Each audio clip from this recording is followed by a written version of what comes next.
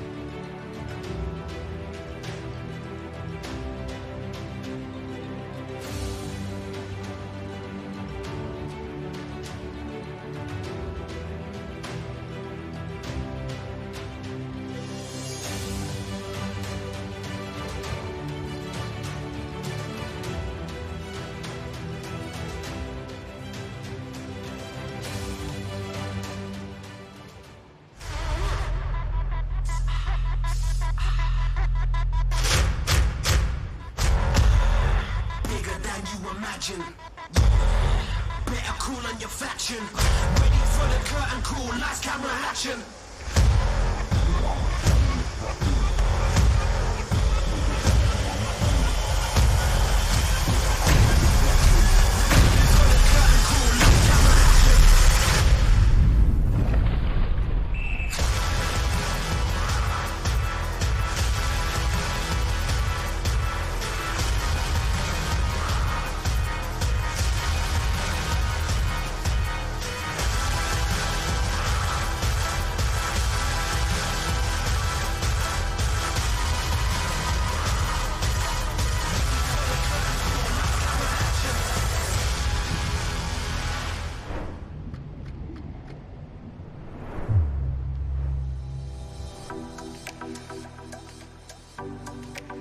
Hello and welcome to the 2024 Lifesaving World Championships on beautiful Kurrawa Beach, the Gold Coast, Queensland, Australia.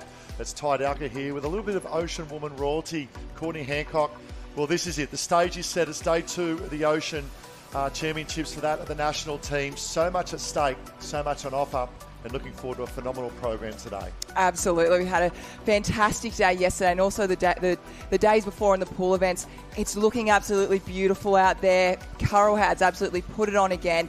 The athletes, they may be a little bit sore, a little bit fatigued today, but that won't stop them representing their country. They're going to be going guns for glory today. Yeah, most definitely. Obviously, we had 2 days of pool competition, and a super tight competition it was. It was the Italians that come out on front 2 days ago, but yesterday was a head-to-head battle between that of New Zealand and Australia. And we look at the teams lining up, just under 50 teams internationally lining up, and the spread of colour. But what about the vibe on the beach here at Kurrawa yesterday? The Golden Sands of Kurrawa, but all teams were up and about.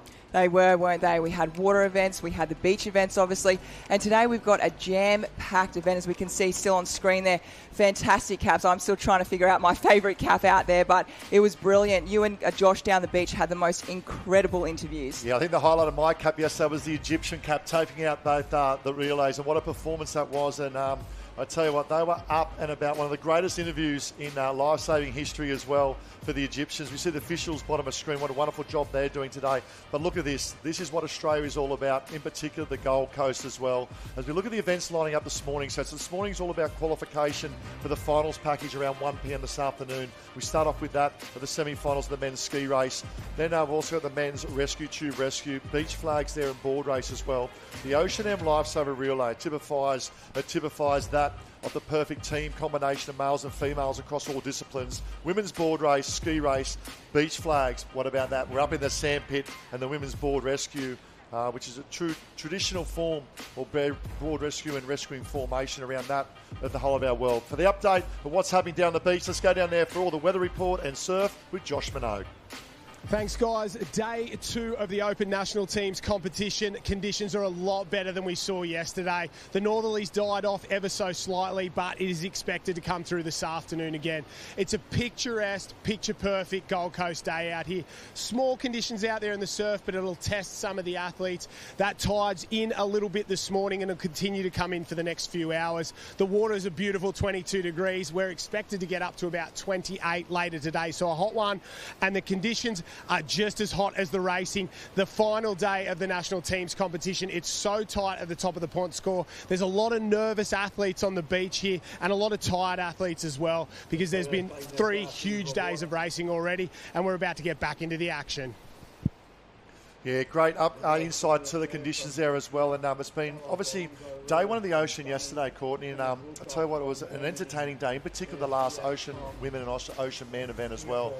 Lana Rogers, but it was a difficult race to commentate because it changed so much in those conditions yesterday. But Lana Rogers coming to the fore, and Joe Collins over Zach Morris. What a performance from New Zealand, Joe Collins. Oh, I couldn't believe the Ocean Man and the Ocean Woman yesterday. That lead, you're so right, Ty. It changed so many times, and especially being the M shape. We also have that in the Ocean Mixed Relay today as well. So it was one little wave. We saw Zach Morris led the whole way, and just that last little wave just slewed off to the side, and Joe Collins coming through. So my race today that I'm very, very excited for. I mean, all of them are fantastic, but that mixed ocean relay, oh, that's just going to be on, isn't it? It's a grand finale of the Ocean, day 2 as well. It's a fitting way to wrap up 4 days of phenomenal competition. Here we have semi-final now, the Open Male Surf Ski, so it's all about qualifying through, and these great drone shots we can see of the Golden Sands of the Gold Coast as well.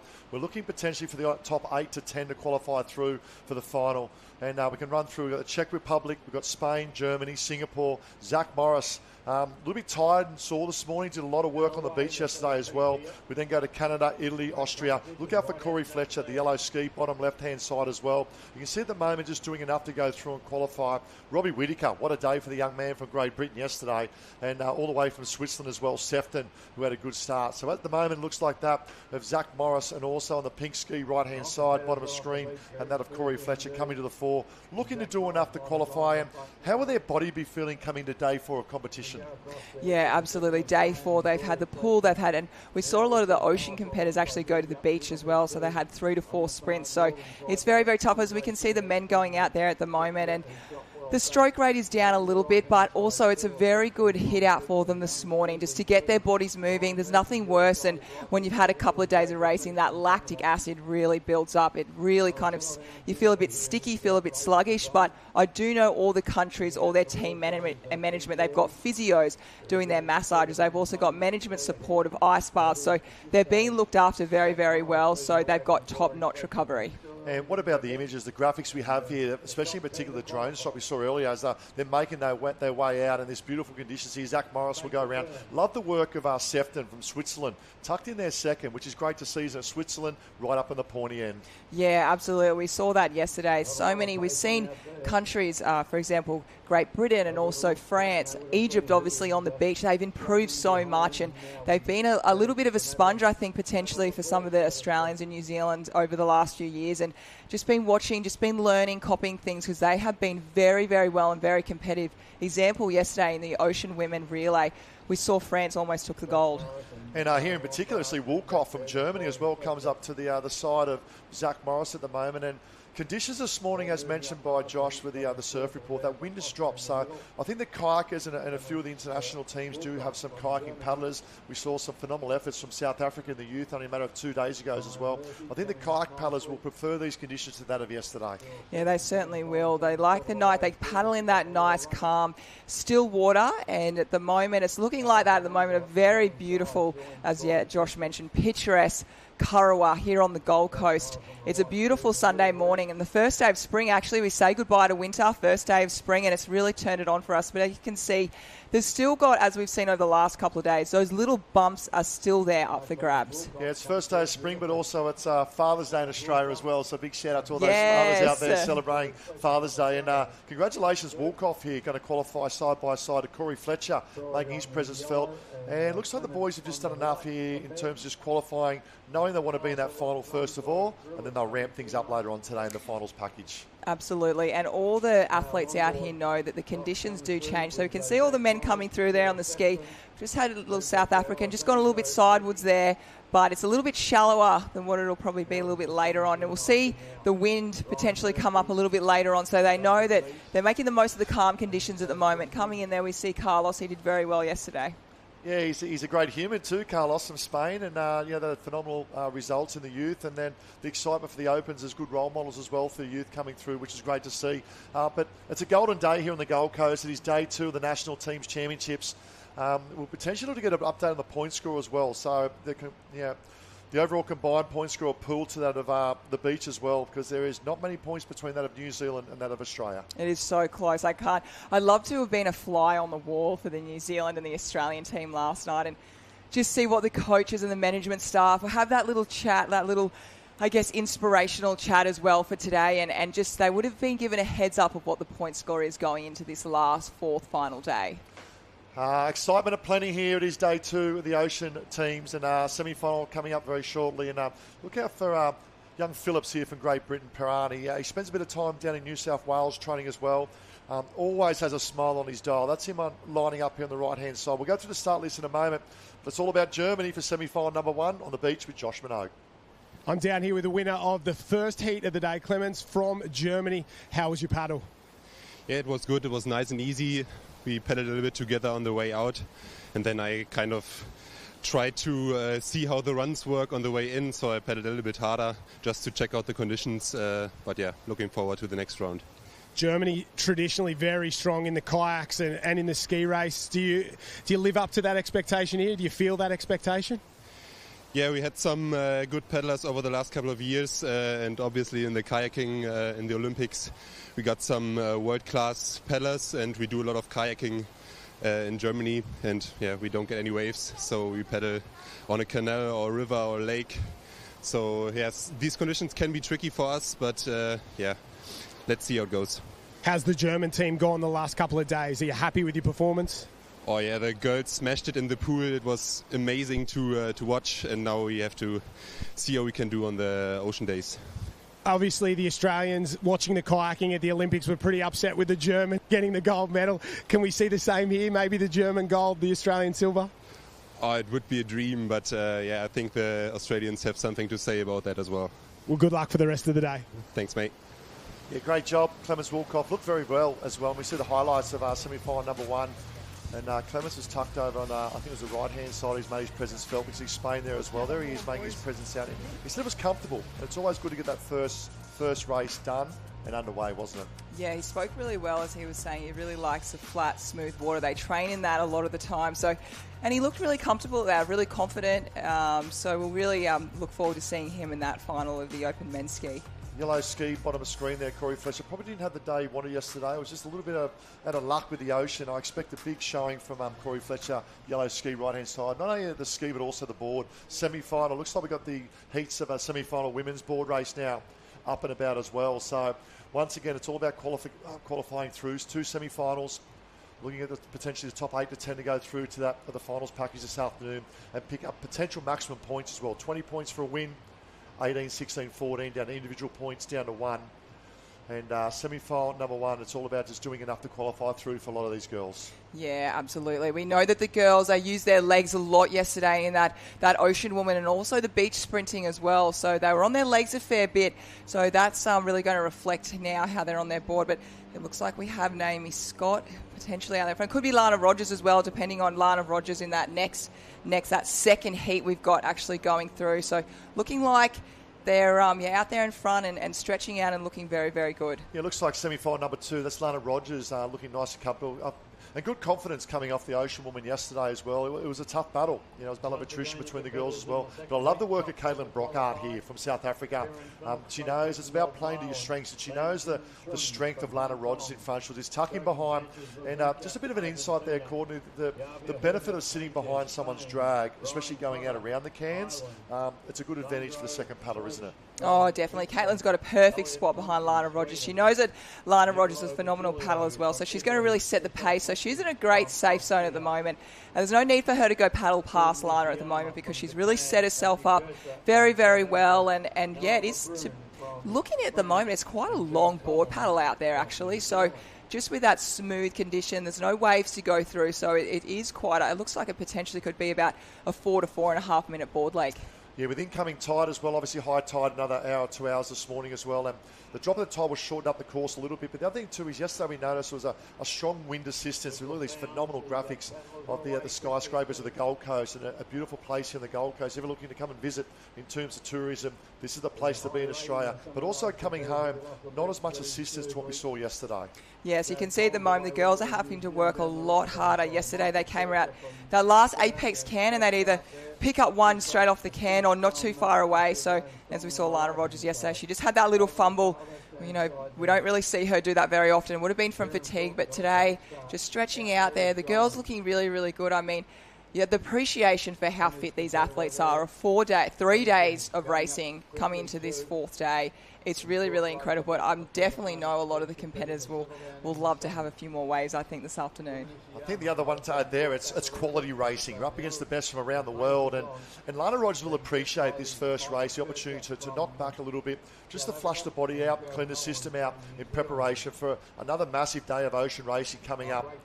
And it's the first ever national team of the World Championships at the moment for that of Lana Rogers, but I'll tell you a bit, she's taking the bit between the teeth as well, really enjoying the moment. Had a good chat with Lana yesterday, and she's really enjoying the moment. A part of the team of Australia, but also the pool events, and now to put that in the forefront of ocean events coming up today and yesterday as well. South Africa doing very, very well.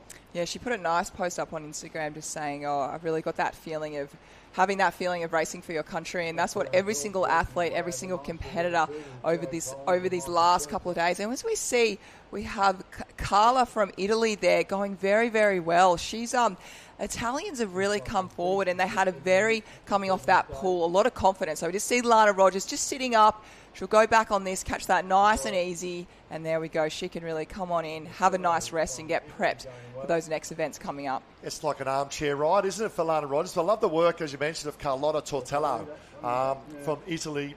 Made a move from about 4th or 5th going around the cans to move up potentially to that equal second with Brockhart from South Africa as well. So Lana Rogers will go through in 1.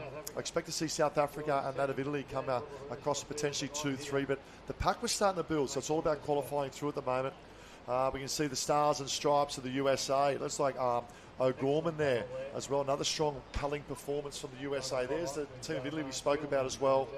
And the girls just coming through the qualifying, and this is what it's all about. Prepare for the big stage, the big dance, the final later on today. Absolutely. And going through that semi-final, there will only be 32 girls that will make it, so 16 in each, and then we'll get through and go to that final, which we will have a final of 16 in this board race. So it's not many, 16 out of all these girls out here. So once they get to that semi-final, they're really going to have to pick that rating up. Yeah, Lana Rogers, Australia, comes through in 1. O'Gorman, we spoke about from the Stars and Stripes USA in 2. Westergaard from Sweden. Isn't that great to see? Great paddle from Alistair from Sweden as well. Tortello from Italy will qualify through. Young Cullen from South Africa, well done, in 5th. McCoy from Great Britain. From Spain was Fuset. A great performance from that of Spain, qualifying position number 7, which will leave one more spot available to qualify. And great performance in semi-final number 2 of the Open Female Board Race.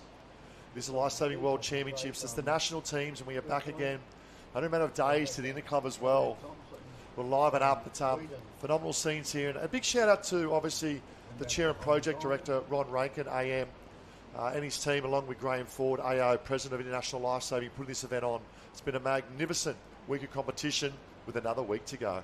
I can't believe we have another week to go. It's so exciting. And here we go. I've just got a little replay of that girls' board going through there. So I feel like the potholes, they've really kind of settled down. But we just saw South Africa. She did Caitlin from South Africa there out in front. What a fantastic start. And I tell you what, about board paddling, we just see her there. She's just going on the back of Lana Rogers at the moment. But if you can have a good, fast board start, you are going to be up the front because you're really setting yourself up. So it'll be really interesting. But all the athletes, it's up and happening at the moment. We've got ski races for the men's. We've got the board racing for the women's. And there we see Lana Rogers, as you said, Ty, before, that armchair ride just coming in. And she looks really, really good. And we'll definitely see her up the front in a lot of races today. But we're lucky enough to have Josh Minogue on the sand again.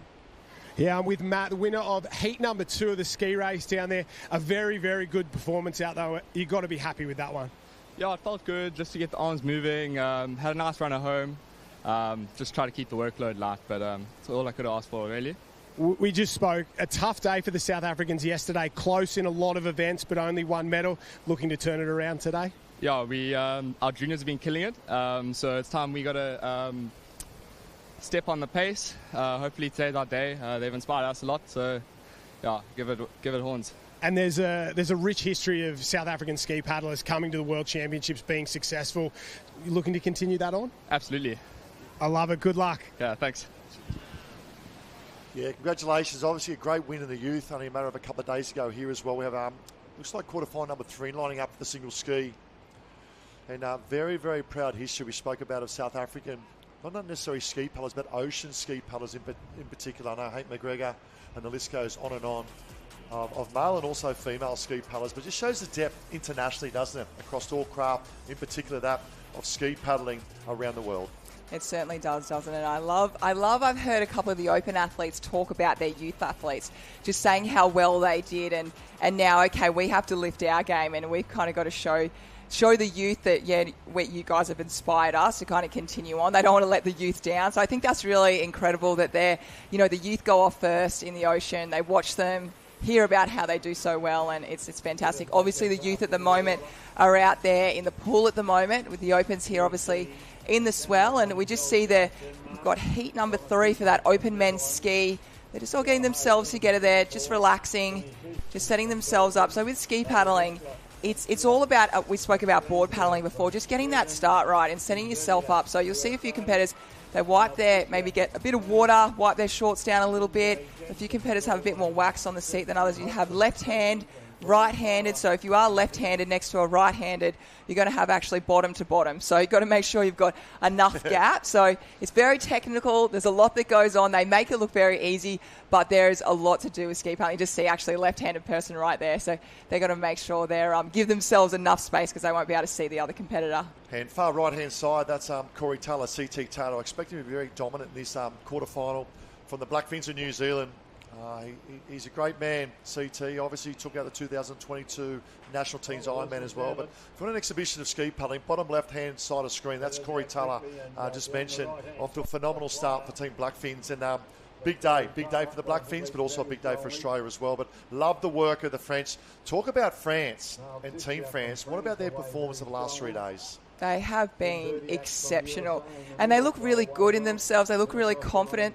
They've got a few athletes who've been around for a little while, so I think they're really, the captains, the leaders of their team. And just a standout for me was that ocean women's relay yesterday. France almost took it out. It just came down to the two beaches. Unfortunately, the French Beachy, she was up against Brianna from New Zealand there at the end, and we saw Brianna obviously winning the open women's sprint, so very, very tough for her. But here we are, we've got the men out in front at the moment. Corey Taylor looking very, very good. He ski paddled very strong, I felt, in the Ocean Man yesterday, so he'll certainly be one to watch there. And we've got a couple of the other competitors that might look like USA up there as well. Looks like Berdiak for USA. He probably didn't get the start that Corey Taylor got, but I'd love the way he goes about his business on the skis. Looking to really dictate this race. We'll look for Corey to maintain, CT to maintain that inside as they go around. Berdiak in there as well. Great paddle. We spoke from Tissia Mayal from France there in third. And let's not disregard Ronnie Dalsgaard from Denmark. He's the man mountain I interviewed yesterday. He's, I think, 36 years of age, competed in the Masters as well. He works in Australia for the Denmark government. He filled me in yesterday, but isn't it great to see the diversity in countries, but also in age? How tall was he, did he tell you? What's that? How tall was he? Oh, he's tall enough. I tell you, I'm 6 foot. I'm pushing 6'2", and he wow. He treed over the top of me. And, he made you look short at the time. CT Taylor, left-hand side. Good performance, we said, far right-hand side as well. And that's our Berdiak from that of the USA, the Stars and Stripes. And tucked in centre there. This is good. Now, the other interesting thing we saw yesterday, coming back to the beach, obviously that strong northeast wind, the advantage, if you could get to the north, where you can see top of screen at the moment, was the advantage to the finish line. However, today, probably not as strong the wind. They can probably line a little bit more straighter coming back. However, if you're on a wave, you want to be at the top of screen. Absolutely. And remember, the competitors are not just paddling in wherever they think. There is a strategy. And watching yesterday, the Kiwis definitely had a strategy to go north. Every single time they went north, every single athlete. So that's the coaches, with Kevin Morrison being the coach of the New Zealand team. He would have said, okay, he's been looking at the swell, chatting to all the athletes, and that north side was definitely, that was the key area they were going. I think Berdiak just wants to get an interview with Josh Minogue from the Team USA Stars and Stripes for taking out semi-final number or quarterfinal number 3 ahead of Corey Taylor from the Blackfins of New Zealand. So we'll keep that one open, but it's the Stars and Stripes USA coming one. Qualify comfortably. Well done to Berdiak. Tim Berdiak, that is. Probably say that's CT Taylor, Corey Taylor finishing in second. Good performance from Tissia Mayal from France as well, coming through. And the man mountain, Ronnie Dalsgaard from Denmark. Well done, mate. You'll be through the final later on today. Quality field lining up. Obviously, we'll probably go to semi-finals after this, being quarterfinals. Team Sweden coming through as well. We see the friendship on the golden beaches of Currawong Beach, Gold Coast, Queensland, Australia. And a big welcome to all our viewers joining us in what is final day of the national teams. Obviously, the youth are over at the pool. Team Australia have a commanding lead after their 2 days of ocean into their pool over there at the moment. I think it will be very hard to beat. But in terms of day 2 here, the national teams, it is wide open at the moment. Team Germany coming through, or Belgium, that is, sorry, my apologies. They've made their presence felt as well, not only in the pool but also in the ocean. Racing Team Belgium, and every nation up and about. And I'll tell you what, 2032, that's a phenomenal place to be. Let's get down to the beach, talk about place to be. It's all Stars and Stripes on the beach with Josh Minogue. You ask Ty, I deliver. Winner of heat number 3 of the ski race, Tim Berdiak. Tim, you're just saying how much you're enjoying being out here. Perfect conditions, perfect racing, and a great start for yourself. Yeah, a lot of variety out here. Today's a little more offshore, flatter. A little longer and easier for us from the not in Australia. So it'll be fun as the day kind of continues to see what happens, but kind of a pure easy paddle out there today to kind of thin out the crowd and see what we can get for the next rounds. You're a veteran in US surf sports. You've been around for a while at the top end of ski paddling. How is the situation with the US team at the moment? There's obviously some young up-and-comers that are great and a few old heads in there as well. Yeah, I'm the third oldest at 33.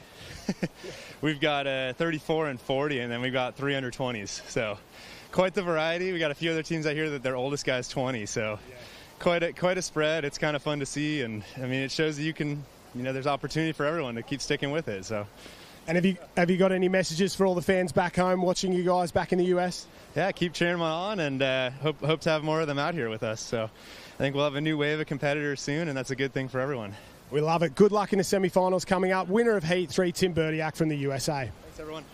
Yeah, great job, Tim. And spoke about a pure, easy paddle. And 33 years of age, he's still a spring chicken.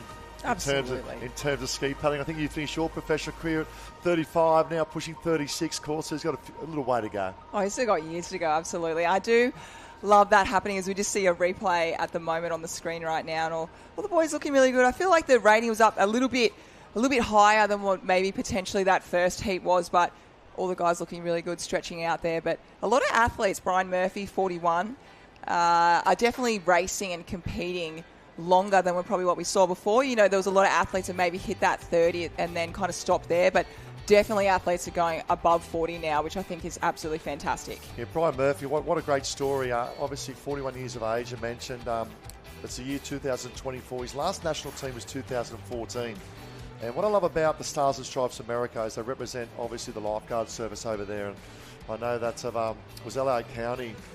We spoke about Murphy, and they're very dominant in the national teams over there. I think he's won the board race up to 10 times over there, or even more, plus a couple of Ironman or Ocean Man championships as well. So many great stories inside of stories right around our beautiful globe of international lifesaving as well. So the officials getting organised down there. Semi-final of the ski coming up. So we expect to see, I'll say, the cadence and the boat speed lift a little bit. Absolutely. And in that semi-final, it's only going to be 15 per a semi-final. They're going to be taking 8, which will make 16 through that final. So it's only 16.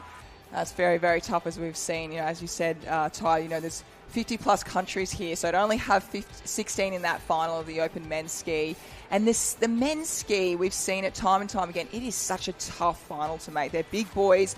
They go fast. They make that boat move really, really fast. So it'll be a really exciting one to watch. And I don't know, I definitely can't pick it at the moment. Yeah, we only go back a matter of 2 years ago, 2022, and it was South Africa, Mark Keeling, that took out this event. And it shows that the strength internationally. We spoke about that, and Josh had a great interview earlier as well in reference to that of the strength of South African ski paddling. And I had a good chat to the team management of South Africa on the beach yesterday morning, and there they are there actually lining up. Durban Inter Club itself has won 2 Interclub championships. They said we're a little way off at the moment in terms of their clubs getting back to that overall point score, but they're going in the right direction. And that takes a lot of hard work from management, coaches, and to all national clubs or international clubs right around our beautiful world. You're doing a wonderful job in surf sports, in the water, the beach, and also the pool. So keep up the great work. The growth of the competitions, in particular the last couple of years. But let's look at yesterday's highlights. This typifies exactly talking about that. And we can see, looks like Corey Taylor there. I'm going to pick up his craft of the red, the white, the black as well, going through. This was the Ocean Man qualifier yesterday as well, and you can see coming through, this is now number 2 as well. This is Zach Morris and Joe Collar. So semi-final yesterday morning, they were together, and all of a sudden, come the end of the day, first event of the day and last event of the day, they were together as well. And what a competition these 2 young men had against each other yesterday. Yeah, the 2 besties out there, they're very cheeky, aren't they? We like to have a little giggle, and we know they're very close. They really train side by side and push each other to make each other better, which they just obviously train down the road from here. And then we see the women's going out and about, and yeah, wow, look at that. We've seen that was the Ireland girl, actually. She did so well, just took a little bit of a bump there, but Naomi Scott, she was on fire yesterday. And then we also see we've got Holly there from New Zealand, and here we see, one of my favourites, the board rescue. It was on, it was happening. We see all the different techniques. That's South Africa on screen at the moment. We also had the rescue tube rescue out there, and as you can see, the swell from yesterday, it was a little bit bumpy, it was a little bit trickier than what we're seeing this morning. Yeah, most definitely, and we mentioned that with the update from Josh this morning. It was all about the wind, and you can see the flags blowing as well. And the French almost stole this one, didn't they? And I'll tell you what, it went very, very close. This is the qualifying rounds coming through. And in the final in particular, Australia were down the southern end, but the France come absolutely flying home to almost steal that one from Team Australia. And you can see Zach Morris in front there, and the smiles of Corey Fletcher tucked in behind. It's a great event, isn't it? The traditional rescue format of board rescue. It is, isn't it? I love it when the Corey and Zach say we're two big boys on one board here, so they're reflecting on just trying to get two full-grown men there, but they certainly did very, very well. And we just saw the thrills and spills happening out there. That could have been Spain, actually. They were trying to get back on there, and they just went a little bit to the side and unfortunately missed out and got the fourth there. And then we moved up to the beach, and didn't we see a domination from Egypt? They were just fantastic. We see one of the Egypt competitors in one of the qualifying rounds there. They just looked so comfortable, and the celebrations on the beach with Josh Minogue was just amazing. Yeah, it was amazing. I love the sandpit and the beach sprint track, and also there, what about Connor Kennard from the Stars and Stripes USA? Mum and Dad, interviewed Mum and Dad on the fence line, and a massive crowd down there, 7, 8, 9 deep. You can see him in the background there as well. Connor Kennard, great story. Mum and Dad, first time in Australia, absolutely loving the golden beaches of Australia. And also, his younger brother was also a part there, the Argentinians as well. Probably the best vocal team on the beach.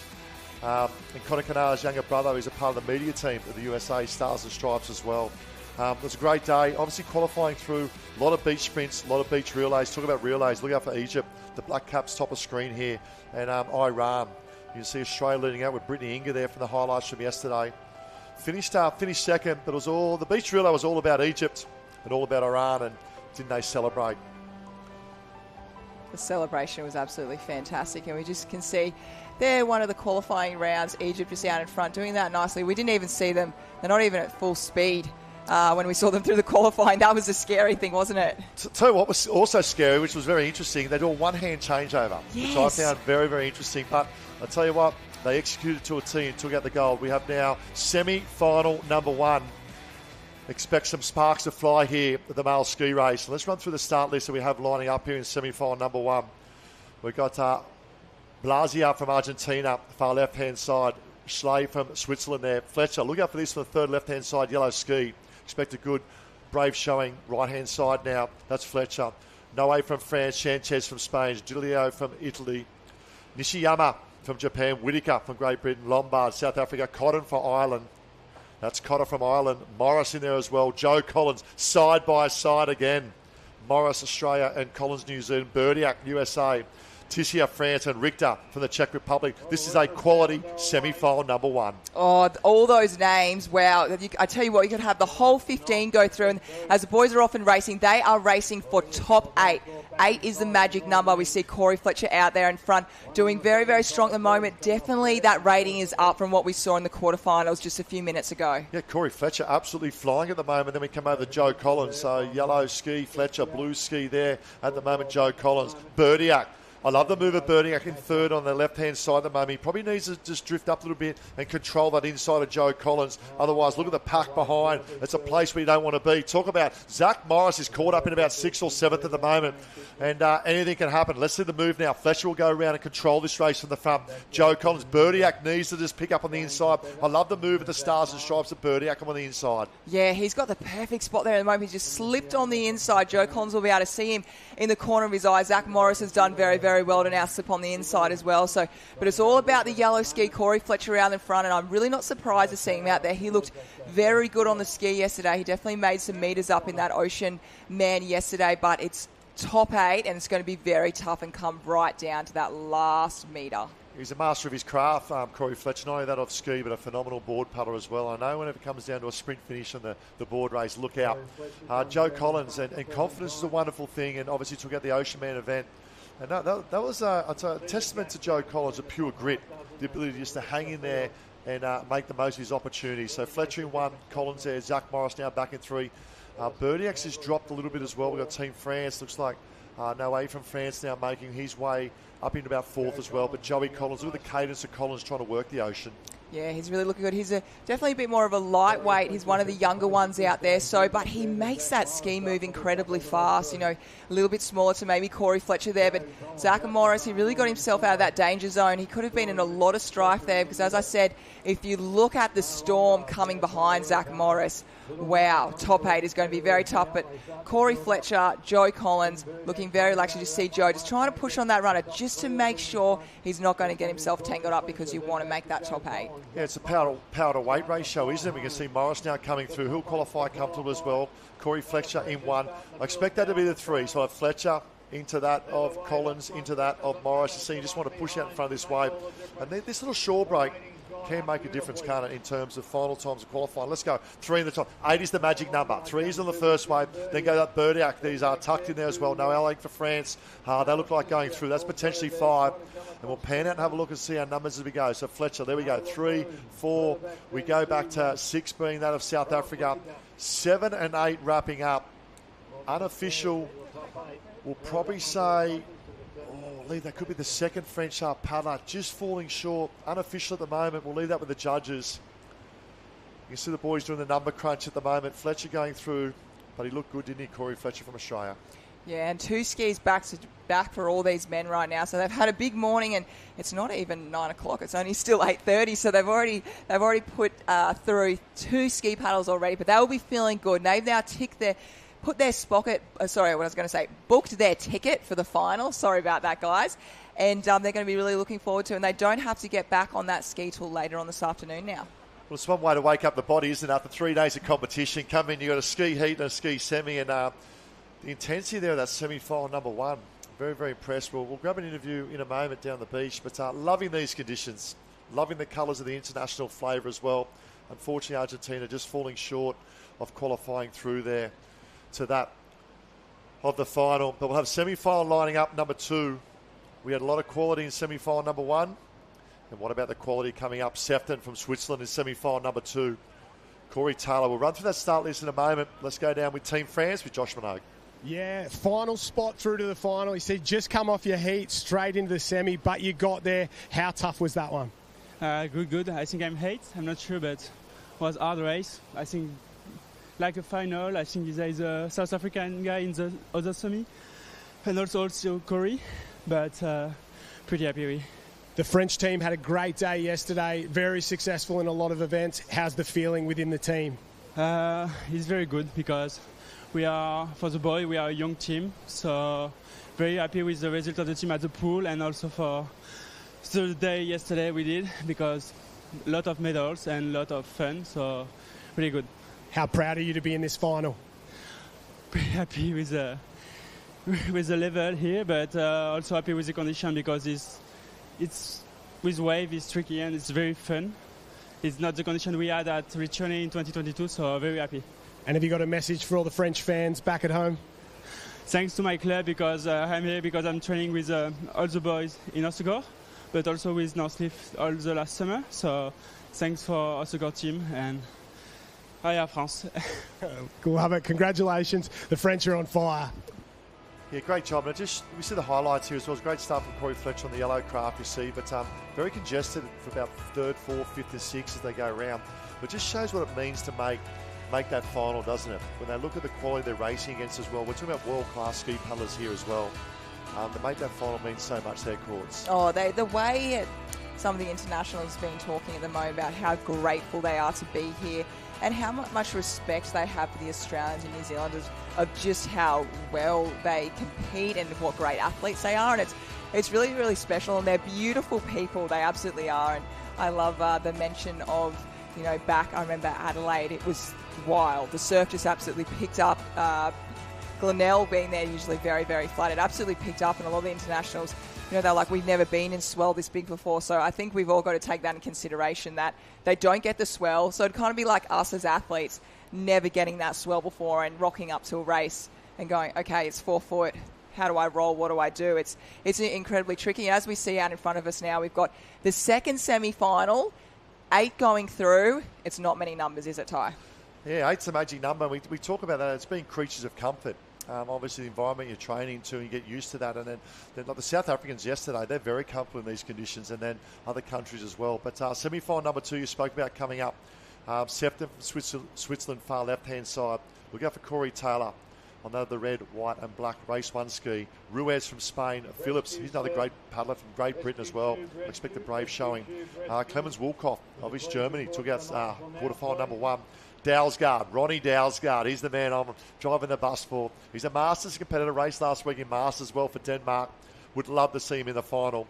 Hofton for the Netherlands, Brian Murphy. Talk about the older statesman, 41 years of age for the Stars and Stripes USA. Neki there from Italy, Mies from Canada, Dean from Canada. Look out for Kutza from South Africa, Kuphoff from Netherlands, Gansberg from Sweden, and Custer there from Belgium. Plenty of speed. I like the left-hand side. I think the more the speed of this initial start is towards the left-hand side of the start line. Yeah, definitely saw Corey Taylor just with that speed. He's so powerful at the moment. So I agree the north left-hand side will go very, very well. We've also got Spain in there, Great Britain as well. And as you spoke about, we've got Ronnie there from Denmark and Brian Murphy not too far away. But they are here and off for a start. Yeah, Kutza, Matty Kutza there from that of South Africa off to a very good start down the left-hand side. A phenomenal start. It's probably the bookends at the moment. And we spoke South Africa there, and also Sefton from that of Switzerland right next to Corey Taylor. So a super brave showing, but he looks so composed, doesn't he, the young man from South Africa? Yeah, he looks really, really good. And as you mentioned before, we saw Alan Killing from South Africa actually win that 2 years ago, defending champion. So he'll know that, and he'll be like, you know what? Let's go back to back and let's show all the countries what we've got.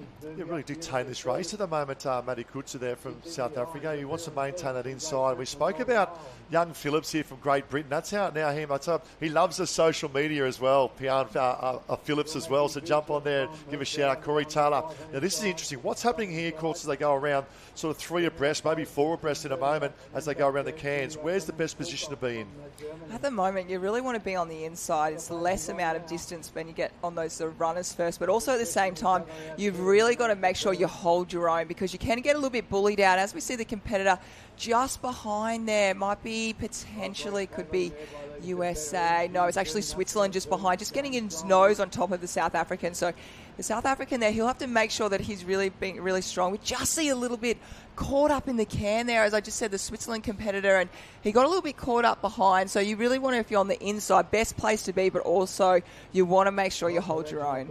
Yeah, good little start. We spoke about South Africa, and up and about it at the moment, doing a wonderful job there, Maddie from South Africa. Remember, 8 is the magic number. And let's look at this craft work the ocean. It really picks the swell up very well. Look at this. Just pulling over the top of that one, a little bit of an armchair ride. So we just gas on now for a little bit, try and work that wave over that back bank. We find as the tide drops, there will be a little bit more assistance out the back. Then goes into deeper water where they are now. We call that a gutter in terms of ocean talk here in Australia. But Matty Kutza there from South Africa. This is a very dominant performance for the boy from South Africa. That runner that Kutza's on at the moment, I think that's definitely been the best we've seen all morning. Board and ski, he's just absolutely dominated that field, hasn't he? And he's probably thinking in his head, I want to get that for the final as well, because that just really took him the whole way through, and he can have a relax. But that was a very, very easy semi-final for him, and well done, Kutza. You look very good out there. And now we're going to add up the final numbers. We've got 2, 3, 4, 5, 6 will be in safe, so we're going to look for another 2 competitors to make it through that final. Yeah, good confidence there for Matty from South Africa going into the final later on today in the finals package, and we can see picking up now as they come through. Couple of moves being made. That's Germany. We spoke. Wolkoff, he took out quarterfinal number 1. I'll tell you what, back end of that race had a phenomenal paddle to come in second. We spoke about Phillips from Great Britain with a little hairdo at the back there, the little blonde curls as well. He's a good poster boy for the Great Britain team coming through, and 8 qualifying through. We'll leave that with the judges. Looking at potentially that of Spain and Italy just falling short. We can see Team Sweden coming in now. Just a finish of a race, but hold your head very high. What a performance from Team Sweden. Just to make the national team semi-final is a great achievement. Oh, isn't it ever? He did very, very well then. That kind of coming on the side. And you put your legs over to the side. That's, you go like that when you get a wave. It's just a little bit late. Go to the safety zone. But, yes, very much so. We'll wait till those final results come in, but we will very soon have those top 16 for that final. 16, it's not many, is it? As we look through already, we've obviously got Morris, Fletcher, Collins, Whitaker, obviously did so well in the Ocean Man. Mule, no. Oh, we've got a few. We've got all the France are actually in already at the moment. Got USA, so we'll wait and see who we've got next, but we'll go back down onto the beach with Josh Minogue. Thanks, guys. I'm here with Cyril, just on the edge there of getting into the final. Do you think you got in? Oh, I was close. I reckon I got it in the end, but not sure yet. I think you got there as well. You were just telling me you've been out here for 2 weeks doing some work with the Surfers Paradise team. What's the difference between Switzerland and the Australian surf sports? Well, first of all, Switzerland's a landlocked country, so we don't get any waves. We just train on lakes all day. It's a lot different. You've got currents, waves, everything, and the level's just really high as well. What's the lakes are beautiful over there. I think it may be a little bit more picturesque, but have you enjoyed your time out here? Yeah, I did. I definitely want to come back here one day, maybe stay for a bit longer. Yeah. And what about the competition so far the last couple of days? You've been a few semis, hopefully in this final as well. You must be pretty happy with that performance. Yeah, I was quite happy. My day yesterday was good as well. Made the iron final, was the first for me, so yeah, pretty happy so far, yeah. And a big shout out to everyone watching at home as well. Yeah, of course. We do get lots of support. They get up in the middle of the night to watch us race, so it's pretty cool. Yeah. We love it. Good luck in the final. Thank you so much. Yeah, great performance and great interview as well, Josh. And I've actually been to Switzerland. It is a beautiful country. You spoke about being picturesque. It's phenomenal. I know about training. It can get quite cold, but what a great performance. Hopefully qualifies through for the final. Semi-final number 2, Open Women's Board Race in action. Once again, 8 is the magic number. And coming to 4, Lana Rogers. She's in scintillating form at the moment, isn't she? Yeah, we see she's just getting so comfortable, isn't she? Every time she's out there in a race at the moment, whether it's swim, board, ski, ocean woman, she gets herself out there in front. That's the place you really want to be at. It might be Elise Dagan from France potentially behind her. She's in a really good spot at the moment, just on that yellow board, really going off to the north there. We also might have Great Britain as well, Ty, not too far from behind. So we'll try and pick those caps up in that nice glittery sun. Yeah, it could be McCoy or Roodhouse there from Great Britain, but Lana Rogers, I'm very impressed with the paddle from Elise here from that of Team France. Just you can see at the moment, just shortening up the stroke a little bit, top of screen. Lana Rogers, you can see, board paddling is all about trying to visualise when you're paddling about paddling downhill. That's what you want to do. You want to try and minimise sitting on your heels. And when you do fatigue, it does get hard, doesn't it? You want to have a habit to sit back a little bit, as Lana Rogers now pulls out the top of this one. 8 is the magic number. Let's have a look now. 1 of 4 going through to qualify. We now get to the red zone as we go back to 5, 6, 7 and 8. But once again, dominant performance. Another big day for Lana Rogers. Probably, I don't think she'll do the beach flags today, which I'm sure she'll be probably happy about, but plenty of water events for Lana Rogers coming up. She definitely deserves a rest doing those beach flags today, because she does have to also not only get through today, but also race next week as well. So she'll have a nice little rest and get back into things, but she's doing very, very well. We've got top 4 at the moment, nice and easy coming through. So France, Great Britain going very, very easy. 5, 6, 7. One spot remains. Here we go. Sprint finish between that of South Africa, potentially that of Italy. I think it's going to be South Africa. Will potentially sneak in. Could be Brockhart again or Hockley from that of South Africa. We spoke about the performance of in the qualifying rounds of the board as well. And it was Lana Rogers and it was Elise there from France in second. It was Roodhouse from that of Great Britain in third. McCoy in fourth. So Great Britain, it's a 1-2 punch in third and fourth from that of McCoy and Woodhouse there as well. So Molly and Ellie, well done from Great Britain. They were the top 4 qualifiers coming through.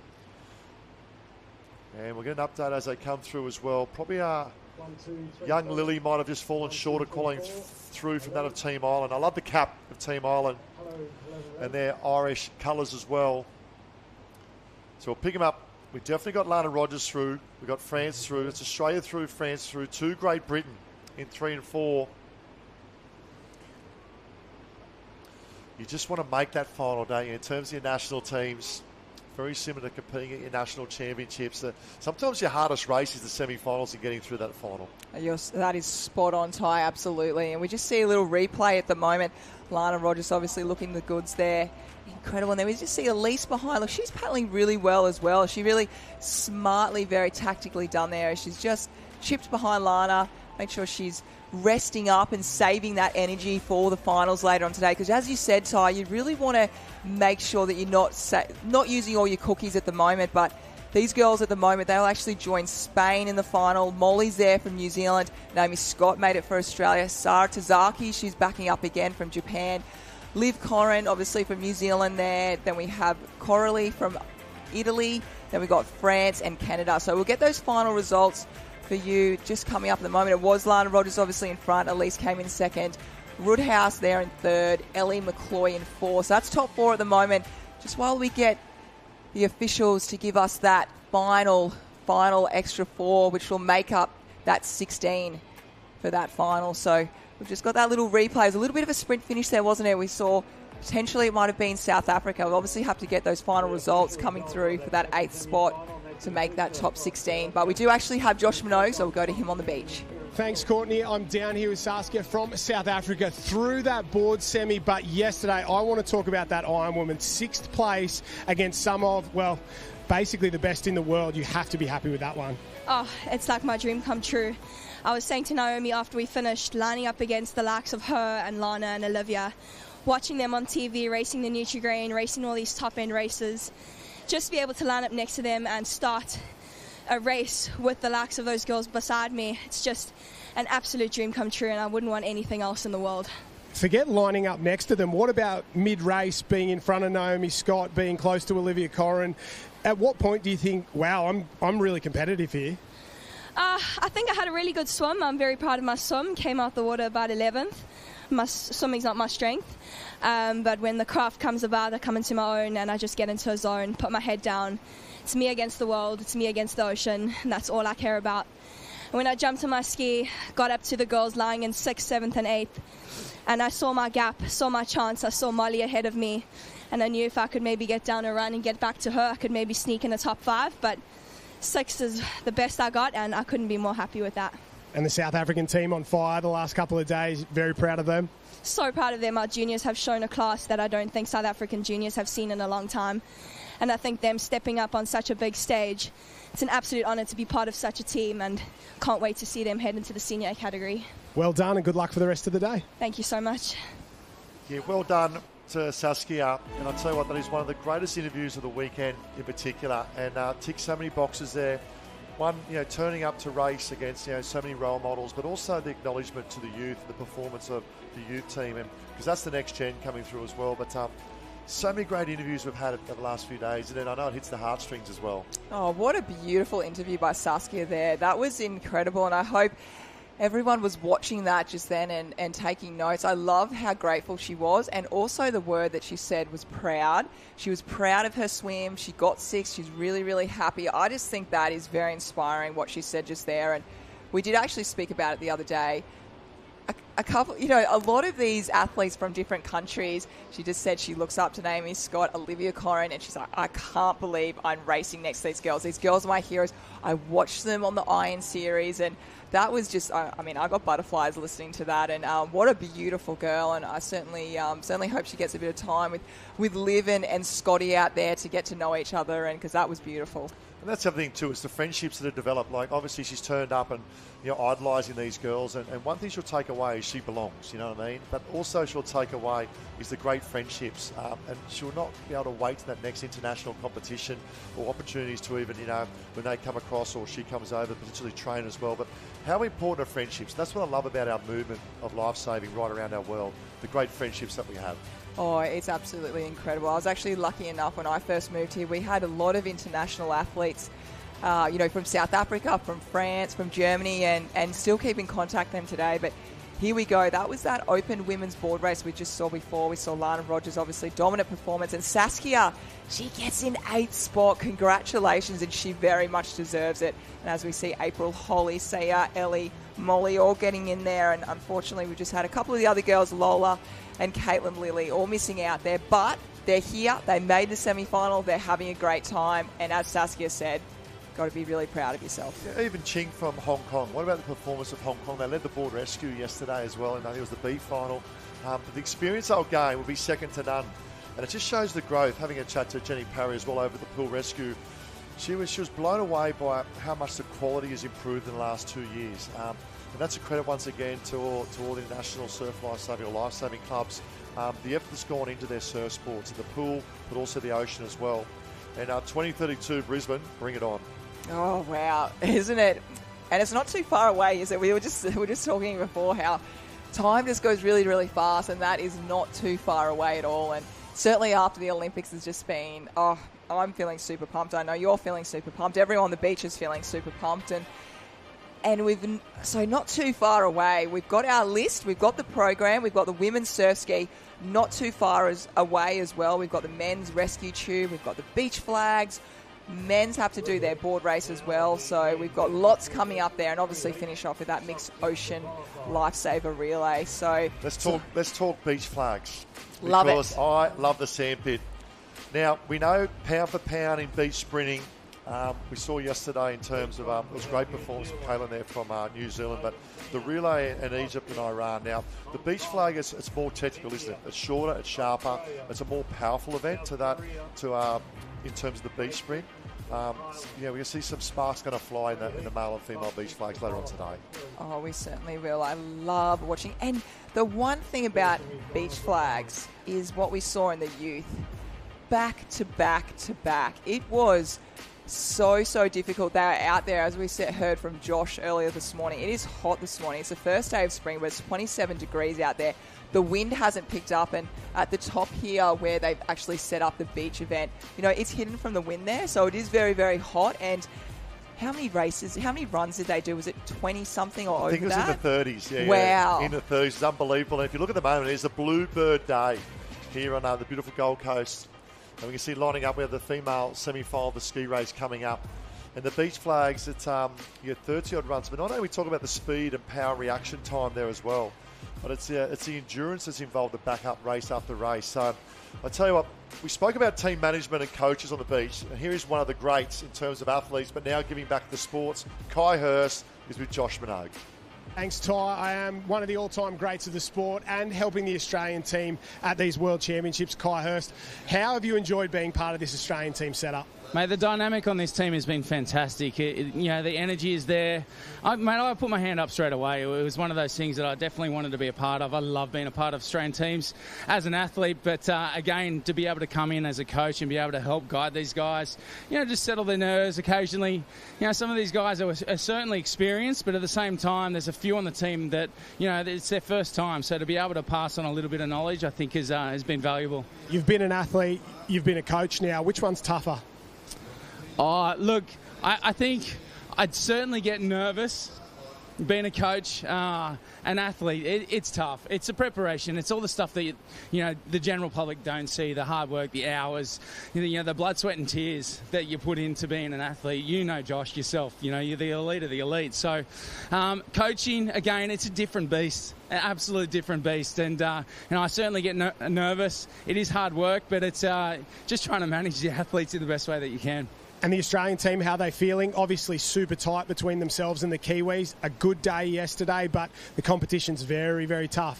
Mate, I think this is one of the hottest contested championships that we've seen, especially between New Zealand and Australia. New Zealand are our rivals, love it or hate it, but it's a healthy relationship between the two, and that's what we love to see. We thrive on that, and I feel like the athletes are thriving on it as well. Yes, it's close. We've got one more day. Mate, there's a lot of tired bodies walking around this beach, and but it's about management now. It's about making sure that you're hydrating, you're getting the right nutrition in, your recovery, swimming off, after each of your races. If you do that right, the best team will win. And you've got a unique perspective. I want to ask you about this. You've been one of the all-time Ironman greats, an Olympian in open water swimming and Racing America's Cup as well. Obviously, surf sports pushing towards... How do you feel that will go? How do you feel about it? Because you, of all people, would know what it's like to be a surf opportunity. What's your opinion? For me personally, it's iconic. Surf Lifesaving here in Australia is iconic, and if we're going to run our 2032 games here in Australia, in Queensland, southeast Queensland, come on, look at our beaches. We've got the best beaches in the world. Australia with Surf Lifesaving, I think it's got to happen, mate. Personally, for me to be able to see these athletes line up, show the rest of the world on a massive platform, an Olympic Games, the ultimate platform, how talented these guys are and girls. I think it's crucial. We're taking the right steps forward to make sure that this happens. Mate, I certainly hope it happens. I'm crossing everything. Yeah, I think we all are. Kai Hurst, one of the all-time greats, Australian team coach. Good luck for the rest of the day. Joshy, cheers. Thanks, guys. Great job, Josh, and great job, Kai. And he's one of the greats. And I can sit and listen to Kai because he has so much. And a credit to the Australian team is involved there as well. And you know him personally as well as I do. And he's a great man, isn't he? Outside of not only the things he's achieved, from Lifesaving to the Olympics to the America's Cup and racing. But I think right on point and right on cue there, 2032, it's got to happen. I was interviewing Kai the other day. We had an event on Tuesday. As we just look on the screen there, the Open Women's Surf Ski Race, and talking about racing, he was speaking on the lines of what he was saying there about how incredible our athletes are, as we look at some incredible athletes on the page right now. And he made you feel like racing. It's like, I'm going to get out of retirement. Like, he's so inspiring, and he really lives. So having him part of the Australian team, they're very, very lucky. But Open Women's Surf Ski, have a look at that, Ty. Yeah, super quality field, and obviously we've got Suda there from Singapore, so great to see. Shimna, look at out for Molly from New Zealand. She had a good day yesterday as well. Spain were up and about. Stars and Stripes of O'Gorman had a good board paddle as well coming through. And then Naomi Scott, obviously just fell short yesterday in taking out that Ocean Woman event, but a phenomenal ski paddler as well. Czech Republic, we know how well they are in craft sports as well, in flat water and surf, so look out for them coming up. The semi-final number 1. 8 is the magic number. Just been given their final briefing as well. And I love looking at, have we decided top 3 on caps yet? That's a big decision. The top 3 on caps. I've got 2. You got 2. Okay, before Egypt did very, very well. So I did actually say Egypt because the thing I love, okay, they've got it black, which perfect, slimming, looks good, everything. But underneath the tie-up is all black. That's what I felt really, really stood out for me. I really like Ireland because they've got the opposite on each side. So I think that's really, really cool. I haven't got a third. You've got, I know, the first one. I think I went early on day 1, 3 days ago. Early on day 1, turning up with all these new cups. Went, wow, look at the Stars and Stripes. Yes. Wow, look at Great Britain. But I probably got a little bit more simplistic. Like I said, I love the Egypt Cup as well. And the basic colours, and even the Canadian Cup with their name right across the top. That's a cool one, yes. It's tough. I think I'll go on top 48 just to fit everyone in there. But it's so great to see. We see the Netherlands lining up as well, Belgium as well, Italy there as well. Obviously some adopting with their flag, the national flag on their cap as well. Some have the World Championships. I know the Silver Ferns, I should say the Black Fins of New Zealand having the World Championships, Lifesaving World Championships in 2024, Gold Coast as well. So this is great, and a shout out to all management and coach as well. And we saw Kai Hurst, wonderful words of wisdom as well. And he actually coached and raced on this beach for a number of years as well. Performed for a couple of clubs here on the Gold Coast, and his success in Curragh in particular. So he knows pretty much every grain of sand, almost every part of the ocean here as well. He certainly does. He is. If you ever want to look at how to body surf, have a look at Kai Hurst. He's the best. Oh, insane. He is absolutely incredible. So he, surf skills wise, look back in the day, the Uncle Tobies and Australian titles. He's absolutely fantastic. You'll learn so much, and also make sure you watch his interviews because he's very inspiring. He's a water baby, isn't he? He just lives and breathes in the ocean. His littlest child actually is called Ocean, and that just reflects himself and Katie. Beautiful family there. But you're talking about caps just very quickly. I know what the favourite umbrella is on the beach. Which one was that? Bunnings. Yeah. They almost need to be a sponsor, I think, about our whole sport, I think, in general. But the Bunnings umbrellas are incredible. I've got a couple. I think we're getting 30-degree weather on our last day. Winter was yesterday. Now it's in the spring. But here we go. Semi-final number 1 lining up. Remember, it's all about qualification. Little shore break starting to make its presence felt. So the tide is potentially just on the change now. We can see the Blue Cup there of Italy, next to Belgium, Norway. So great to see France, Spain, New Zealand in there as well. That's young Molly from New Zealand. We expect to see Mills, top left-hand side from South Africa as well. Just the importance of when your team's up and about as well. We saw the great performance of South Africa earlier. This is South Africa right-hand side. And young Mills there from South Africa. A great start. May cop this one in the lap. Will punch through that top of screen right-hand side. But and also bottom left-hand side, Naomi Scott off to a good start. Yeah, energy is very important in a team. You see Naomi Scott there. She's always up and about. But you also, as we spoke about before, what goes up must come down. So you need to have that rest in between. But when you pick yourself back up, if you have that team energy around you, just when you're getting your cap ready, you're feeling your legs are heavy, you're tired. If you have your team around, go, come on, let's do this. We've got this. It just fills you up and really, really fills your tummy up. So quarterfinal, we've got 3. We're taking 10 from each. We'll then go to a semi-final. We'll have 2 semis of 15. We'll then take 8 from those. So we will get to the final, which will be that top 16.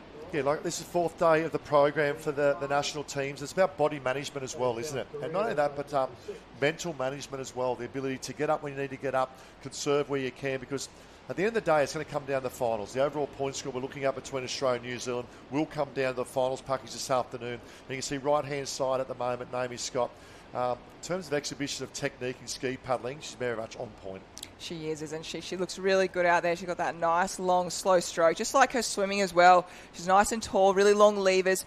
Perfect. She's got the inside. No one's cramming her in there. So she can really relax and go into this pretty easy. 10 going through. So we don't even see 10 at the moment on screen. So she's in a very, very good position.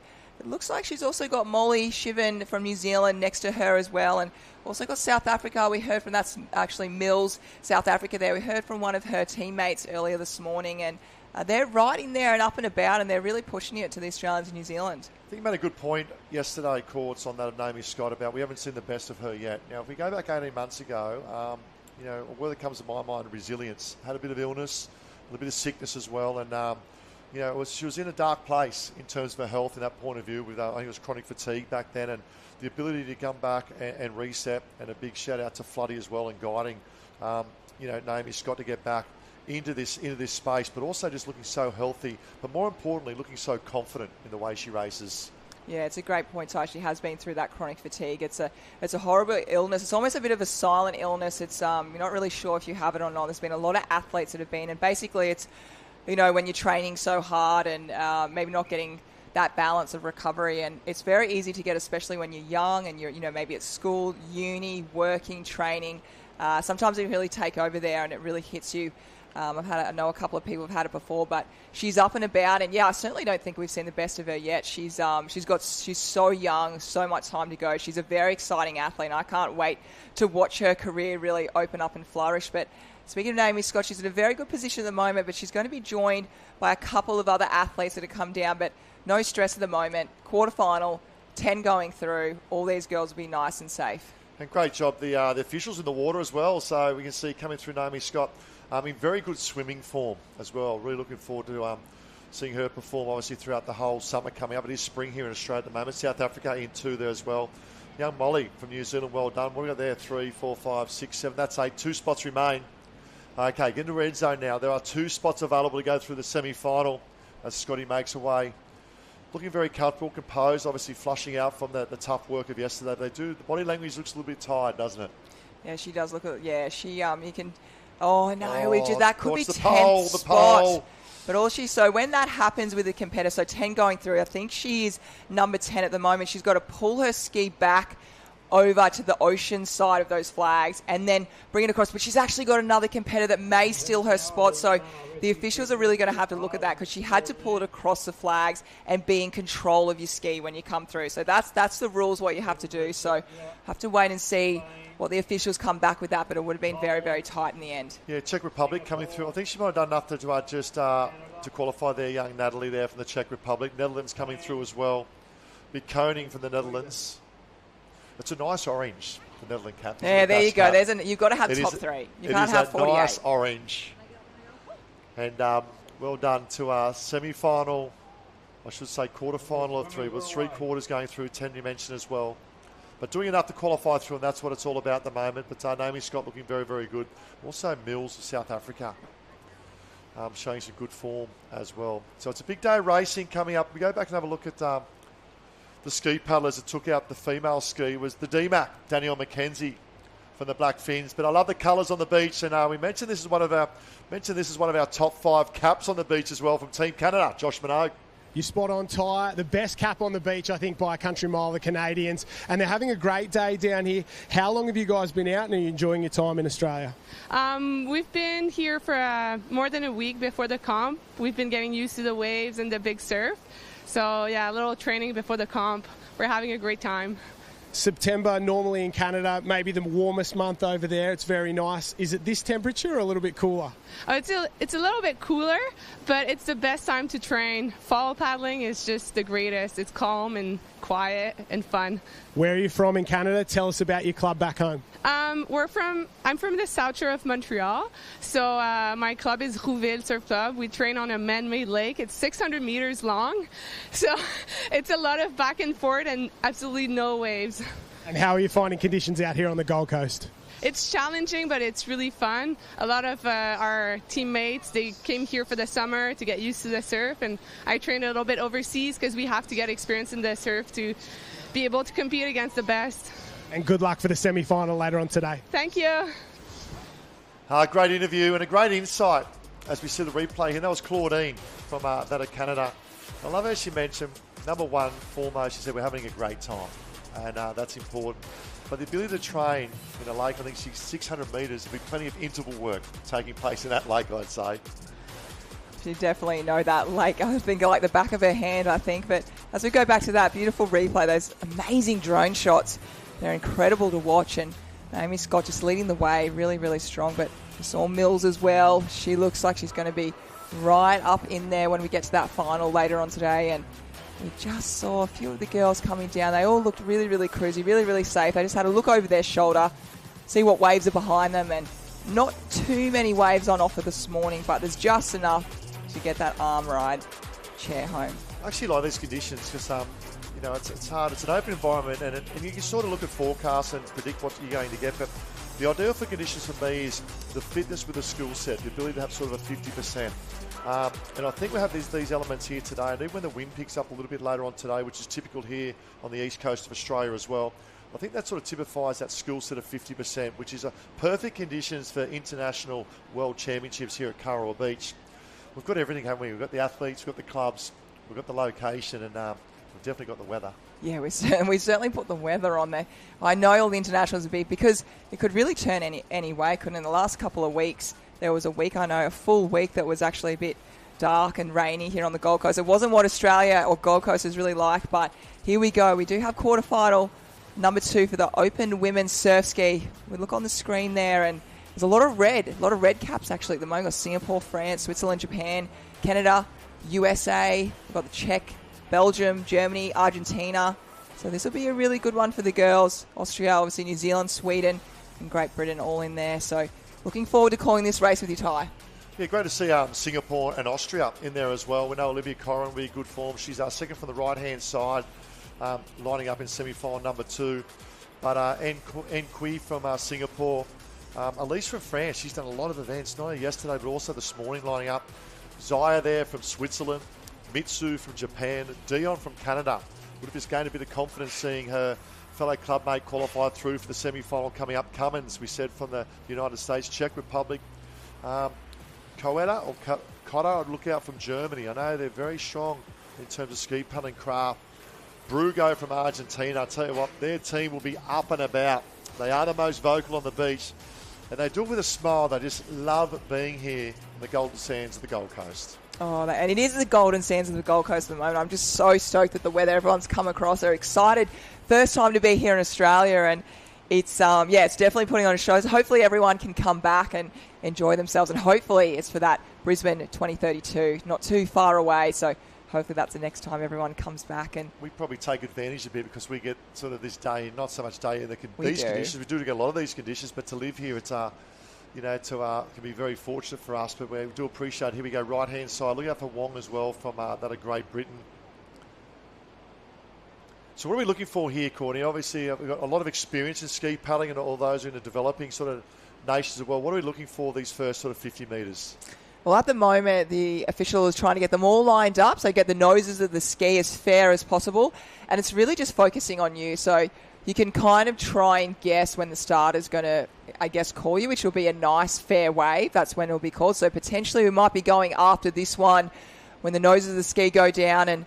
But yeah, really focusing on what's in front of you. It's a little bit, Kara is a little bit different. It's never really quite straight. So just having a look at what's in front of you. But that first 40 strokes should be absolutely electric. It doesn't matter whether it's a quarter, semi, or the final. You want to get yourself out of that mess, because we've seen it before. If you're on that inside with the skis going around, you can just control the race a little bit. And here we are. We're often racing. So have a look at that speed. We've definitely got a bit more speed on the southern side. We've got the pink and yellow ski there. So potentially I think it could be definitely New Zealand out in front in the black there. And also it might be Alice Westergaard as well. Could be Evie Wong as well from Great Britain. But Olivia Corrin out there in front. We saw her do really, really well yesterday. A little bit disappointed in the Ocean Woman, but she'll certainly be back. And she loves the craft. She loves the board. She loves the ski. But at the moment, Evie Wong from Great Britain, she looks very, very strong. Olivia Corrin's just going to sit nice and comfy behind her. Yeah, very impressed with Evie Wong here in the yellow craft, making her way out to the first can as well. And Olivia Corrin, because obviously they're lining up, they probably know a little bit about the athletes, but then again, they probably don't know much as well. So when you go to a specialised discipline like this of a surf ski, where they haven't had a scratch race starting all together throughout the last day and a half or day of competition, it's a great opportunity through this heat, or three quarters we might talk about, to size up your opposition. But Evie Wong, what a performance from that of Great Britain. And Olivia Corrin, wow, Stars and Stripes in third place as well, making their presence felt. And then we go back to, remember, 10 is the magic number to go through and qualify. And when we go back to the start, then we were talking about just how important it is to have a strong start. And you can see already, first can, it's already stretched out from first to back there to 10th. It's really a bit of a distance. So you can just see how important it is to really make sure you push yourself through, push that chest through, get your strokes moving through that first wave. And Karawa is very unforgiving. So just see Evie Wong just kind of cut through and make it a little bit more difficult for Olivia Corrin to just get around that apex can. But Evie Wong doing well, and she's really looking forward, I think, to getting in, obviously getting her spot and potentially, hopefully getting that win. As I said before, it's really nice to, if you're feeling good in these heats, there's no reason why you can't get out there in front, stretch out, get the win in the end, because it does give you confidence. It's very similar to the beach flags we'll see a little bit later on, isn't it, where they go round by round and they just want to keep building that confidence and building technique and performance as well. And at the moment, it's Great Britain looking very, very strong. And I love Josh's interview earlier this morning about even just the one then in terms of training, because a lot of countries train different. And even when we look at Great Britain as well, this would be another great insight to, if we get a chance to have a chat to Evie about how her training and where she does her training now. You've got to remember, a lot of people, they spend a lot of time, like the Canadians, in that flat water. This is an open water environment. But Evie Wong at the moment, now you can see Evie's gone very south at the moment.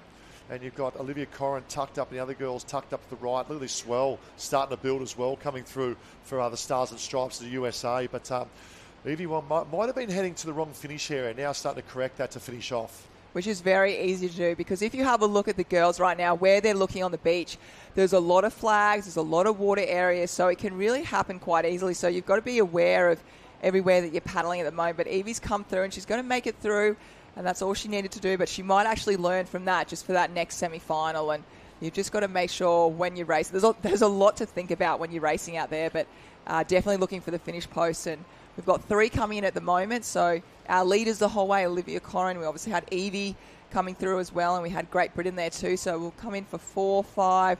So we're looking for that number 10 that's going to go through that semi-final. Yeah, good also paddled by Kelsey Cummings there from the Stars and Stripes USA, and I couldn't agree more with it. It's all about the processes and doing a lot of coaching and yourself as well, coach. And even the young nippers, they're our younger age group here in Australia, from under 6 up to 13, 14 years of age.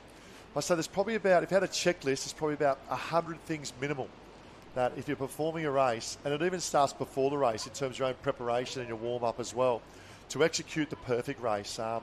Obviously the processes are more important than the outcomes, and the opportunity to maximise all those processes. If you do the processes well, the outcomes will be there.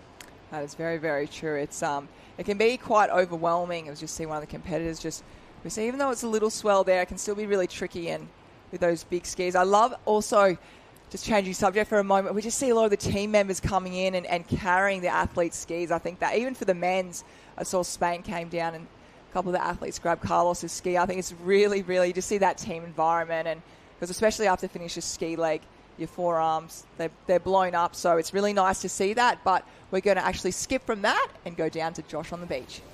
I'm here asking you, deliver Evie, winner of that semi-final of the ski race. Evie, Great paddle out there. He's had a little bit of trouble on the end there, maybe going the wrong side of the flag, but it must feel good to get through. Yeah, super happy. I just wanted to get through that round and sort of just get the nerves out of the way. So yeah, clean run, so I was happy with that. The guys up in the booth were wondering about training for Team GB. What's it like training back home? What does a week look like for you?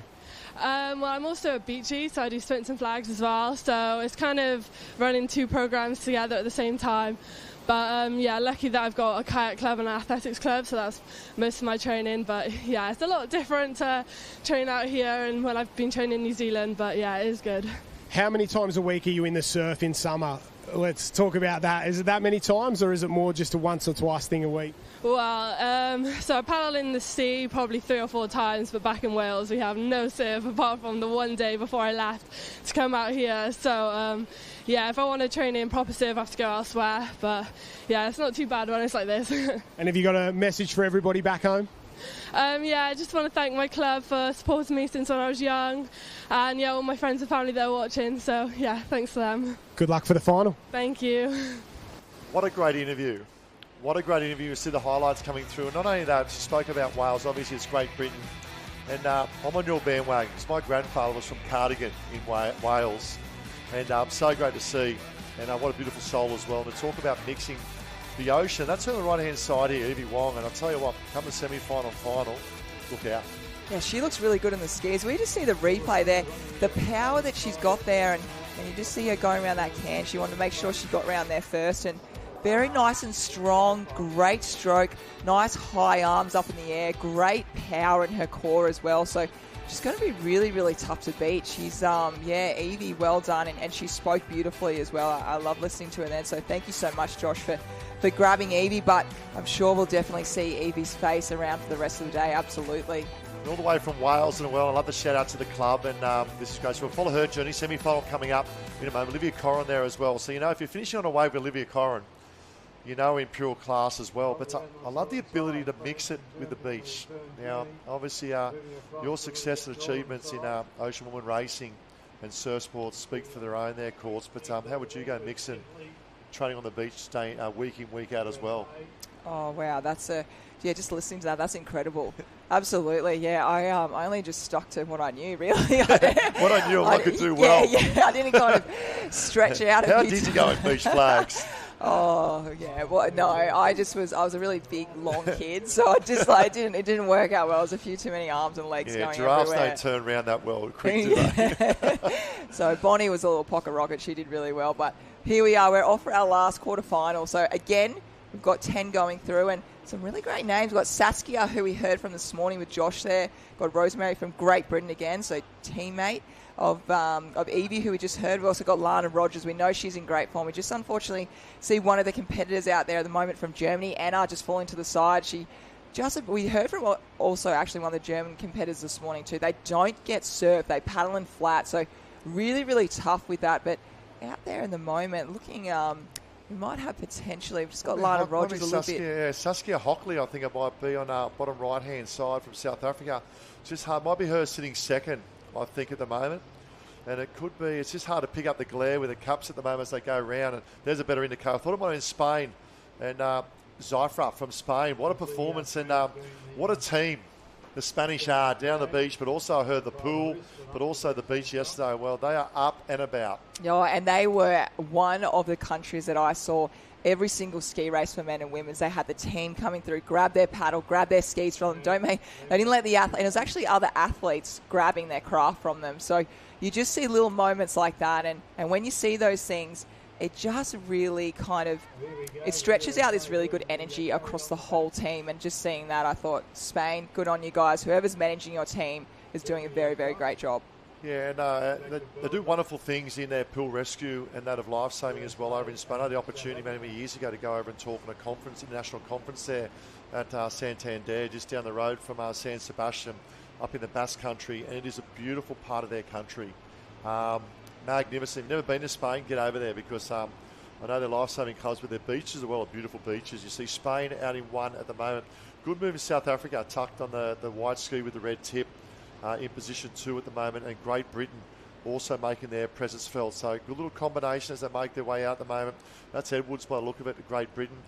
She would have bit of confidence as well, Edwards, from the win that we saw, the top 2 place there from Evie Wong as well from Great Britain. So Spain won, Great Britain.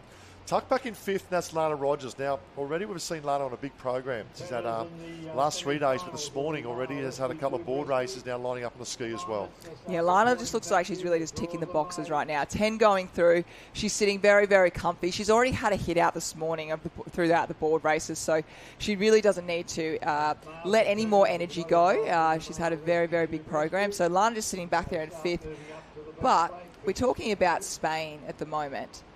Morocco 2 years' time. They're not too far away. So Spain are going to be feeling very confident going into the next 2 years because they're neighbours, they're right next door, so they will have plenty of opportunity to train not too far away. We'll talk about opportunity. I had the opportunity when I was travelling actually to go to Morocco, and it is a magnificent country, and the coastline in particular, similar in a few ways to that of Spain, but it is a beautiful part of the world, and that's something we're really looking forward to. In a shout out to International Lifesaving, you need a couple of commentators. I know we're more than happy to travel over to Morocco. I've been to Marrakesh. I tell you what, that is an interesting place. Everyone might be sick of us after this one, so who knows? Marrakesh is a very interesting place if you get there from your travel as well. We're in Morocco, but I think what the girls are looking at here, they want to get an interview with Josh Minogue, so they want to try and win the heat in the quarterfinal, potentially get an interview with Josh on the beach. But what a performance! I think Germany will come through. That's Cotter there from Germany. We'll look to try and pick up, that's Vols, from Germany. Anna Fiona Vols looking to qualify through as well. Steiner from Switzerland. Has she done enough to get through as well? But we know that it was all Spain out in front. Judith Verge, Zypher there from Spain. But qualifying through, 10 go through. We'll have 2 semi-finals of 15, taking 8 for what will be the women's surf ski final of 16 in the finals package from 1 o'clock today. And for those joining us, I know if it's the time difference from right around the world, the sun rises a little bit earlier for New Zealand to what we are here in Australia, but I think now we're just starting to drift across to Hong Kong and a lot of the Asian countries as well. We're just starting to their daylight. A big welcome to the 2024 Lifesaving World Championships. This event does go ahead. We'll see the replay here. It was a great start. Lana picked up a couple on the lap, but she was happy for the northern end to do all the work early. Yeah, she certainly was. She, at the moment, 10 going through. You see there's a nice big gap. She might have had a little look over her shoulder and just see if she's, in that nice, comfortable zone. Bit of wash riding out there at the moment, but we just saw Spain out in front just leading the way and just the girls relaxing. There is a bit of a gap, as you can see, the back 5 there that'll make it to make up that top 10. So, yeah, girls they're really just ticking it off at the moment. So to get through that semi-final and the semi-final, only 8 going through. So from those 2 semi-finals. And every time you get to a semi-final, it lifts. Everything lifts, the pace lifts, everything like that. But let's head down to the beach with Josh Minogue. Of heat number 3 in the ski race, be happy with that paddle? Yeah, I'm happy. I feel really good. But it's like we have to go step by step. So now we have made this heat. Now we have to make the semi-final or make the final this afternoon and then enjoy the final. You're one of the more experienced competitors here internationally. Do you draw on that experience coming to a World Championships? I was training here in Australia last year with Northcliffe Crew with Naomi Flood, so I think it was the 3 months that I learned the most of each racing. So yeah, I try to do what I learn the most that I can and just trying to enjoy. What's the difference between Northcliffe and your club back home in Spain? Everything. I think everything. It's really different, and here the Lifesaving is like something cultural. It's amazing being in any beach in Australia and see a club or 2, and in Spain it's growing, but it's not the same. Oh, we love it. Good luck in the next round. Good luck in the final this afternoon, and welcome back to Oz. Thank you. Another great story, another great interview, and spoke about obviously being the culture here in Australia, but it's community connectiveness. I want to talk about the 3 C's of culture, community connectiveness, and the ability to come across internationally as well. And she mentioned she trained over here in Australia, and for those not privy to the Gold Coast, it's a matter of about 2-3 kilometres north of where we are at the moment. And talk about the Gold Coast, what about this? It is a bluebird day, and you've got the ocean on your front doorstep. And if you look at the background there, that's the hinterland. Another beautiful part of the Gold Coast. Oh, we have it all, don't we? We really have the mountains to the ocean. It's absolutely beautiful. And we've also got Tallabudger Creek, Currumbin Creek as well. And then not too far away, northern New South Wales, the likes of Byron Bay, Kingscliff, Cabarita. We're very, very lucky. So we're really stretched out, and obviously going to the other side, Brisbane, not too far away. A big shout out to Tourism and Events Queensland for supporting and great sponsors of this event. You see these magnificent skyscrapers and the beach forefront of the Gold Coast. Australia's Gold Coast, Queensland Government, to Risk Intelligence, to Kurrawa Surf Club hosting this great event, to Ampol, to Race One and that of Eventco. Let's go back onto today's highlights for this morning. Obviously we started with some of the board races as well. And we can see tucked on the right hand side of the replay screen as well. And one thing that this coastline's also known for, being quite open, is that shore break, isn't it? Which will be very prominent and dominant this afternoon. Yeah, it's very, very challenging. We've heard a lot of the athletes say that who aren't from Australia, saying this is tricky, you know, the big surf.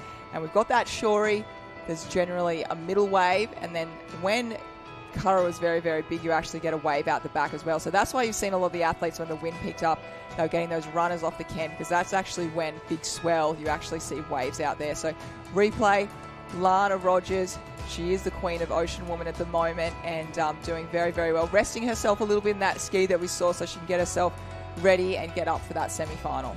Yeah, well, talking of Lana Rogers at the moment, and obviously this is the national teams and leading into next week, the Club as well. They talk about the four-peak, never been done. She took out that of the Coolangatta Gold. I think it won 4 times, really top of my head there, Cord. So it's the endurance race. We show the coastline then. It's basically from one end of the coastline all the way down and back again. Took out the professional Iron Woman Series, the Ocean Woman Series here in Australia as well. To the Australian Iron Woman Series, Ocean Series, with the Club potentially next week. So then we had the ski races, and it was all about the Stars and Stripes of USA. 33 years of age. And good little performance to qualify through early in the heat rounds. Qualified through also in the semi-final as well. So good out, I think it was from the USA. But enjoying the experience and the moments over here in Australia. That's what it's all about, isn't it? And it's keeping fit and healthy as well. You see every single athlete, they've got a lovely glow about them. Just that's what our sport does. It really gives that nice, healthy glow, and everyone being nice and fit, and their family down here, and also travelling here. We see the men's, they were up and about. That was a really, really tough one there. So they've had the semi-final. We've got our 16 men that'll be racing that final later on today. Corey Fletcher in the yellow. Can't miss him in the yellow out in front. Obviously Joe Collins. They've really been going head-to-head, haven't they, the New Zealand and Australians at the moment. So they're nice and relaxed. Knew he had his spot there. So we'll really see as race by race goes on later throughout the day, the speed really ramping up. But you made a great point before, Ty. Just these athletes, they're really, really resting when they can. And just see another replay here of the men's. There's a few different ways to do starts, and especially want to get bums in seats, as they say, so you get out and about and hit that Kurrawa shore dump. So it's all happening. Yeah, I love this in the semi-final of the skis, because they start to lift and come up. And talk about ski paddling. One of the greats of New Zealand ski paddling, age is no barrier, Kevin Morrison. Down the beach with Josh Minogue. Thank you, Tom. New Zealand's great World Championship competitors. He's been involved in this for a long time now, coach at Northcliffe as well. Talk to me about how the Kiwis have been going the last couple of days, Kev. Mate, it's been an unbelievable couple of days. It's just an incredible amount of pride and fight out of an amazing group of people. As you said, I've been involved in this for a long time. This rivals anything I've ever seen, just in terms of passion for the Fern. I think the last couple of days, and yesterday especially, it was about momentum. The Aussies got a few wins early. You guys had a great couple of results up on the beach track. How much is it about enhancing that momentum and sort of building on it throughout the day? That's what it's all about, start to finish, mate. You've hit the nail on the head. As soon as you get that momentum and build with it and roll with it, it's great. But I tell you what I was really proud of yesterday, you're right, it ebbed and flowed, and there was parts that were like they were a bit tough to swallow, but the way this team got up and pushed and tried to regain that momentum without letting it drop their heads at all, you've never seen a vibe like it around the group. It's amazing, and and they're just loving it. So whatever the outcomes, these guys are giving it, and girls are giving it everything they've got. Talk to me about what the conversation was like. It's all on the line. Obviously, pressure's there, pressure's high. What did you say to the troops? just some clarity around your processes. Nothing we can do controlling the controllables. Nothing about that pressure, point scores, other teams. None of that helps us race at our best. All that we can do is our processes, our warm-ups, our flushes, our warm-downs, and then the management team, we're just running around trying to, you've seen us with umbrellas and chairs and everything. We're just doing everything we possibly can, but ultimately it's in their hands. If they follow their processes, then, the best possible outcomes will happen. I heard Max Beattie say midweek that it just means more. It seems to be, mate. It seems to be. I'm not trying to put anyone down, but this group of people, it really does. It seems to be. You can see as I said, you mentioned the management team. There's people running around carrying skis, and I've seen some other countries with that didn't have handlers for iron races and things like that in the heats, and there's just no stone left unturned, and you can just see these athletes lift, man. They just really bleed for it. Max is a great example of someone that was just incredibly passionate about it, and the CT Captain Taylor's leading this group equally as passionately, and some of his statements, some of his comments to the group have just been truly inspirational. So it seems to me, I haven't been in other camps, but it just seems that it really, there's real passion and real emotion in it for us. We love it. Good luck for the rest of the day. Thanks, Joshy. Yeah, another great interview from another great man of Kev Morrison, and Joe Collins' win yesterday in the Ocean Man race would mean a lot to Kev. He's obviously played an integral part in coaching, but also been a great role model for that of Joe Collins. Yeah, absolutely. He's been, and that would have been a big reason for Joe coming over and joining Northcliffe to be a part of Kev's squad there, and they're very, very close. And yeah, he's a lovely man, Kev. He really, as you've seen, then he's always running around. He'd be one of the fittest mans on the beach. He's always running there with the umbrellas and doing all this and that. But as we look to the screen right now, we go for the semi-finals, the Open Women's Surf Ski. So we've got semi-final number 1, so 8 going through, and we'll really see a jump in the speed from what we saw in the quarterfinals. Yeah, 8 is the magic number. And I'll tell you an interesting thing on Kevin Morrison. His wife actually won the Masters sprints and flag. So obviously this great support of the wives as well. It is Father's Day. Well done to Chanel taking that out in her age group. Here we go. This is it. 8 is the magic number. We can see Lana Rogers right-hand side, but I love the work here of Olivia Corrin on this pink ski. It's something about pink. It also resonates with you, doesn't it? It's the colour of the season. It's colour of the decade. Actually, just going back to Kevy, that's actually how Chanel and Kev, I'm pretty sure that's how they met. It was on a New Zealand camp representing New Zealand. Very special. But out in front, Olivia Corrin doing very, very well. And we go back, but it seems to be pretty close. She's also got, it looks like, Lana Rogers. We see that speed pick up from that quarterfinal. So she wants to get out there, and she's starting to warm up, starting to let the levers loosen up a little bit.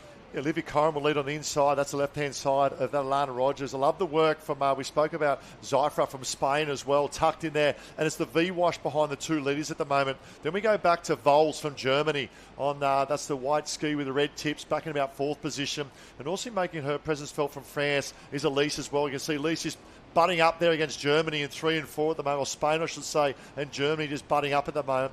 But Olivia Corrin, and it's the importance to get out and get clean water, isn't it?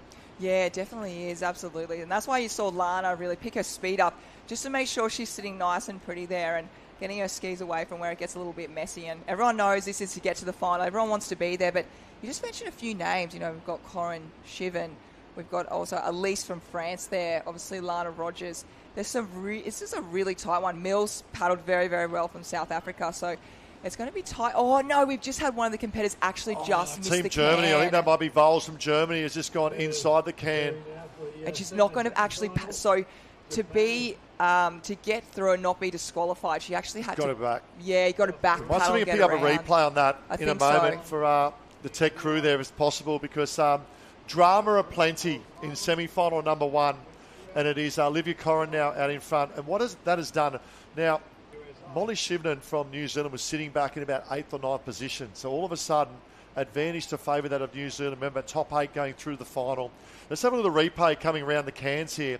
And 1, 2 and 3 went round comfortable. Let's look at 4 on the inside. I think that's Team Germany.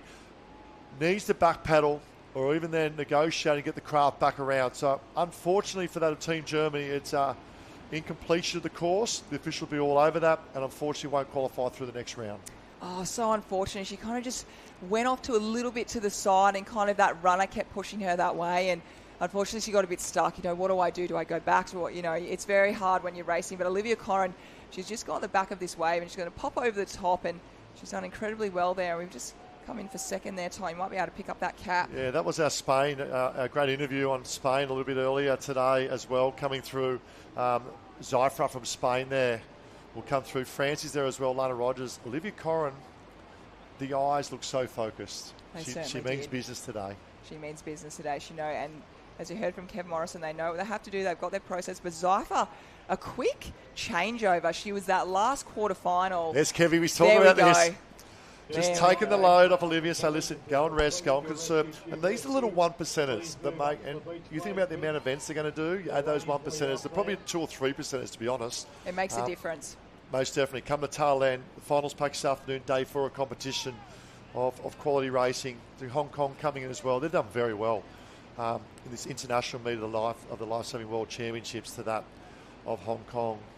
And Nasakwa, I expect to go through as well from Japan. Paddled very well in that of the quarterfinals earlier today. And that was Yang Ki from that of Hong Kong. Switzerland now coming on. That's Steiner from Switzerland. And as that wind picks up, it will shift. They're coming back to the beach. It will make that movement of our paddlers towards the south as well. But one lay on the beach looking to mean business today. Up and about for the Black Fins, Olivia Corrin. She does mean business, that is for sure. She's had a busy couple of days. Liv, huge day yesterday. Obviously, that Ocean Woman at the end of the day didn't go the way you wanted, but it was a great performance nonetheless. Yeah, it was tricky and challenging conditions yesterday afternoon, especially with that wind and the shorey playing a huge part. It was good to get the job done. It was a bit tricky, but I felt great, and it was all I could ask for. Early season racing, how much time did you have off after the Australian Championships, and how many weeks have you done leading into this World Titles? I did have a decent break after Aussie Champs to reset, both mentally and physically. But we've done a lot of work in the off-season with Floody and the Gone at Northcliffe. So we've had a big off-season, heaps of Ks, heaps of early mornings, but it's been worth it. Feeling good. This is a great competition to set me up for the rest of the summer. Had a conversation with Kev just before you went in the water. He said it's been ups and downs all week long and very tight between yourselves and the Aussies. How are you feeling going into the final day? Oh, it's always exciting coming down to the final day and being in contention with Aussie. We're having a great battle. It's been awesome over the past few years with Aussie, always hanging in there just.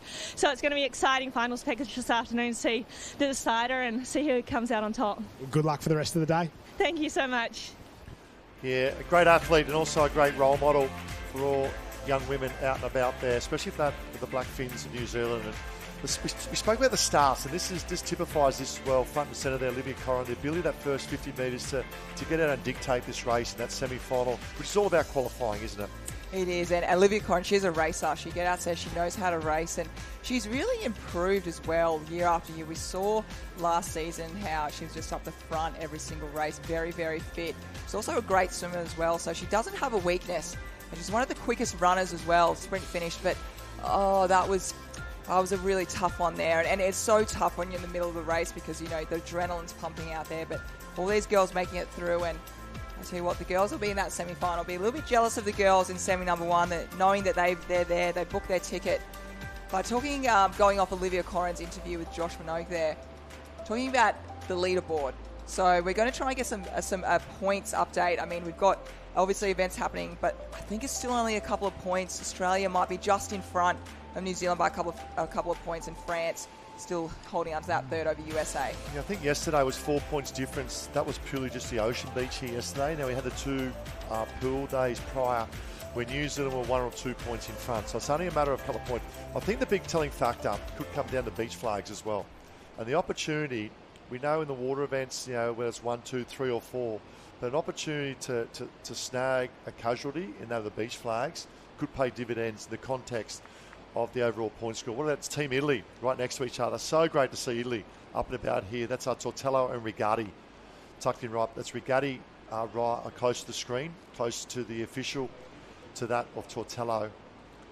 The importance of giving each other room on the start line as well. How critical is that to give yourself plenty of room on the start line?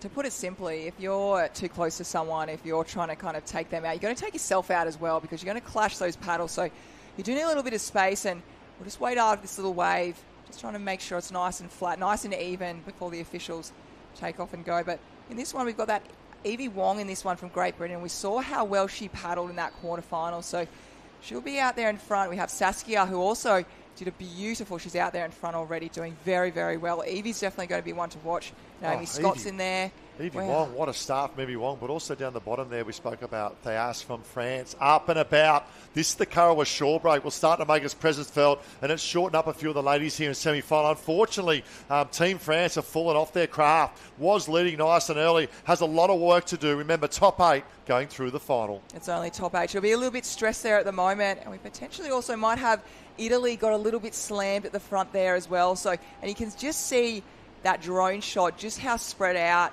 this race is already. And Naomi Scott, she knows how to go through that big surf, and she really went through. She probably actually got her chest through better than Evie Wong, who's right next to her. We did hear from Evie. She's not in surf too much, so it just shows that difference there. But Evie Wong, she didn't take too long to catch straight back up. Yeah, Scotty from Australia, front and centre. That's a pink ski leading the way out. Up on the inside, that's the left-hand side. As we see Canada, Team Canada, very unfortunate. It was a great interview with this young lady 5 minutes earlier. But Evie Wong now just sneaks up on the inside of Naomi Scott just to make her presence felt. But also that inside running that you mentioned earlier, the benefit of getting around on the inside. The shortest path is always the quickest path in majority of the races. And then outside as well, looks like Cotter from Germany has had a very good paddle. So I think the top 6 look very comfortable. 7 sitting there in sort of no woman's land at the moment, looking well to qualify. But look at the position of 8. There's 4 going for 1 position. I think the race is really going to be on for that 8, that 1 position back there. We've got about 4 or 5 competitors. We've just seen all the girls getting around that can nice and smoothly. But Evie, she's really setting herself up. She's almost going to go into this final as the favourite, definitely. And Naomi Scott not too far behind, and Saskia, who we heard from before, she's just so happy to be there. And I think that's honestly the reason why she also is racing so well, is she's just so excited. And that extra energy really lifts you. So the girls on screen, top 6, we've got to add 2 more to this list, but they're all looking very good at the moment. Well, I said I want to jump on the bus of Team Wales because that's part of the Great Britain team. And Evie Wong, what about this? Now, she'll get good confidence out of this, obviously in quarterfinal. Now, we know Naomi Scott probably isn't working at max capacity at the moment. She's doing enough to qualify. Probably a little bit more about energy management. You talk about the energy battery at the moment. She wants to try and maintain that up an 8, 9 or 10 out of 10. But we spoke about also Hockley. That's Saskia Hockley there from South Africa. So they're disciplined paddlers. And Evie Wong will pull out the top of this one. Wonder if she course manages a little bit better to what we saw in the first heat. She definitely would have learned. And that's why the heats and the quarterfinals are so good, because you do, if you make a little mistake, you get to kind of reset yourself and go, okay, what can I improve? Because you can always improve. You can never, it never goes perfect a race, so you can always have improvement. But Evie Wong looking the goods at the moment. Wow. Yeah, Evie Wong, Great Britain. It represents Wales, South Africa. There is Saskia there as well. Another looks like Great Britain coming through. Could be Edwards there coming through as well. Now remember, 8 is the magic number as they make their way in. 7 look good. 7 look comfortable. But it's position 8. There's our 7 coming through. Right, where is number 8? The golden ticket through to the final. And if we pan out, let's have a look for 8 coming through. 4, the potential going for 8. Stars and Stripes may get there. Big move down the bottom from Hong Kong coming through. Oh, that is tight. That is really tight for the 8th position. I might try and, Josh on the beach, just keep an eye on that for us, because 3 went in, 1 will come out in that 8th position. And it will mean so much to make that the female ski final. But it was all about Great Britain. We'll have a look at this replay coming back in a moment, because you've got to remember that it's the angle of the flags as well. We'll try and pick them up. It was all Stars and Stripes, but bottom of screen, try and pick up coming through, I would say unofficial from the Dowker Eye, the Dowker camp, which is my camp. Stars and Stripes maybe just purely on the angle of the finish line. But we'll leave that to our wonderful officials that are international officials as well from right around the world, doing a wonderful job. I am not even going to comment on that. That is way too close to even judge off that. So, wow, but very, very close. But we'll go down to the beach with Josh Minogue. Thanks, guys. I don't know who got through. The judges are still looking at the shots down there, but somebody who cruised through very easily, Rosemary. Second place there, Team GB on fire at the moment. But tell me about that wave at the start. It was massive. I just got on and I paddled and I looked up, I was like, oh no, and I was like just praying that I stayed on. And I did. It did hit me like straight in the chest. And then but I was just like trying to get rid of the water and then just got away, luckily. Fantastic effort. Through to the final, you've got to be happy with that. Yeah, I'm so stoked. Like ski's my main event. That's why I'm here. So yeah, give it a go. And tell me about the last couple of days. You said you're having the best time ever. Team GB on fire. You seem to be having a blast. Good times here at the World Champs? Yeah, it's so much fun. We've got such a strong team and like the memories we've made with everyone, it's just amazing. And like just watching everyone in the pool and on the beach do their best and everyone's smiling, and it's so much fun. Such a good experience. Like. And have you got a message for anyone back home? Yeah, just thank you to everyone this year for getting me here. Thank you for Matt, Woody, all the coaches, Peter Cole down at Orca Squad, all the Fishhook gang, all the Newport lot, and like everyone, Mum, Dad, thank you for everyone just getting me here. It's so much fun. We love it. Congratulations. Good luck in the final. Thank you so much. Thank you. What an interview. I want to bottle that interview. That is an amazing interview of energy and gratitude. Oh, she's beautiful, isn't she, Rosemary? I loved how she thanked everyone, and she's a big smile on her face, and Smile, yes. she'd be great to have here in the commentary box. So well done, Rosemary. She looks so happy about it and just enjoying every single race. It's life's too short, isn't it? It's what it's all about. Stoked to be over here. I love that. She's I'm sure she's going to have a great party tonight, and then we'll see her next week. So well done, Rosemary. But here we go, Evie. Too good. She, she might not have done as many races, Naomi, so she might need a little bit of a hit out to get ready for that race. So she'll obviously have a nice Evie, she just looks strong, doesn't she? Yes, you know, looks your good. power to weight ratio. And put this in context for those who just joined us as well. She's a beach flagger as well, and mixes beach training with kayak and ski training. So Evie Wong, and also South Africa, young Saskia there, another good performance. Scotty will go through, and I think that the Aussie girls thought, you know what, we're just going to do enough here to get through. This is the battle. This is the battle for 8. Stars and Stripes are in front. The big move down the bottom. And I believe that could have been potentially, I'm not sure about Switzerland coming through, or that of Austria. But we'll leave that with the judges. They're still deliberating those final places coming through at the moment. But we are getting close to the sandpit. The beach flags. We're going to have about 30-odd runs through. We'll probably have about 20 going through this morning. And to that of the finals package. But every international club tells a story. And the sandpit, ladies and gentlemen, as we're witnessing here on screen, is about to come alive. We're about to see some fireworks coming through as well. And it'll start to build the atmosphere very shortly. We see close to the camera at the moment, they'll use 2 sandpits for the beach flags. They'll run a male side and a female side. They'll alternate to go through. The officials do a wonderful job as well in reference to that. And we're just waiting for the results to come through from semi-final number 2. Still to come in the water. Still got a few events in the water come through. The women's board rescue and the male rescue tube rescue as well. And what a great spectacle there. And to the Currawa Surf Club, we can see there. And I know it's different right around the world as well in terms of how surf clubs are set up. We're very, very fortunate around the coastline of Australia to have surf clubs. A big thanks to all the governments in supporting the surf clubs as well. To not only provide a service from a surf club perspective, but more importantly, as a rescue and life-saving perspective around our beautiful country here in Australia and also around the world. Oh, absolutely. It's look at that drone shot. It's incredible, isn't it? We've really taken over all of Currawa at the moment. We've taken up the whole beach. I love it. The clubbies have come in. And speaking about those beach flags, not too far away. And look at the festival zone. Oh, it's incredible. You need something to eat. You want to order new craft. We've got everything happening up there. Yeah, great festival zone. You can see the big white tent there as well with It's Alive, It's Queensland. That's where the live stream is being produced. So all those in there watching at the moment, a big shout out and hello to you. Obviously down the beach, but you remember it's 30 odd degrees plus down there on the beach at the moment. But the graphics here from the Big Voice team, phenomenal. Second to none. And I love the script down the bottom, but look at this. This is what Australian Gold Coast. Probably some say it's the capital of tourism in that of the whole of Australia. It's the 2024 Lifesaving World Championships. Huge shout out to Ron Rankin AM. He's the chair and project director in getting this event. And it's a massive event. We're not talking one day. We're talking 15 days in total. To Graham Ford AM, He was the past president of Australian Surf Lifesaving, now the president of International Lifesaving Federation, doing a wonderful job with his team internationally as well. Dave Wimpy is the CEO of Surf Lifesaving Queensland, as is the Bluebird Day on that of the Gold Coast here at the moment. And to Tourism and Events Queensland. Wow, look at this. From the north there, the top, this is the Gold Coast we talk about.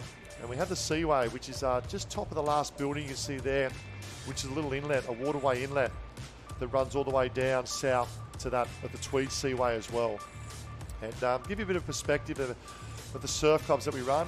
There's anywhere from 10 to 15 surf clubs in approximately 20 metres. So you can go within 1 to 2 kilometres and go from one surf club to another. For those international, I know some are spread, anywhere from, 500 to 1,000 kilometres apart.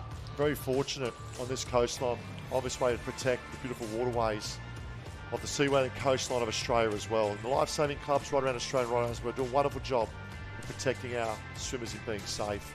You see the cans set up, you see the swim cans, string there of 9 cans, board cans, ski cans out in the ocean.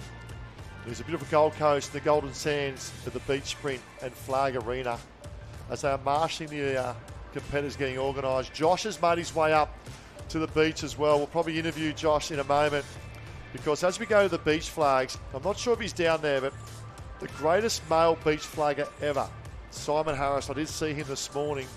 He may be down and on the beach. A matter of fact, how quick is that? He's with Simon Harris as we speak. Down to you, Josh. Ask as news shall receive, Ty. Simon Harris, in my opinion, the greatest beach flags competitor of all time. You've been here at the World Championships as an athlete. You're now here as a coach, coaching the Kurrawa Club. Talk to me about beach flags racing, how intense it is, how tough it is to be good at it. Mate, it's a lot of concentration, to be honest. I used to have a headache at the end of every day from having to think about it so much. But, mate, the trick is all the training's done, and now you just got to let the body take over and just sail through the rounds and try and stay out of trouble. Coaching Brittany here as well. She had a good day yesterday in the beach sprint stuff. Obviously very strong in the beach flags as well. Yeah, mate, she's improved out of sight in the last 12 months. So we're just going to try and get her through today, because I'm sure everyone saw. So, rocking up for flags on the last day when you've got aches and pains is not the easiest thing in the world, especially to be highly explosive like it is. But, yeah, she's going to go well. The international contingent always very good in the beach flags as well. Yeah, it's probably the most hotly contested event in surf lifesaving internationally, because everyone can run. So, yeah, especially when I was sort of in the last 20 years noticing that there were so many different clubs and countries rocking up for the beach flag. So it was always good to see. What makes a good beach flags competitor? Depends on who you ask, I guess. But for me, just, highly explosive and just have the ability to switch off during the day like this and just let the body take over, because if you think about it too much, it can just become really complicated and do your head in. So, yeah, just relax.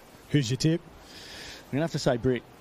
Love it. Not biased at all down here. One of the all-time greats of beach flags competition, Simon Harris. Good luck for the rest of the day, mate, and congratulations on your entire career. What a career it was. Thanks, mate. Appreciate it. It's been good, but happy to be on this side of the fence now. Yeah, it's all about giving back, and does a wonderful job. I think it's I'd probably go 8 Australian beach flags championships, but he also holds the record. He also holds a record for the post-win celebration of throwing the flag up in the air at 13.2 metres. Pool action as well. Remember, we have our youth over at the pool doing a wonderful job. And Jenny Parry's over there commentating that. We can see at the moment. Pool rescue, it's a critical part of the overall program, isn't it? 2 days in pool. Obviously, the circuit there as well. You could probably say 3 days of competition. Europeans really come to the fore. In particular, the Opens, the Italians really dominated, didn't they, in the Open Division a matter of a couple of days ago. Yeah, you're spot on there, Ty. So we've heard a lot of the Italians, also the Europeans, talking about how much their swimming generally is in the pool, in the flat. So after listening to them saying that, obviously they're going to be very, very strong in the pool events. And remember, points. You can make a lot of points in those pool events. There's a lot of them, and as it's the same as the ocean. So you need a very, very poolside as well as ocean. So as we see out there, we've actually got the youth in the water at the moment. So looking very, very strong. And we've seen a few world records being broken as well. So it's been a hotly contested pool event so far.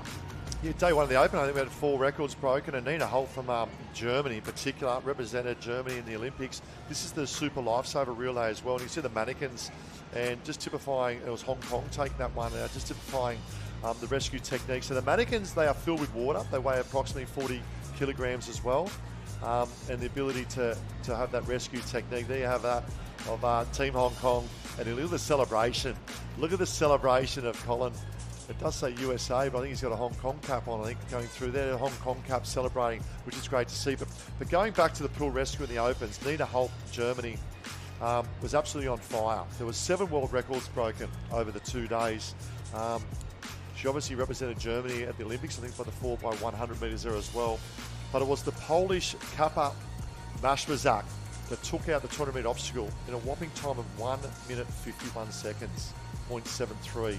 It's probably the highlight of all the records that were broken. Harrison Hines, Australian, also picked up some records as well. But it's been the closest, the most competitive pool competition, Jen Parry said, that she's ever witnessed. That is so fast, listening to those times as well. And as we look back on screen, we go back to the flags. Yes. Heard from Simon Harris. I really liked his interview there, what he said. He's spot on with being relaxed, don't overthink about it, because you can imagine all the little intricate details to flags that if you did overdo it, you're exhausted already before you get to the start line. And what I love about flags as well, it doesn't discriminate against any height, size or age either. So we'll see lining up at the moment. We can see some taller statured males lining up, short, stockier. It is good. This is going to be really good. And the other thing I think that's critical as well, and we saw this the other day with the youth, it's not the ability to have your form early, it's the ability to have form early but also be building towards the end. And we saw some, we go back to the Stars and Stripes, a young girl in the youth, scintillating, outstanding form nice and early. But then the pressure starts to build when they come down to that final 20, final 10. We spoke about how cool it is to make the single digits of a world championships. You add the elements, a little bit of nerves, the pressure on the big stage, the crowd as well. There's so many elements that go into coming out on top of flags. Yeah, and to be back-to-back and be explosive every single round, it's a lot. It's so you can see these athletes under the Bunnings umbrellas, just keeping the shade. Have a couple of athletes there with some sunglasses on. So it's we've got Egypt, obviously, will be back, and we saw them on the sand in the relays. But while this has been happening, we actually, I'll just give you a few results. We've actually got the final of the men's rescue tube rescue. So we're going to have Great Britain in lane number 1, Japan making that final as well, South Africa, France are in there, New Zealand, Germany, Australia. But the one team I want to mention is Poland. Team A, you're going to see them in that open men's rescue tube. Yeah, it transfers the pool rescue technique, doesn't it? Yes. And the conditions today here in Curra, obviously it's abated a little bit from what we've seen of yesterday with that strong wind, so probably coming to the fore. Because I'm excited, because in the beach flags there's 62 competitors, and there's a young man from America, the Stars and Stripes, Connor Kennard. I tell you what, he's got a good smile. He's got mum and dad down the beach and his younger brother as well, and he's with Josh on the beach right now. I'm with Connor. I just met his brother earlier on today. He had a huge day yesterday, a crowd favourite, I would say, big sprint final. Beach flags today. I heard you're better flags than you are at the sprint. I'll say it's the other way around. I think I'm stronger in the sprint. I like the second half of the race better, but I do think it'll go well for me today. I'm pretty confident, so I'm just going to carry that on and use the momentum from yesterday. Tell me about that beach sprint final, how tough it was. It was really tough after the quarters, or the heats, quarters, and semis, and then we had the relay right after. So my legs were pretty tired, but I guess I wasn't expecting the back-to-back-to-back, but, I mean, you never know. You got to show up and compete, so. You happy with your performance? Yeah, I'm very happy. I wasn't even expecting a medal, so to be the first person to medal for the United States ever is pretty big for me, so. It's massive, and I guess the momentum continues on today. The Americans having a great day in the water. Are you looking to continue that here? Yeah, just trying to score as many points as possible, finish the best as we can as a team, and show the USA can do. Good luck. Thank you. Yeah, great job, Josh, and Connor Kennard. Great interview. Really good interview. And we've got the males coming up. 62 males in the beach flags and 58. Now, they are eliminated one at a time as well. Very, very interesting. So we're going to have a lot of run-throughs, but it's the ability to back up and be on point time after time. They draw numbers after each race, so they change lanes. But it's also the ability to where they line up against each other as well. So, we look at it. Each nation is allowed to have 2 competitors. 62 in total lining up for the males. And what you normally find, when you're picking a team, a national team, obviously you're limited to how many males and females you can have in your team. Some nations back their strength through the water. Some nations, such as Egypt and Iran, as an example, will back. They pick up with 4 beach competitors, and looking at those, one of a water competitor brought over here in terms of Team Egypt. So 2 competitors per event, so 2 in the males, 2 in the females, look to come and showcase. Now for the beach pags, it's short, it's sharp, and it's definitely entertaining. And its ability to react to that of the whistle from the starter, and its explosive power then to turn when it comes to raw speed across the sand. But also tactics will play a huge part. You know, as we get down towards the pointy end, we'll start from 62. We'll make our way all the way down to the top 20, top 15, top 10. And then when we get down to the top 4, the intensity really starts to lift and be on cue. So plenty of action coming up in that of the beach flags in a moment. We're just wrapped up. It's been a phenomenal morning of racing in that of the water. And the male beach flags are coming up very shortly, and that of the female beach flags as well. It is the Gold Coast. It is the 2024 Lifesaving World Championships on Kurrawa Beach, as well as the Gold Coast Aquatic Centre at the Pool Rescue. And it's the last day of the national teams competition and that of the youth team competition, the pool events as well. And the festival, if you're living nearby on the Gold Coast, come on down, because for 1 o'clock this afternoon, the festival zone is up and going and the finals package will be underway. And for those who are joining us now right around our beautiful world and our globe, a big welcome. It is Australian time, 10 a.m. in the morning. And make a comment on YouTube, give us a shout out. Get behind your nation and your competitors as well. So plenty of action happening. As we can see here, the pool rescue. Once again, the variety of techniques might be the Super Lifesaver coming up, or it could be the mannequin toe coming up here. It is a Super Lifesaver. And we can see the split screen at the moment as we're waiting for the beach flags to get underway. And look out for this man in particular. They're from Team Australia. He's the captain of Team Australia. He's a great young man called Riley Brennan. He's a pool specialist, and he's looking to have a captain's knock to deliver. They're leading the point score at the moment. And if we can stay on the pool rescue, because this is great, you're about to see a great exhibition of what we call the Super Lifesaver. 200 metres in distance. And we can see boys line looks like Denmark there as well. O'Grady there we can see lining up. Spain's in the mix, Australia, France. Looks like Czech Republic top of screen as well. And what a great split screen. A big shout out to the Big Boys crew as well, seeing that of the ocean to that of the pool events being taken place as well. And for those who are joining us, a big welcome, Team Ireland. And I had a beautiful text come through from Team Ireland to support them, and it said, a big thanks to the great coverage and championing our team. We're a small country and lifesaving is a very minority sport on the grow, but we're absolutely smashing it and loving our time over there in Australia. So here we go, up and about. It is the Super Lifesaver event. So it's 50 metres pure sprint dash for cash at the moment.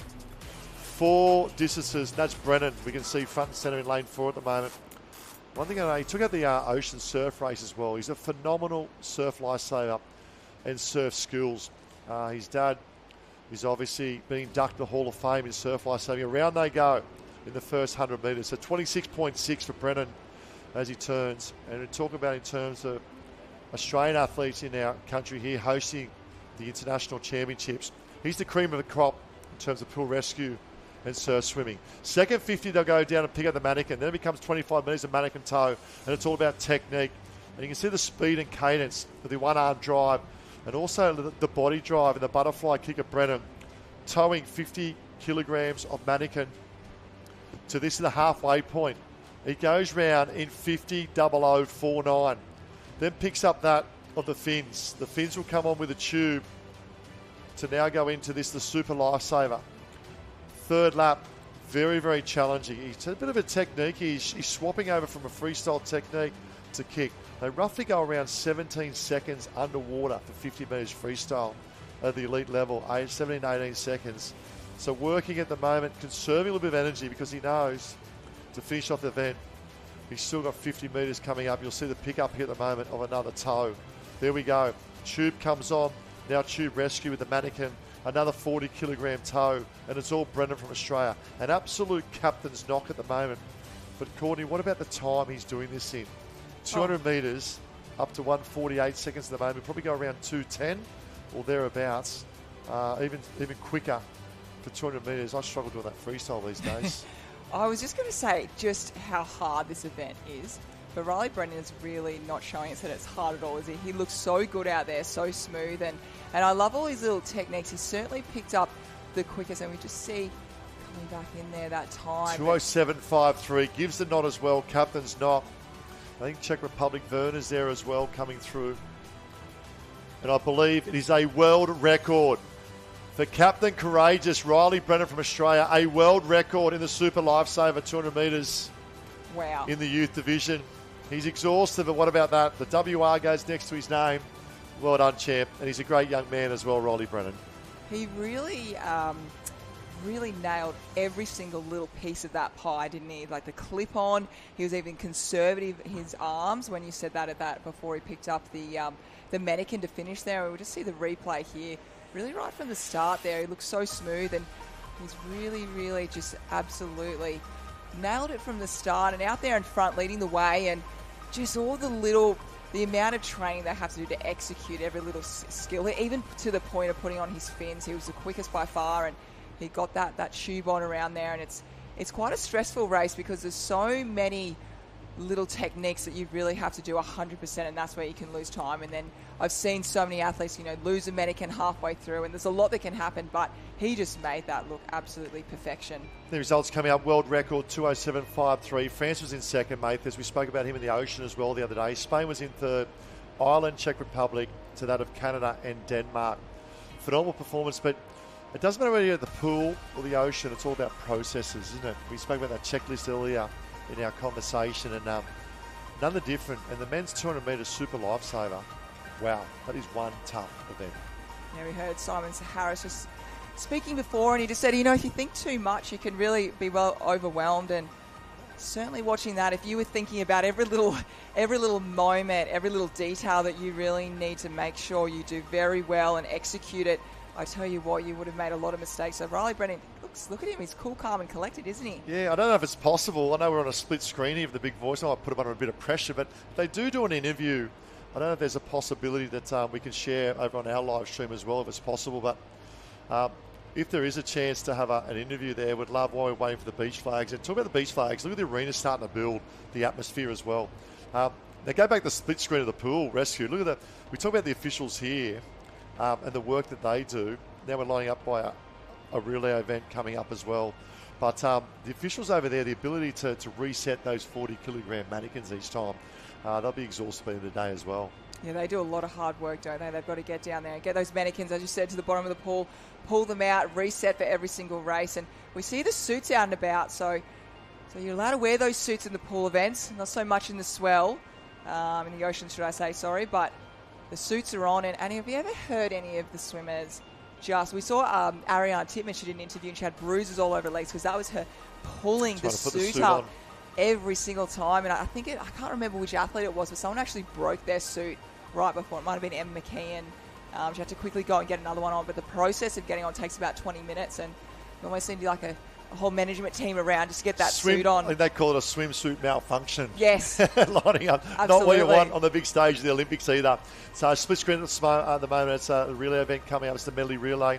The Australian team actually broke the record in the pool yesterday. And a big shout out to consist of the Raywood sisters in that, with I think Piper Asquith as well. Plus might have been the young girl from Melbourne, which I'll pick up mental blank there, coming through as well, which great performance. But we're coming back now to that of lining up the beach flag, and the arena now has filled in as well. The beach flags, it's a big stage, it's the big moment. We've got the open male beach flags coming to the stage, and the open female as well starting to line up. But I love the beach arena. You certainly do. There's a lot of great energy, and we're actually set up right beside the beach flags as well, so we can actually hear all the commentary going on the beach live there, and it's just fantastic. It's these athletes are incredible, and I know we've spoken about earlier this morning a couple of times, but how many rounds they have to do to get to those top end is fantastic. So it's amazing. And Simon, also going back to Simon's interview, he did say everyone can run. All over the world, everyone can run. And, you don't need any shoes. You just need your body on that beach running. So it's that's why we see more numbers. That happens, obviously, in the flags. And, it's going to be hotly contested. We saw the youth, just how tough it was and the different abilities and strengths that athletes have. And it's we saw a lot on the turn as well. Yeah. Exactly. You can't afford to switch off. And that's the thing. You can't afford at any stage in beach flags. And one of the greats, Simon Harris, spoke earlier in the interview with Josh. He said it's about switching on and switching off in between events, or runs. But when your run is on, you need to be on. And we saw that yesterday. When they come back from their little break into the finals package of 20, it was like someone hadn't done a reset mentally, but also physically, and they'll just off that a little bit, and it was costly. They knocked out early when we were looking then to be in that top 3 or 4. Just going back to pool rescuers, Gemma Holt I was trying to think of as well, a part of that Australian World Record team. They're getting back to the beach flags and the atmosphere, and the crowd builds, and we'll get a great opportunity to cross over to Josh later on with the interviews as well. And the atmosphere, at the moment, it's quite contained, but it'll build. It's probably seeing a 3 out of 10 at the moment. It'll be up around 8, 9, 10 out of 10. So, courts, whether it's lining up for an Ocean Woman international race or beach flags here on the big stage, what's going through the girls' mind and the male minds at the moment? Right at the moment, just making sure you're listening to the instructions from your officials. I also think it's really important just to listen to the start as well. Every starter is quite different, so you want to know how many seconds it is, or how many split seconds that's going on before you go heads up, heads down. So that reaction time. And also at the moment, really just relaxing. You only want to be on when you need to be on. But certainly that first go, that first run for all these athletes that are out here is probably the most nerve-wracking. Just trying to get you feel. Remember, this is the last day, day 4. They've had a lot of racing before this, so it's we can see obviously the fans there, the crowd waiting nervously on, but it's again going back to that word process. So it's focusing on yourself as well, not looking around and looking at competition. And really, they've got to get ready for run after run. You said there was 30-something runs that these athletes have to go through. Run after run, but guess what? We are on, because you spoke about nerves, the nerve of the athletes, but also when they panned around the crowd. You can see the nerves in the crowd, because they want the best, obviously, for their family, they want the best for their friends, but also want the best for their nation as well, because it is the 2024 Lifesaving World Championships. It is the national teams. We'll be back in the club next week. Look at this. They come out of the arena, and what a proud moment for all these athletes coming out in all the clubs we can see lining up as well. Team France there. A little bit disappointed in his beach run the other day. He I think, made semi-final, and I think finished 5th in the semi-final, and was so close. But I look at the build of this young man, and he's ready to fire. Absolutely ready to fire. I saw Connor Canal from the USA as well. I think I saw Sri Lanka coming out as well, lining up, which was great to see. And we're getting indications as they're coming out. I think that's Florian there. We've got Singapore right-hand side, Czech Republic. We've got India, Connor Canal we spoke about as well, Argentina, France. So, and Korea might have been the cap I was looking at as well. This is Boyson. Very dominant early in the sprints yesterday, Samuel Boyson. And a big shout out to all those in South Africa watching the YouTube and live stream that's coming out, and the great visuals we can showcase right around our beautiful world and globe. Argentina, weren't they up and about as well? It looks like Checa from Argentina, Luciano Nuez Checa. Connor Canal we spoke about there as well. There was Sri Lanka, Ramesh. Ramesh from Sri Lanka. What a moment on the big stage for the big man from Sri Lanka. All about this first run. And you mentioned about just settling the nerves. They'll be so nervous. So nervous. Especially the first one. The first time you hear that gun go off. And look at all everyone else watching as well. It's your waves of competition. Now, They'll compete against the same wave of competition right down, I think, to potentially the final 4. Here we go. Okay, so it's all about having, for those non-privy to that, the beach flags. All right, the heels have to be together. You see the Argentinian. You have to have a straight body line. 8 will go in, 7 flags will be presented. Hands need to be on top of each other. No sandcastle building like I used to do back in the old days. Used to get away with it too as a young kid. But it's all about reaction time. It's all about explosive power in the turn, not getting too high. We saw this the other day about pushing back towards the flag, staying low, driving around that pivot point or lead foot. And it's that first 3 to 5 steps of getting the shoulder in front. Super critical. National teams. See the girls are up first on the right-hand side. And Team New Zealand looking comfortable at the moment, qualifying through. Nice to get the first one out of the way, isn't it?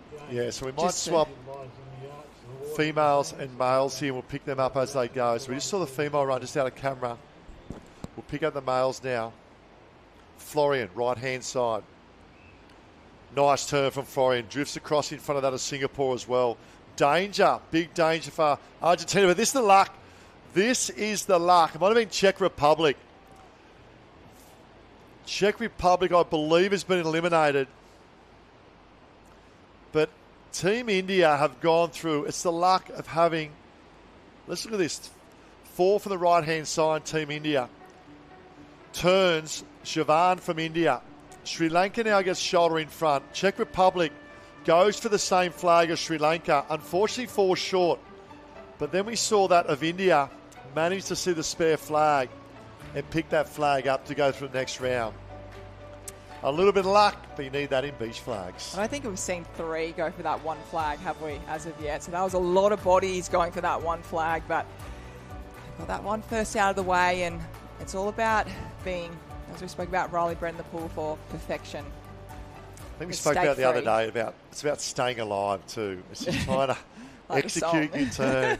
They would be nervous, really nervous, So especially nervous. They haven't raced each other on an international stage.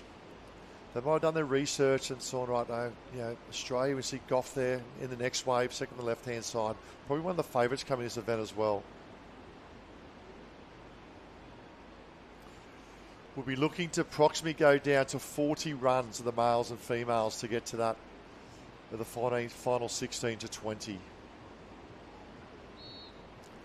The females up and about at the moment. Netherlands on the right-hand side, you can see just going through and picking up a flag. Maybe just missing a flag there was Team India. They've come a long way, haven't they, Team India?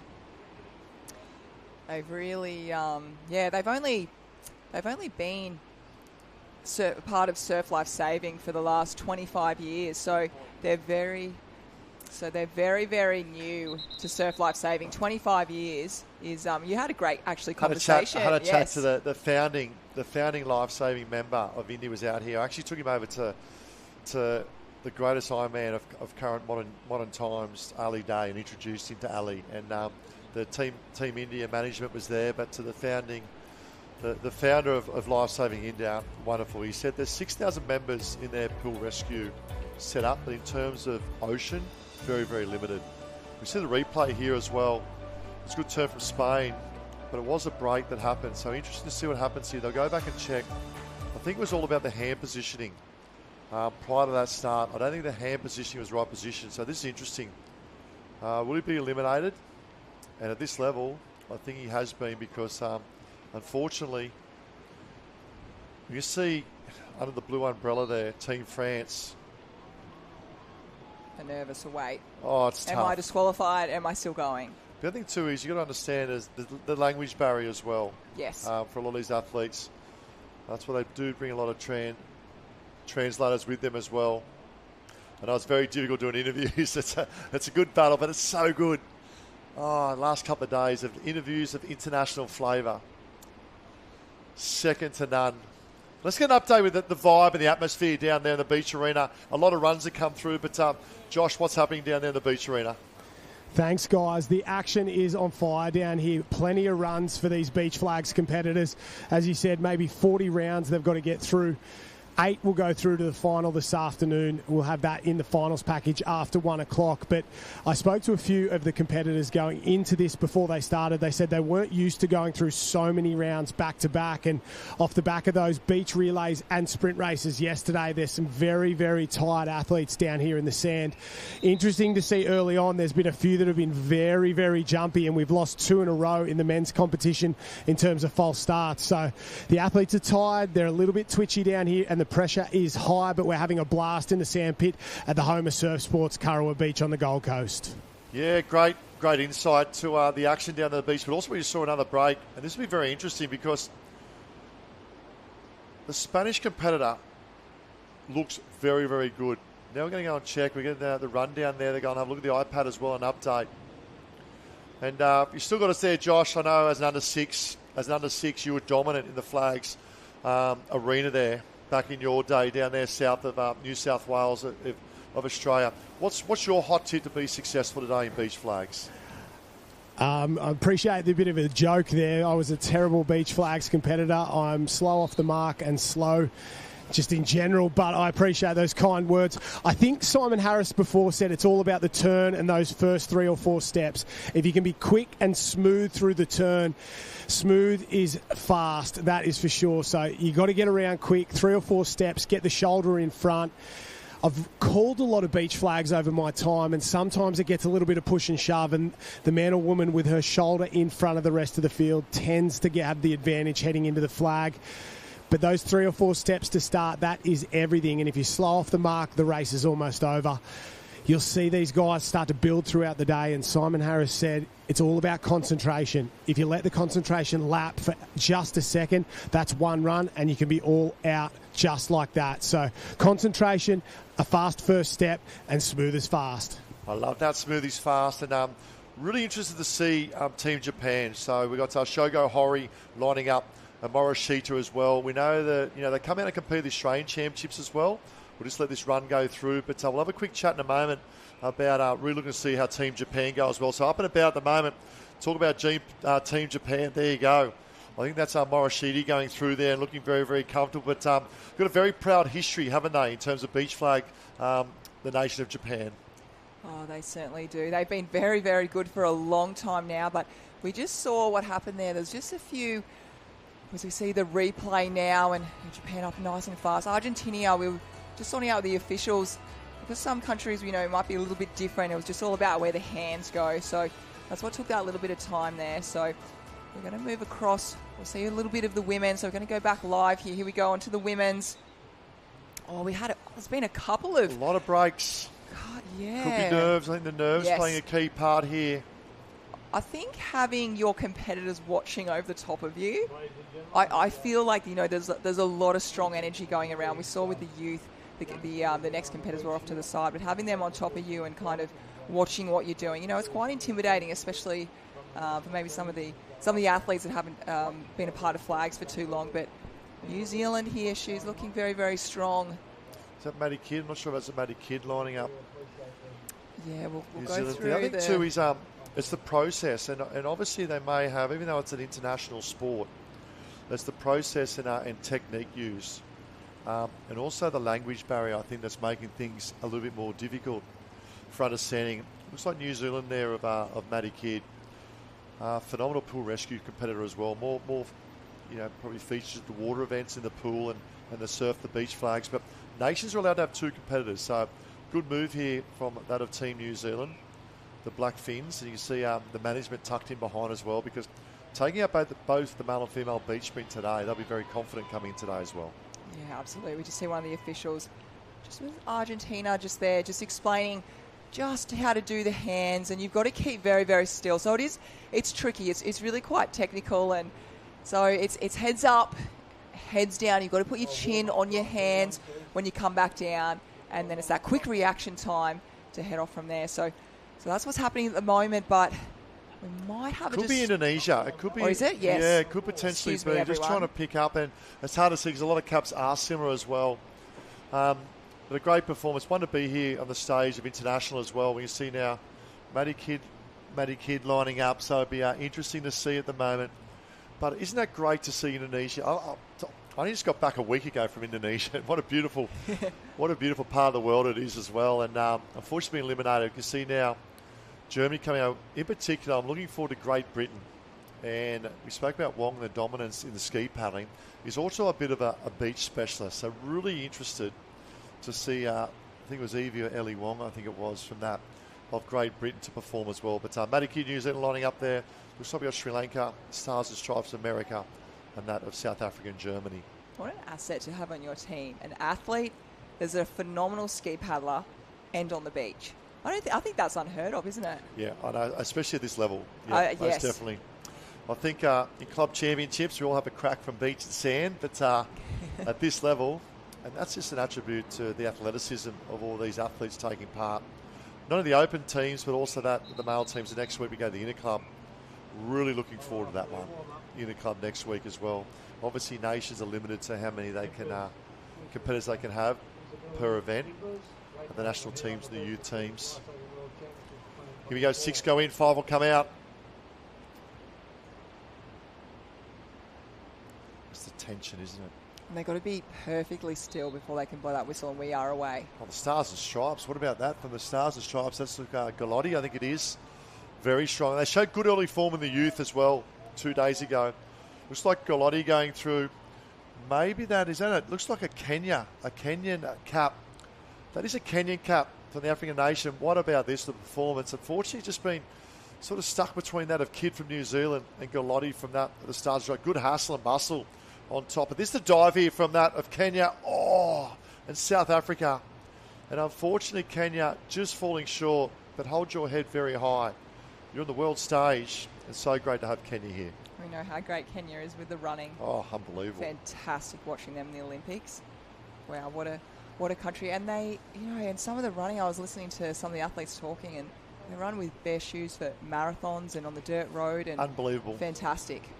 Third from the right-hand side, Team Egypt. I tell you what, it was the best post-win celebration and interview with Josh yesterday down the beach. It wasn't one, it was all. Pharaohs of the sand, they call them. And so good to see. Lining up now, Team Egypt in the mix. Yeah, it's getting nice and still. You see, and here they are off and away. That one was very smooth. And we see Egypt out in front there. Maybe it could have been the Netherlands missing out, unfortunately. Yeah, Rashwan, I think that was. Looks like her, Rashwan, who ran yesterday in that. Argentina, Grudney was in there too. Spain going through. Looks like Garcia from Spain. Let's have a look at the turn here. See Argentina with a good turn, but it's the pure foot speed. Now, big advantage in these earlier rounds, but come for Egypt. When we get to the pointy end, you've got to be able to turn on cue and go with the big players of the beach flags. Otherwise, may get boxed out. It's very hard to come round. Now back to the other males. Lining up here, looks like we're back to the start.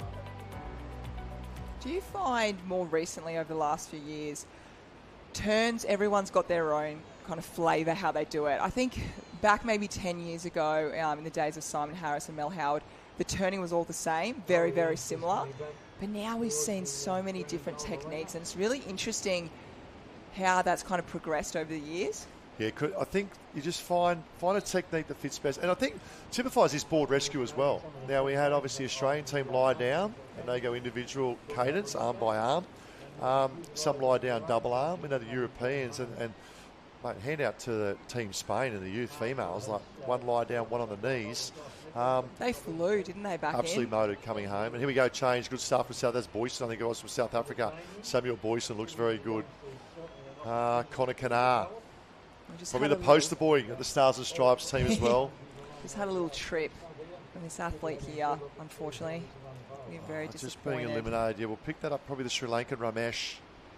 Let's have a look at the right-hand side. That's Ramesh. He just snuck through the first round. A little bit slow on the turn. And the trip you spoke about there as well, coming through. Oh, Kanar. Ramesh has gone through. And it might be Team India that might unfortunately... might have fallen just short there.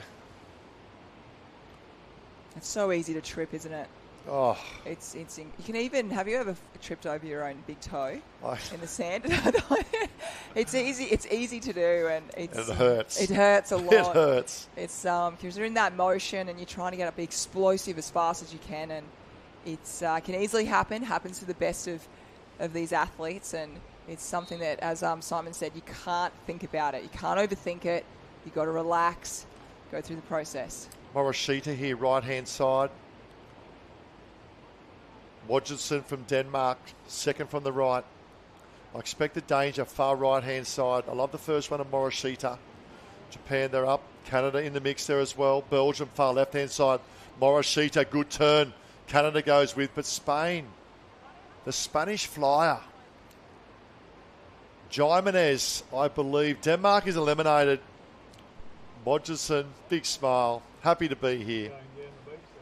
It's the bookends, left-hand side, right-hand side. Morishita.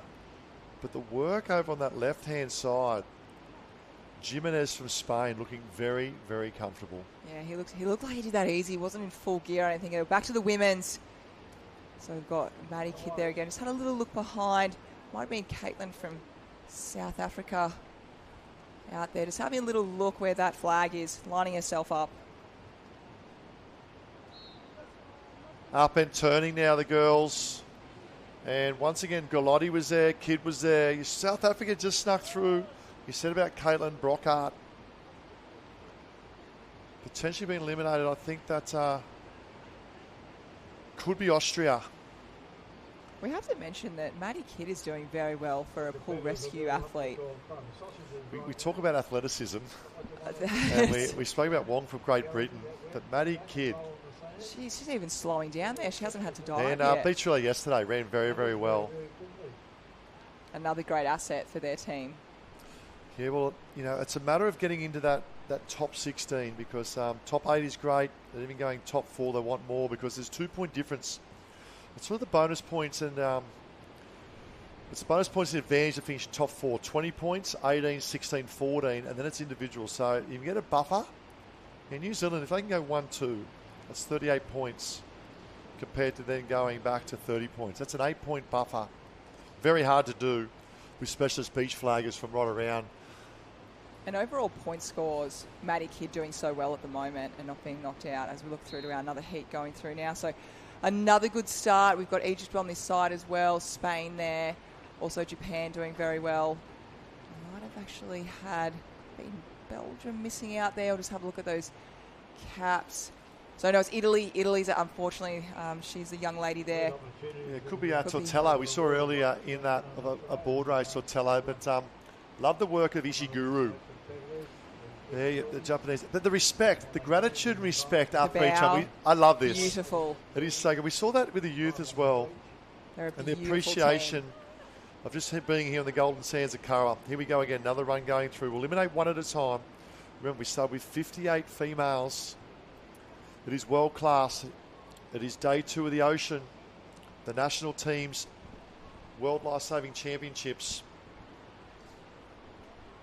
What I was mentioning just before, quickly while we look at this next heat going through, with Maddie Kidd doing so well, puts a lot of pressure on Mariah Jones from Australia, who was their second beachy. And also Brittany Inga to do very well, doesn't it? Yeah, I was going to say Brittany Inga we haven't seen yet. Belgium coming through as well. And Mariah Jones, yeah, she's a pool. Maddie Kidd, you spoke about pool specialist for New Zealand. Mariah Jones, and what about Mariah Jones? I think she's in her 30s as well. Phenomenal athlete, but also ran very well in the beach sprint or the beach relay. There she is, Team Australia in the background there. Focusing and going through her process as well. Heavily involved with Raw Lifesaving as well and pool rescue. Performed exceptionally well in the pool events. Because if Maddie Kidd gets through, Mariah will have to really Most step definitely. up. Yes, because you spoke about before how many points can be made. Like, this is the danger zone for all countries to either lose or win points. So we'll see Mariah now in that next heat. Second from the right-hand side, next to Germany and Iran. She's got Mayim from Iran in there. Might actually have... Round we go, turn as well. Germany, Iran. Oh, I tell you what, she's in a bit of trouble here. All of a sudden, you mentioned this. Big drama in the sandpit. And we'll get an update from Josh in a moment. because we know in terms of numbers coming back, Mariah, we spoke about wanting to try and get through. It's a huge task up against specialists in the beach flags. Drama aplenty in the national team's point score, because if Maddie Kidd now can pick up a top 16 finish, all of a sudden it's points being allocated New Zealand with only the opportunity of Brittany Inga to pick up points for Team Australia. As we go back to the males, we'll go to Josh in a moment for an update to see what's unfolding in the sandpit for the females. But back to the males now, lining up. We now go back to Florian there, second from the right-hand side. Sri Lanka's still in the mix as well. Sri Lanka's got to go. He needs to go. Will he get there? Unfortunately, just falling short. Might be Singapore or Chen Jiat going through. But down on the beach, Josh Minogue, big drama in terms of overall point score. Yeah, you're spot on there, Ty. Mariah Jones going out. She was very disappointed with that one. But the conversation around Maddie Kidd, everyone's sort of watching that Australian-New Zealand rivalry. And she's not there yet. There's still a lot of runs she's got to get through before she gets to that top 16. There's a whole nother group of girls waiting to go in sort of the second half of the draw. So there's a long, long road to go. And while Maddie Kidd has looked fantastic so far, there's a lot of really good girls at about that level sort of thing.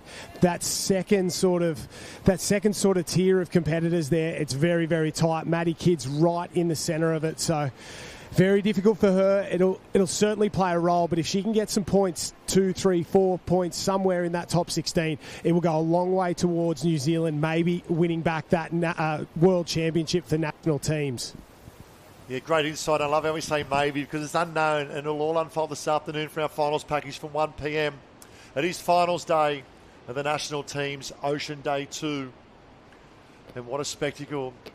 And we probably could not have scripted this any better, could we, leading into, obviously, the top 2. But then we see our Japanese once again in Spain. I'd probably say advantage then to Japan. That's Morishita from Japan.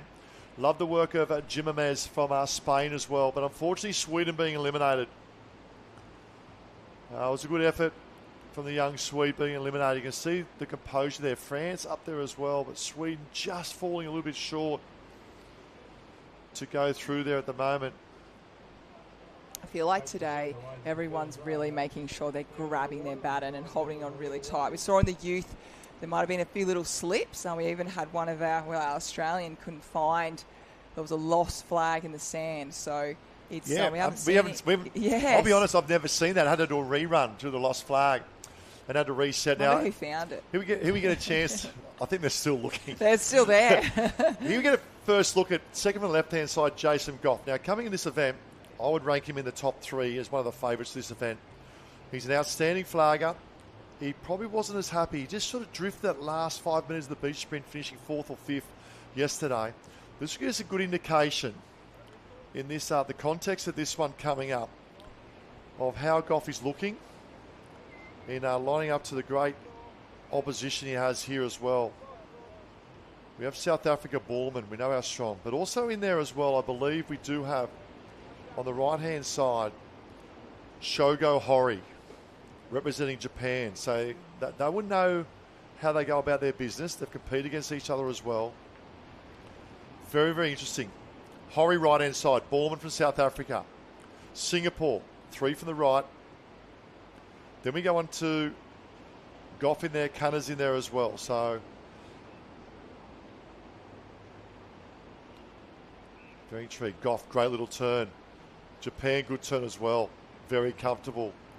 Canada goes through as well. So you can see the 2 dominant performers was that of Hori from Japan and Goff. We're down here with Nick Marshall as he comes out of the water there. And you see the athletes there getting their wristband, and actually with the officials with their phone, they're scanning them in. So that's the way that we can, see all the athletes, make sure they're finished, make sure they're safe as well, and also get the numbers. So it's come a long way. Borman being eliminated. And just on that live heat, you are viewing us on that of YouTube, jump on live heats at all. In terms of advancement in technology in surf sports right around the world, phenomenal job. So jump on live heats. You can then jump into that of Lifesaving World Champs. And what I love the beauty of this, we can follow this live as well, but you can also follow the pool rescue live as well. So we're down to now the top 41 in that of the males. Down to the top 41 in the males. He looked good, Goffey, didn't he? First run. Settles the nerves. Long, long way to go. Lining up now. Yes, we're just over 10 years now with the Albatross. Shalaby here from Egypt, left-hand side. Did Horry win the Australian titles early in the year? Goffey did, yeah. I'm pretty sure he took it out. Against Horry. Yes. Yep. The runoff. Yep. Argentina, what a performance. Yeah, Japan looked good. Very good leading into that final of the Aussies, and it was just coming down the last 1 or 2 runs. So he's used to the Australian sands from racing the Australian titles earlier in the year. Iran as well comes through. Might have done a little bit of work with Simon Harris as well in the past. But Iran, unfortunately, just being eliminated. Egypt looking good. Now we go back to the pointy end. This looks like now the second wave of competitors. Very, very interesting. And I look at the second wave of competitors lining up, and it's not the wave that's lying down of beach flags at the moment. It is the next wave that's getting ready to go. Because lining up, we have Brianna Irving, New Zealand, and Brittany Inga on the same wave. That's a tough one. That's a tough one already. This is big. And we're going to watch this because there's a mix of abilities, and it's an opportunity. Will someone take a strike to take a scalp nice and early if the opportunity presents itself? Wow. What would you do? What would you do? I'd be just trying to, what is it, daisy picking? That's what I'd be trying to do at the back there. So, well, there's Wong. Look at this. We spoke about the dominance of Great Britain, not only in the ski. Iran, that's interesting. Actually, Iran actually overran, excuse the pun, overran the flag to come through. But we can stay with the females. This next run, and we might have a chat to Josh as well. We might come down to you, Joshy, for the context of this wave. These are 7 competitors going for 6 flags. You there with us, Josh? Yeah, I'm down here on the beach, just about to watch this one go. High pressure down here. I think everyone knows that 2 of the favourites for this event going in the heat, and there is a real recipe for disaster. And we've spoke about it all week. If you can knock your competitor out very early and get 0 points, it makes a massive difference in the overall point score. But will it be the first run, or will they wait a few rounds before they go? You just have to get it done before that top 16. Yeah, most definitely. It's also how they draw. So at the moment, they've drawn 3 apart at the moment, but the opportunity to draw 1, 2, or 5 and 6 will also be a determining factor. Inga is very, very strong. There's a break. Interesting. South Africa, Switzerland. This will be very interesting to see potential break here. Be very nervous walking back, wouldn't it? Thinking, was it me? Or did I do something? Probably slight head movement or early movement. I didn't see anything. Now for the Douka eye, the Douka cam looked pretty good. The Douka cam. From my view here, mind you, it is an aging camera too. So here we go back down. We did have an elimination. We did have an elimination go through, and I believe it may have been, just trying to pick up, I'm sure it was Uganda. No, it was the far left-hand side was eliminated. Now Irving is out on her own. 6 will go in, 5 flags will be presented. I think if Brittany or Brianna have the opportunity, I think they'll do it. Good turn, Brianna Irving. This is a good indication of how they're looking as well. Oh, Inga protects the flag over South Africa. Great Britain coming through as well. This one's a really tough heat. You could see the speed was up already, and the girls would know that. So a really, really tough one. Obviously, I think it's more at stake. Yes, it's more at stake on that particular wave because the quality there. And Wiggins, let's have a look here on the far right-hand side. South Africa strong. Inga has a look. They go for flags and a little bit of nerves. A little nervousness in the last couple of steps. Wiggins comes through to qualify as well. Still a little bit, looks like a bit of calf injury there from third from the right-hand side. A bit of strapping tape. Team Egypt as well. The turn, for my liking, is critical for Team Egypt. Turn quick. They have the pace across the sand. Yeah, they definitely have the pace, that's for sure. So it's trying to get those shoulders in front, isn't it? Yeah, most definitely. So lining up now, we spoke about that, of Team Egypt there as well. Belgium, Italy, Kenya. I'd love to see Kenya do well. Kamani, that's our position left-hand side. Position 8, Kamani from Kenya. What a great story. Lining up in there as well.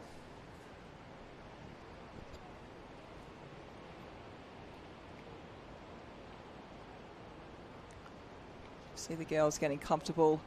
Officials, remember you've got to be nice and straight, body straight, feet together, hands on top of each other, no sandpits, like Ty Dowker used to do back in the day. So none of that going on. Could be Egypt actually lining up. I know we've got a Uganda in there.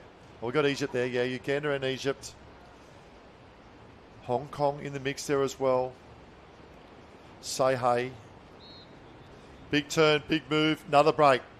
A lot of breaks in the Open. Teams being presented at the moment. Is it the nerves, do you think, they're according to these ladies? I think so. With the youth, I think we over the 60 runs for the men and women's combined. I think we only saw one break in there. So there's been a few going on, and they definitely know what's at stake. But we might actually head down to the beach with Josh Minogue and see what's happening there. Oh, the officials down here, they've gone trigger happy this morning, that is for sure. These athletes are being held to the highest standard. There's been a lot of DQs over really, really minor things down here. Some little technical issues that probably more than likely at most carnivals they just let go. So it's been interesting to see, and maybe it's the international flavour of the officials down here that everybody's taking it very, very seriously early on. And normally you sort of see that as we work our way through the round. So the officials, no swallowing the whistle down here. They are out in force and a bit of a police force at the moment, but that's all right. We're running through this fairly quickly, and drama aplenty. A lot of athletes come up to the flag pit to watch these rounds go as we see another one of the girls' rounds get through that one. The Czech lady misses out. No, she grabs one on the side there, and sometimes it's better to be lucky than it is to be skillful, and the lady from the Czech Republic there, very lucky to survive that. Yeah, great insight to happening down there as well. Argentina looks like eliminated. The flag popped up next to her, but it's having awareness, isn't it? Let's have a look third from the right-hand side. Argentina up and about. Managed to get boxed out a little bit there. You can see by that of by the Canada. Misses the flag. The great awareness from that of Czech Republic to bounce back as well, which was a phenomenal effort as well. And Argentina being eliminated. From the females will now go over to the males. We're just trying to pick up in terms of competitors lining up here. We can see Egypt in the third wave.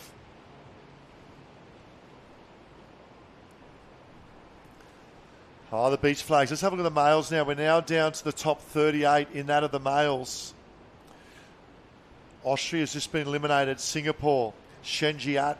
Iran, unfortunately. Hassini has just been eliminated as well. Borman. A little bit, I'd probably say it maybe a little bit of an upset to see Borman. You can see the officials now just explain. This is the language barrier at this international level. And not only that, the great job of the officials, but also when you're talking this, it's the sportsmanship of other international clubs coming over to assist as well. Yeah, it's really beautiful, isn't it, seeing that? Because it is a lot of languages happening on the beach, which is amazing. And here we're off. 8 go in, 7 will come out at the moment. It is, you can see the Irish. The look of the Irish come through quite comfortably. It's eliminated, unfortunately, in the next round of competitors coming through. We get an update. And it was a great performance. We had Austria just eliminated the run before.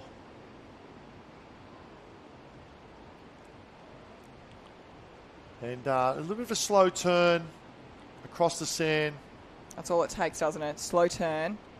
Is that Joe Collins? Joe Collins is going to be actually is that Joe Collins' fourth on the right-hand side? It sure is. Wow. We know he's speedy. What about this? And this is what it's about, doing it for your nation. The Blackfins Joe Collins took out the Ocean Man event, and what a race it was. Zach Morris put himself in every possible position, but the pure grit and determination of the boy from Fitzroy of New Zealand, Joey Collins. I know Mum and Dad were down the beach here yesterday as well, and what a moment for the Collins family. What a moment for Joe, and what a moment for the Blackfins. And the celebration as well. If you missed it, jump on Tent Talk with the boys as well. They had it there, one of the best post-Ocean Man celebrations you can see. Collins lining up now. Brazil, looks like Brazil, far left-hand side. This is good. Brazil, that's Pereira. Ran very well yesterday. Pereira, I think he might have picked up a minor place. I might have just missed out in the final, but a phenomenal to DJ from Spain. Indonesia. Kalatos from Indonesia in the mix of this one as well.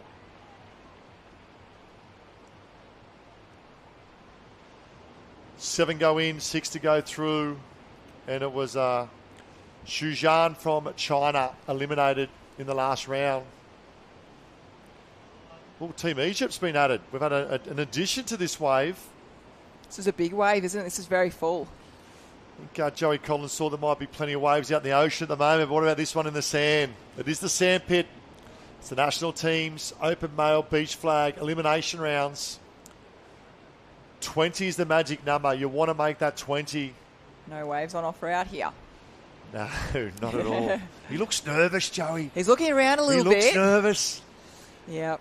He knows what's at stake. I love how he goes about his business. Yeah, he's like a kid in a candy store. They wind him up in the morning, hit the click button, and away he goes.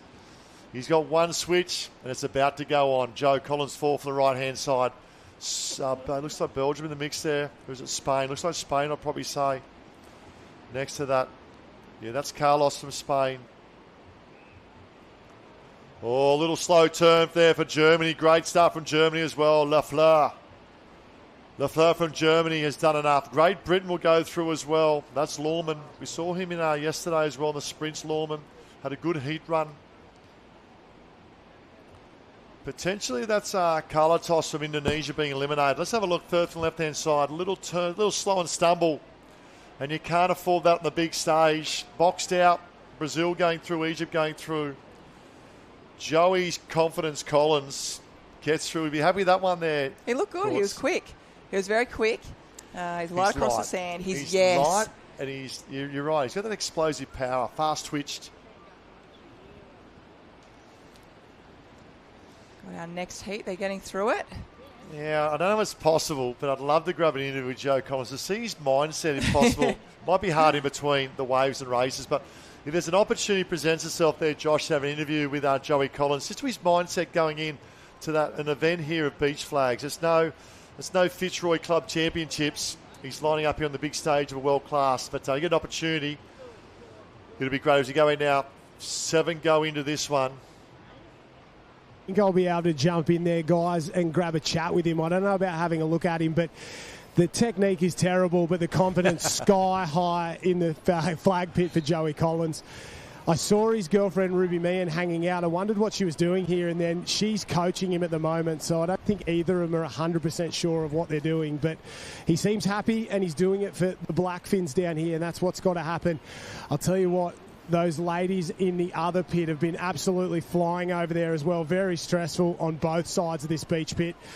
And Joey Collins not too far away, and I'll try and grab him again after his next run. Yeah, that'll be great. And Ruby, man, if Ruby's given Joe Collins advice, look out. Look out. They're both water babies. They're both water babies. Look at this turn we see here at the moment. And look at the strength there of Oscar Smith coming through. Looking very, very strong as well. And we talk about the Black Fins. Now, obviously took out the sprint yesterday. And I wouldn't say just took out, was dominant in that last third. The backhand speed. And it's interesting because he showed great backhand speed, Oscar Smith, yesterday. But it's probably the front end speed you need in beach flags. I think he did mention that about his starts. He's a little bit slower off the start. So, yeah, we've seen it time and again just how important that turn is. So everyone is having that quick turn. They get themselves away. They get themselves out of trouble. And if you need to pick anything up at the end there and have that last dive, you are putting yourself in a little bit of danger. I think this is interesting as well. Far left-hand side, I believe that's Savage. Now, Savage is a phenomenal swimmer from Team Ireland. I believe if it's a man with a moustache, it'll be that Odran Savage. Great interview yesterday as well. One of the best accents going around, the Irish accents. And he was disappointed a little bit with the ball rescue final. He's a big unit. He's a big man. Looks like he had a bit of speed across the sand as well. That's Savage, far left-hand side. Looks like Merton for Netherlands in the mix there as well. India, Vikram SL from India. Chinese Taipei still in this one as well. Jen Shun. Jin from South Korea. Wai Kwan as well from Hong Kong. He's still alive in the beach flags. Let's have a look now. They line up. Savage. Great last name. Yeah, I remember the wrestler, Macho Man Randy Savage. Savage, slow out of the blocks a little bit. Good turn from India and also from that of the... He'll get through, Savage. Might be that of Austria just being eliminated. That's Matits. Mortits from Austria eliminated. Let's have a look. Second for the right-hand side. Probably turned a little bit too high for my liking. Trying to find the sand across, the speed across the sand. Just can't get there. Hoping for a button left. You can see the excitement of the Irishman over there, of Savage. He's like pumped up, go, yes, I got through another round. Talk about another round. Joey Collins comes to the stage. Oh, this is big. Collins up against Team Egypt here. Oh, he's right next to him. Look at that. You see a lot of the really, really good beach athletes, they stay pretty low. There's not actually really enough time to get in that full extended position. So that's why they stay really low. So they get around their turn and they almost halfway through. It's kind of a 2-second run. They get ready for that dive. So it's very, very quick. So that's why I see a lot of the competitors don't actually go to their full stance. So it looks like Lawman's in here as well. We know the danger of Lawman with his beach speed. Pereira. He's got some work to do here, Joey Collins. There is a quality field lining up. He hasn't got it easy, has he? He's got Carlos, the speedster from Spain. The Flying Egyptians there as well. We spoke about Lawman, Great Britain, second from the left-hand side, and also Pereira from that. In the starter's hands. Heads down, slow little turn there. He's got to work the whippet from New Zealand up and about. Look good. Look good. Joe's got a very fast finish. It's just the turn. Obviously, he hasn't practiced this. He's not known for doing the beach flags maybe when he was a young man, but we might have actually Chan from Hong Kong might have missed out on this one. So look at this replay. You see the determination. It's Hong Kong eliminated. Let's go to the beach for an update. Josh Minogue. I'm down here with the man in the sand, literally mid-event, Joe Collins. How you going, mate? Yeah, look, there's a lot going on down here. Boys are all pretty rapid. I think we've drawn a pretty hard heat, so just trying to make my way through, get those points for the Kiwi team. What's tougher, the Ocean Man or the beach flags? Oh, two very different toughnesses, I think. Yeah, look, it's very different. I don't know how to hit myself in here, and it's very technical and tactical explosive, which I normally struggle with, but we'll see how we go. Using that rugby background? Yeah, definitely. Good luck, mate. Oh, I love the live commentary. We got you on the screen as well, Josh, doing a wonderful job down there with Joe Collins. But it's the awareness as well, knowing he's in a very tough wave of competitors there, Courts. Yeah, absolutely. He said that, and we can see that it's a really, really tough heat. But the one thing about Joe Collins is he is a racer. So when the gun goes off, it doesn't matter whether it's the Ocean Man or the beach flags, he is going to give 110%. You can see that right now. He had a quick little interview with Josh. You could see he wanted to get out of the interview because he wanted to get back in and focus. But it was really great to catch him for that little piece there and just see his mindset going into this. But he looks really good across the sand. I know he said he's not explosive, but I tell you what, I'd question him on that. He looked really good out there. This is the best in the world, and he's keeping there. He's just drawn a really short straw, hasn't he? I think if you saw him maybe one of the other heats, you'd see him, going through this a little bit cruisier. But we have our next heat up and running. Yeah, Oscar Smith, clubmate to Joe Collins, took out the beach sprint yesterday, looking very, very good. And unfortunately being eliminated. I'd say that's pick up. Might be Sri Lanka, is it? Yeah, I'm just trying to pick the cup up. I'm not sure if it's going to be. It could be that of Ashtanar being eliminated. We'll try and pick that at the moment, but all the action at the moment. It's Haruni from Sri Lanka. Yeah, Haruni's been eliminated. Now he's got to get through. Let me have a look for Joe Collins. He's got to get through, I think, 2 more runs, and then they'll go down to 4. Then they'll reset, regroup, and blend 2 waves together. So he needs 2 good runs, 2 good more runs to get in, because at the moment we're down to the top 32 in the male beach sprint. He's got to make the top 20 if he wants to pick up some points for the Blackfins. You see the whole team's come about. You see Kevin Morrison's over there as well, having a chat to Mariah Jones there from Team Australia. No, the fans love him. The crowd love him, Joe Collins. He's very popular in the Ironman series, so he's definitely got a good following there. So everyone's going to come out and watch him for the beach flags. But as you said, all these athletes left, they've got a really tough ask to get through to that top 20. 6 go in, 5 come out in this one. Away we have a little bit of slow turn on the far right-hand side. Maybe unfortunate as well. It could be elimination there. I think it will be. And we'll pick that up at the moment. Yeah, it's a Chinese Taipei competitor. Unfortunately, just being eliminated. Put in a very brave showing. We just went a little bit wide on the turn. Bit of almost falling short, Team India. That was a good stretch, wasn't it? I tell you what. Gave the Lats a work out there, but Chinese Taipei have been eliminated. And that's Zhen Shun from that of Chinese Taipei. This is it. This is big. This is a big one. He's got Egypt on his left, Great Britain on his right. Both very quick athletes. Yeah, Lawman on the right-hand side. This is the one he has to get through. This is big. We know the speed across the sand of Egypt. Pereira, far left-hand side. Lafleur, Germany, second from the left-hand side. Carlos, the speedster from Spain.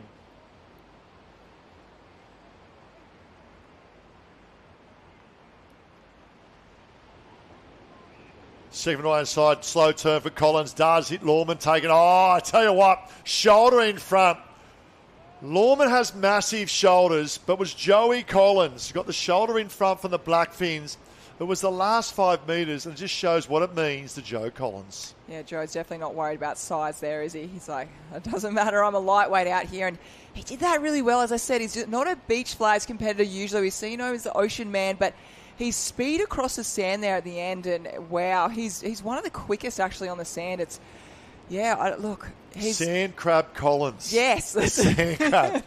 You watch the sand crabs, they go across. They're they sort of fast.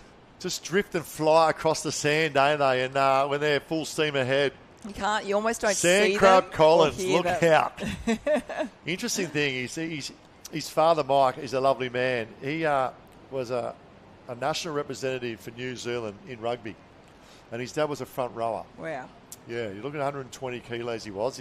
He's down to about 80 kilos now, Mike. And he's a lovely man, a lovely family as well. But, it's a power game. It's strength from his dad to now little pocket rocket of Sand Crab Collins.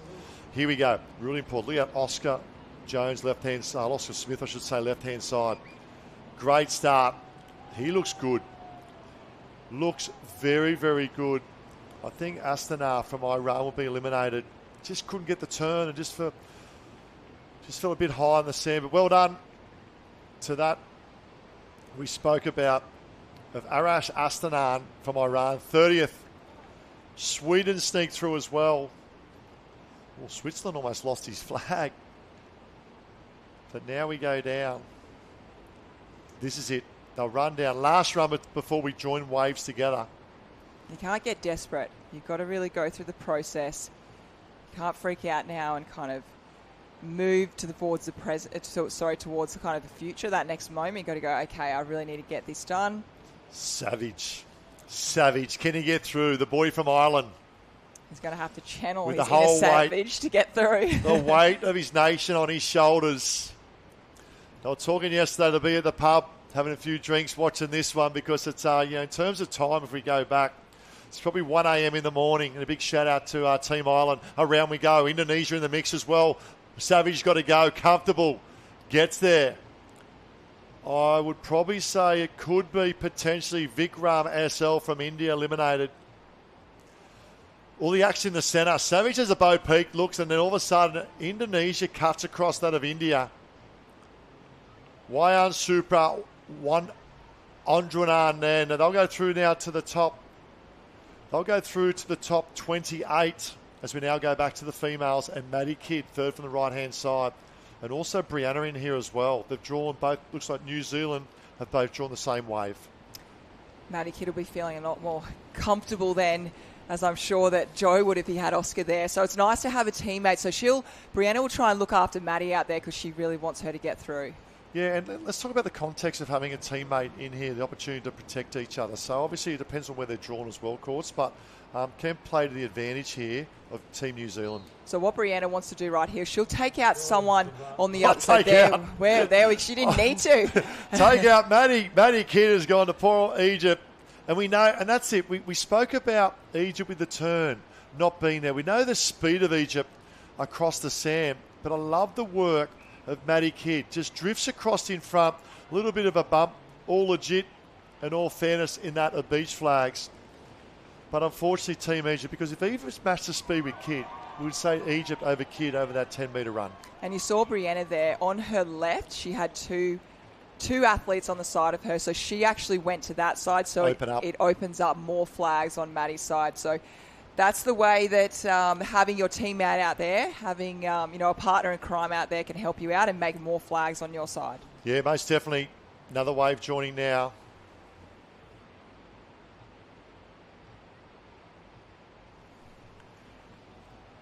Game of survival for the ladies at the moment. 7 will go in, 6 will come out. I'm sure Brittany Ing will be happy to draw a different wave as well against the two Blackfins of New Zealand. Absolutely, that would be an absolute disaster if you drew against New Zealand or vice versa, with New Zealand drawing with Australia. So it's good for the drama. It's good for the drama of beach flags. Dowks loves the drama up here, but it's all Egypt in the middle there. Got to get that turn right. Good turn and lows the speed across the sand. South Africa looking very good as well. France goes through. I know that's Great Britain. Was it Wiggins, I think, from Great Britain, the second competitor? Might have been. We'll see in the moment. Here we have that replay again, and South Africa looking very good. And Egypt, she gets her turn away a little bit quicker than her teammate that just missed out before. So it's really, really interesting. But here we go. Yeah, Millie Wiggins, this is a good run here, courts, lining up. Brittany Inga. She's been in good form. We've seen her all week. She's had a big day yesterday, helping the girls out in that ocean woman relay. So getting the sand nice and firm to get that nice push off. It's definitely a bit of a process, as we spoke to Simon Harris earlier there before, going through all the processes. The girls feeling a little bit fatigued. They've had their beach relay, they've had their beach sprint. Multiple rounds in that, multiple rounds in this as well to get through to that top 20. So we're getting through the numbers. So we've still got a few more athletes to drop out before they get to that 20. Brittany in lane number 4 there. And they're off and away. And Brittany looks really good. We've also got a few of the other competitors. Spain looking really good on the outside. She didn't even have to do a dive, just knees in the sand there, but all the girls looking pretty good there at the moment. Look at the last few competitors that have just missed out. We had Norway, Egypt, Canada, Czech, South Korea, Sweden, Argentina went out as well, Switzerland. We go back in the numbers there. But unfortunately, we have the Hong Kong lady missing out there. If we just see that replay again, she's out over the other side, closest to the ocean. Lane number 1 there. Came in for the dive and just slipped up. No flags left there. So unfortunately, a little bit of disappointment for Hong Kong there. So that was Chow from Hong Kong. All right, moving into our next heat now at the moment. So the officials just getting the ladies ready. It's a tough backing up. You can see some of the athletes with umbrella at the back there, making sure they're keeping the shade. So we'll wait and see. Officials just would look might be Iran there. Lane number 2. Got Argentina in there as well. Belgium.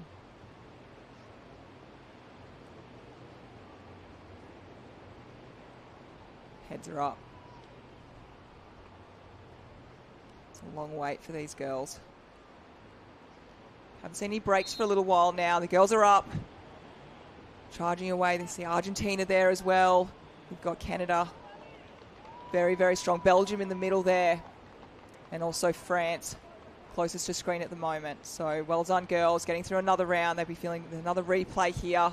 Got South Africa in the middle as well. So she's safely safely had that flag left and rips it up in the air, because we've seen numerous times that you can have another athlete grab onto it.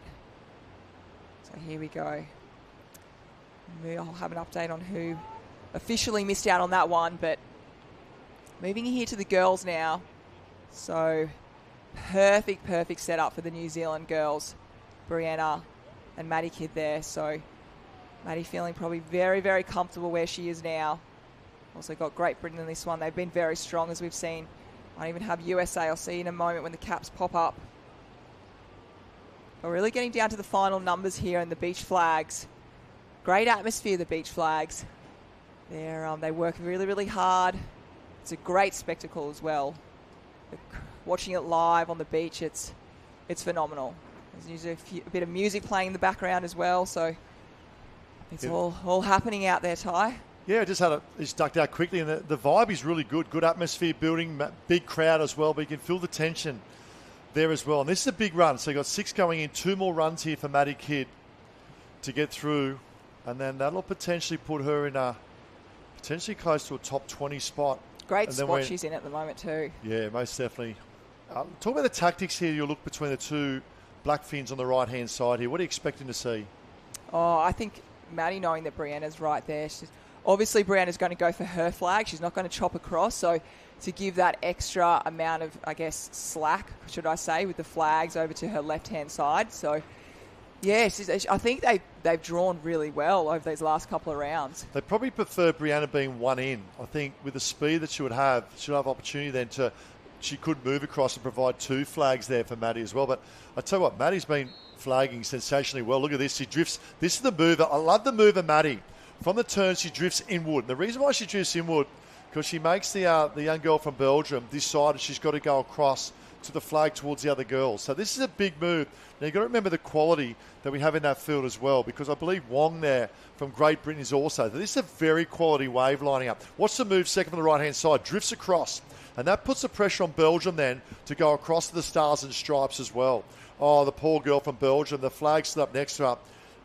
Couldn't see that. And unfortunately opens the window for the next competitor to come through as well. So tactics are plenty here at the moment lining up as we go from 6 to 5. I don't think Maddie Kidd actually needs a shield. She's good out there by herself. I'm so impressed by the athleticism of all the athletes, but in particular that Maddie Kidd. Wow. Doing the both. It's a completely different, using your body in a totally different way. To be able to do that, you are a very gifted natural athlete. And she looks relaxed too, whether she's in the toes in the sand in the beach arena to the ocean. We know how well she's in the pool rescue as well. And I grabbed the coffee this morning with Joshie, and she sat a table across and just looked relaxed, ready to go. Day 4, no signs of fatigue going to day 4 whatsoever. So here we go. 6 go in, 5 go out. Got a soft spot for Team Egypt. Wiggins left-hand side. France in the mix there as well. Good little hit out.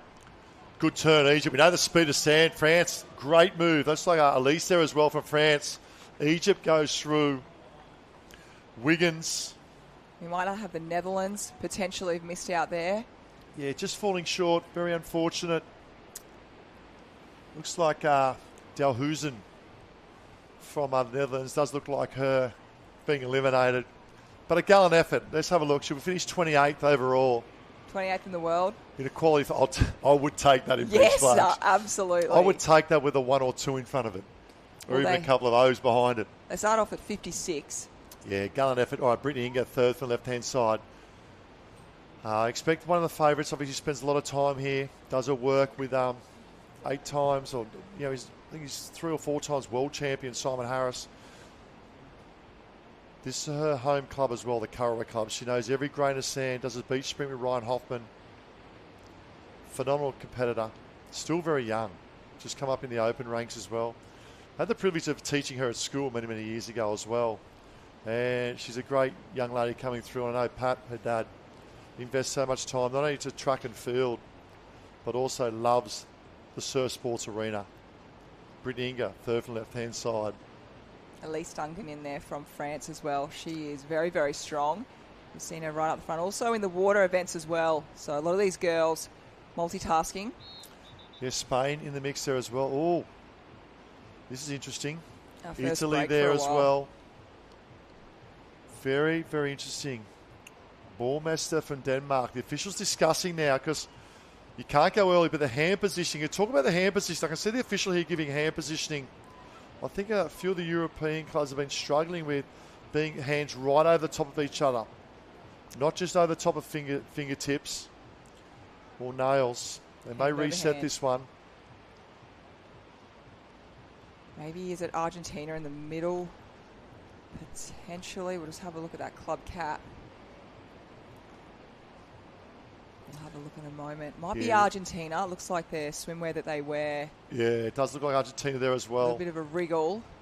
Officials then recheck, restart, 6 go in, 5 come out. Heads are down, big turn. Inga, a little bit slow. Argentina, great move from Argentina as well. Spain, Inga protects the flag. Oh, danger. Great work there qualifying through. Germany will be eliminated. And that's Catherine. Oh no, we've actually got... Just have a look at those caps in a moment. Yeah, I think Germany being eliminated. Then could be Cotter from Germany. Or maybe Uganda. We'll have a No, look. it's Vols. It's actually Vols from Germany being eliminated. And you can pick that up down the bottom of our great graphics here from the Big Voice team. They line up now. Here we go. 6 go in, 5 to come out. South Africa looking very, very strong as well. Yeah, she's been Caitlin Brockach from South Africa. She's been strong the whole time. She's in lane number 3 there. Very consistent over this whole beach flags. Every run. So just getting those. It's really hard to get your body straight, isn't it, on the sand? You feel like you're straight, and then you. So she's got to now redo, set herself up. They know the intensity, but it's the nerves as well, because every run, the pressure cooker just rises that little bit. You know, if you look at that temperature gauge, just goes up that little bit up there, and it all depends on managing. We spoke about this yesterday as well. You got the physical attributes. You know, we talk about the males and the females, second to none. They are the fittest athletes in the world in what they do, but it's not only the physical fitness, it's the mental fitness as well.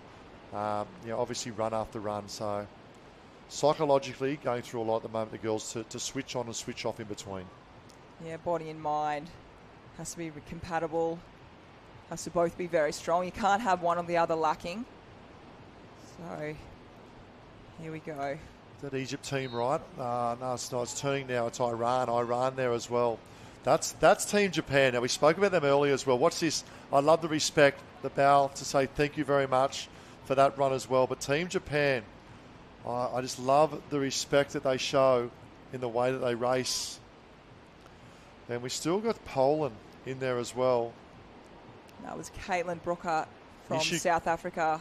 Yeah. Eliminated. She's a lot of the water events as well, so she's having a go. Ishiguro from Japan there took that one out. Looks very good. Now we go back to the males.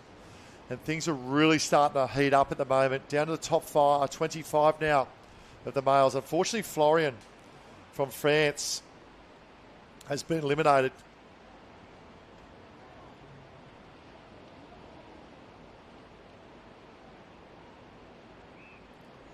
Where we go, Jason Goff left-hand side. Ferreira from Brazil as well. Oh, the Netherlands. They've just come in and cut the grass, or the sand, so to speak. Look at the replay here, left-hand side. Jason Goff turned exceptionally well. Great speed across the sand. Protects the corner flag. And Oscar Smith's in this one as well. This is very, very interesting. I think two of the favourites going into this have drawn the same wave. We're really getting to the money rounds now, aren't we? Yeah, with South Korea, Jin that's been eliminated. We've got 24 athletes to go. So coming down from 54 athletes, we're now 24. I think we go down to 20. We'll get to the top 5 of each wave. I think we go to the final of 20. I think we go final of 20 where the points will be allocated. And look to the left-hand side. I see Ireland. I see Savage. Come on, boy. He'll be in one of the pubs tonight. The water baby with a moustache from that of Ireland. And he's a big man too. But he's got some work to do because he's got some pocket rockets he's up against in this wave with the beach flag. 7 will go in, 6 will come out. South Africa. Bouchan, I think it is, in the mix there as well. That's Boosen, I should say, Samuel Boosen. Big turn. Oh, Savage in trouble. Savage needs to work hard. Savage, he saved the flag and unfortunately being eliminated. Could be Indonesia. He's trying to pick that flag up. It's been a gallant effort. If it is, Andre One, I think it is, from Indonesia, may have been eliminated. Or was it the Cup of Singapore? Might be Hock Lin. Hock Lin, Singapore it is. Yeah, Hock Lin and Singapore being eliminated. That's the red and whites of Singapore and Indonesia. But Hock Lin, huge congratulations. Big play here. Big play for the girls. Massive. So one more needs to be eliminated, and then they get to that top 20. Yeah, this is big. Maddie Kidd, front and centre. Big decision. Do you go Which left? way do you go? Do you go right? Which way do you go? Well, it's tough. It's decision. Right. It's decision in the course. She will dictate this and make this decision probably 4, 5, 6 steps in. And away from Brianna, you would think. And it's the ability to react mentally. She turns well, but she turns Yes. very well. Explosion of her power. Maddie Kidd in centre. Brianna Irving left-hand side. But you've got to remember, we've got a phenomenal ski paddler of Wong on the right-hand side as well for Great Britain. She says, I'm a flag specialist. This is a quality wave. Yeah, this is a tough one to be a part of. And also then we go to that of the USA in the mix as well. I think all these girls on the line right now are good enough to be in the final. It's just they've all obviously drawn a tough. They're back up again. Okay. Yeah, I think that's Galati. Shaking out the legs. Galati's in there. Hong Kong's in the mix as well. Galati we can see from the Stars and Stripes. I believe that's Wong from Great Britain, far right-hand side.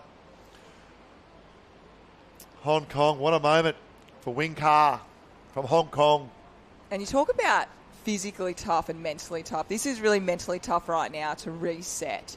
So something's happened. They've, whether they're sending the men off first or whether they're just gathering a little bit more information. But you can see the girls just flicking their arms, their legs around, get themselves ready to explode up. But this is mentally tough to have to reset, which you'll see all the girls doing the sandcastles now and then mentally prepping back into it. It's one of the toughest things to do in sport, to mentally calm yourself and now get themselves back on. Irving, left-hand side, still standing, ready to go down.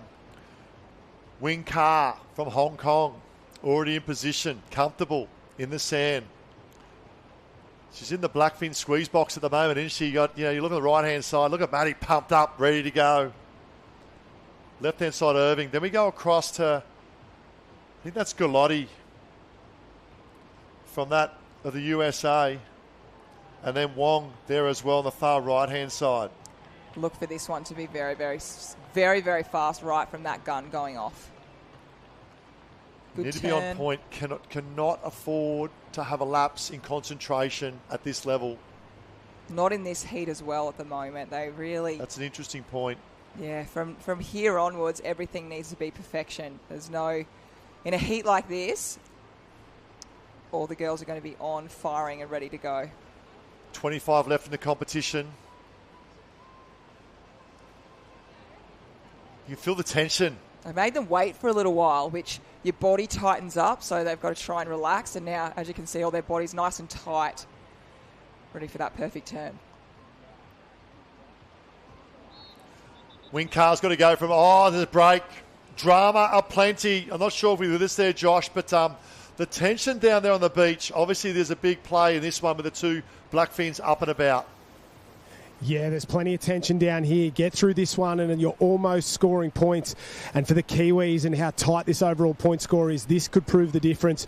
Joey Collins getting through on the men's side of things as well, so getting ever closer to that top 16. You've got to be 16 to score a point.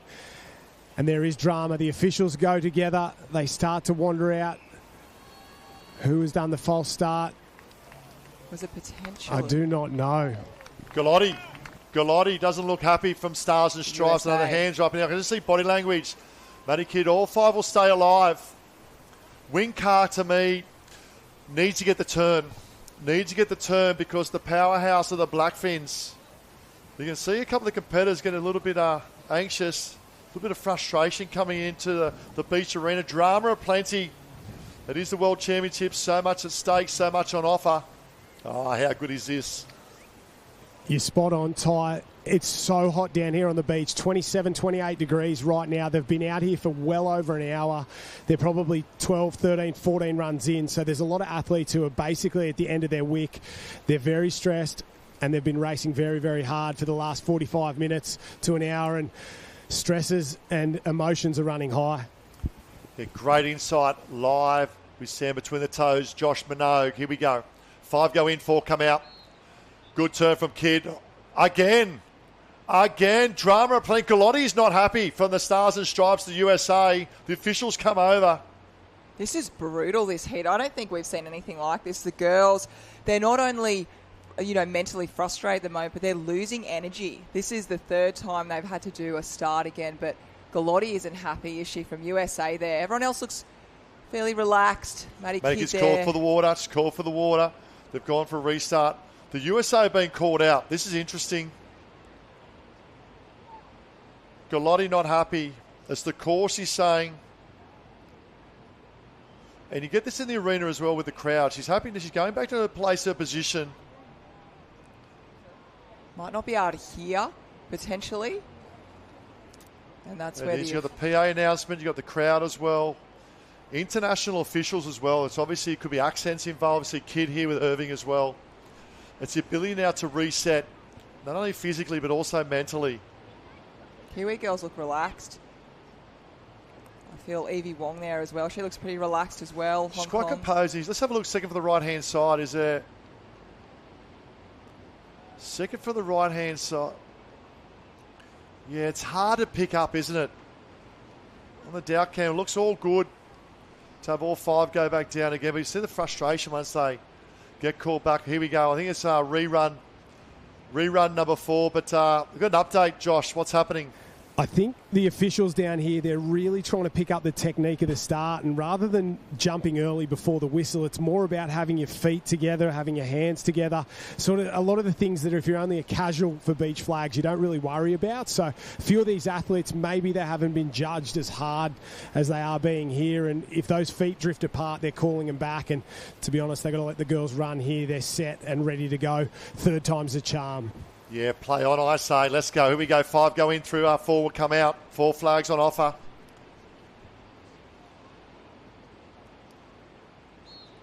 Big moves, big play. Got to go. Oh, Hong Kong in trouble. Oh, the Blackfins protect. Oh, great. Oh, unbelievable scenes. Wong from Great Britain has been eliminated. One of the favourites coming in and a flag specialist. Oh, drama. You can see the emotion on the face as well. It just means so much to miss out. That was, super tactical by, I think it was potentially probably Maddie Kidd. She knew she was a quick one on that left-hand side. So we'll see the replay again. So we'll watch for Evie Wong on the other side there. So Maddie Kidd's gone over for that one. Left stumble. on free. Wing Carr, I thought was in trouble from Hong Kong. Misses the baton as well. Has a re-gap. And the face expression of Wong says it all. And the excitement of Wing Carr as well. Wow. So Evie Wong had to come over from lane 1 all the way over to lane number 5, and she almost got there, which shows her skill of how quick she is. She just got crammed by the 2 New Zealand girls. They both went a flag over there, so they obviously tactically had a plan, and unfortunately Evie Wong's out. Now back to the male arena. Now this is it. This is the big play for Joe Collins, position right. In the context of the overall point score between that and Australia and New Zealand. They are 5 going in, 4 will go out. You get through this run, you're in the points. Currently with 18 competitors left, we have potentially 2 or 3 waves to go, where they'll then go down to the top 16. This is a big moment. A big moment in terms of the overall national point score, international point score for World Championships 2024. Connor Carr. Stars and Stripes left-hand side. The Flying Spaniard. Egypt's in the mix as well. You want to get through this one. And you get a little breather. It could be potentially, is that Indonesia in the mix as well? next to Joe Collins. Got to go, turn, big turn. Collins in trouble. Collins in a lot of trouble. He gets one. He gets one. And Connor Carr, the face of Surf Lifesaving USA, the Stars and Stripes, has been eliminated. Joey Collins, what about that in the context of today in the overall point score for the Black Fins? Let's have a look. Collins right-hand side. He was gone. Slow turn. He's out. But the drama was on the left-hand side between that of Spain and the USA. It opens a window of opportunity for Collins to come through next to Egypt. And look at the face of Collins. He's in shock that he's got through. It's a bigger celebration than winning the Ocean Man yesterday. I think it was. Oh, Joey Collins. Josh Minogue. What is happening down there? Drama aplenty. I'm trying to grab him down here. I'll jump in and have a chat. JC, I've never seen you look so surprised in your entire life. Not your best run, that's for sure, but you got home. Yeah, look, I think there's a lot of almost teamwork and alliances stuff going out there that a lot of people in the stands won't realise. And I thought I was cooked there. I was too far away from all my mates on the other side, and just happened to pop up in front of me, and that's definitely 1 point for NZ, so we'll take that. When it's this tight, how important is 1 point? Massive. Could change the whole entire competition, and who knows, that 1 point's what's going to make us win, so I'm just happy that I can help the team out in that way and hopefully carry it on into my other finals. The boys in the booth, the Court and Ty in the booth, are saying that you have the new nickname, the Sand Crab. How do you like that? Yeah, that'll go. Well done, mate. Good luck in the final. Oh, great insight. And don't worry about 1 point. What about the drama here of Indonesia and Spain? They've picked up half a flag each. Oh, no. Oh, how good is this? Indonesia and Spain have picked up half a flag each. Play on. Let's have a run-off, boys. Let's have a run-off. They'll go back. Even the officials are having a laugh as well. I've never seen a missing flag, and I've never seen half a flag, so... Look at the boys. Let's have a look at the run. That's on the right-hand side set up. The red and white quarter cup in Spain. They both come over. We saw that as Smith, Goff. Now, this is interesting because picking up the flag, usually if you have your hand on the flag first, you'll go through as a qualifier. But look at the boys working the flag. That's a run-off, isn't it? Has to be a run-off. I think the nature of the sport, send them back again. But I'm talking to Joe Collins, and I know Josh mentioned, but Joe goes, that's a point for the Black Fins. Let me tell you, it's a minimal 1 point. Because he can stay alive for 1, 2, 3, 4, 5 runs. Spot on. This is massive. And Australia will be nervous. Australia will be very, very nervous. Yeah, Australia will be really nervous. I'm actually surprised they didn't put Corey Fletcher in as the second beach competitor. They obviously have a reason for that. Obviously, Corey had a very big program, but he's quick. He's really, really quick, just like Joe Collins. So I'm not too sure the reasoning there. We might, a little bit later, maybe Josh might even. Yeah, I'm not sure if he's carrying a bit of on that. Not sure if he's carrying a bit of an injury. He might have had a burst on his knee, recovering from as well, whether that's flared up or not. And the other thing too is how taxing it's been in the ocean with the wading and potholes as well over yesterday. So I'm sure we'll get an insight as the drama unfolds. But here we go, potential runoff here as they come up. They are there. It is Spain and Indonesia, I believe, running off here for this place. I'll give them both a flag. They both deserve it. And I'll swap over and go in position. So here we go at the moment, just working out their starting poles. And I love the lifeguard togs. Oh, that's fantastic.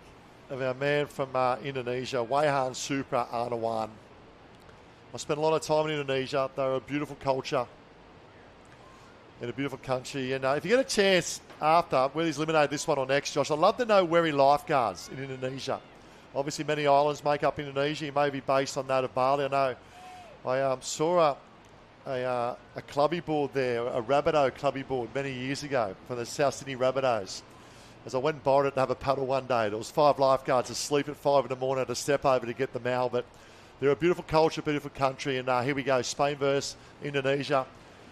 I've got to stay Indonesia side due to my alliance, but Spain, the Flying Spaniard, is going to be very hard to beat in this one. I like how they had a little giggle. Here we go, Spain versus Indonesia. Spain up, Indonesia try and come in front. Indonesia, Spain. Spain protects the flag.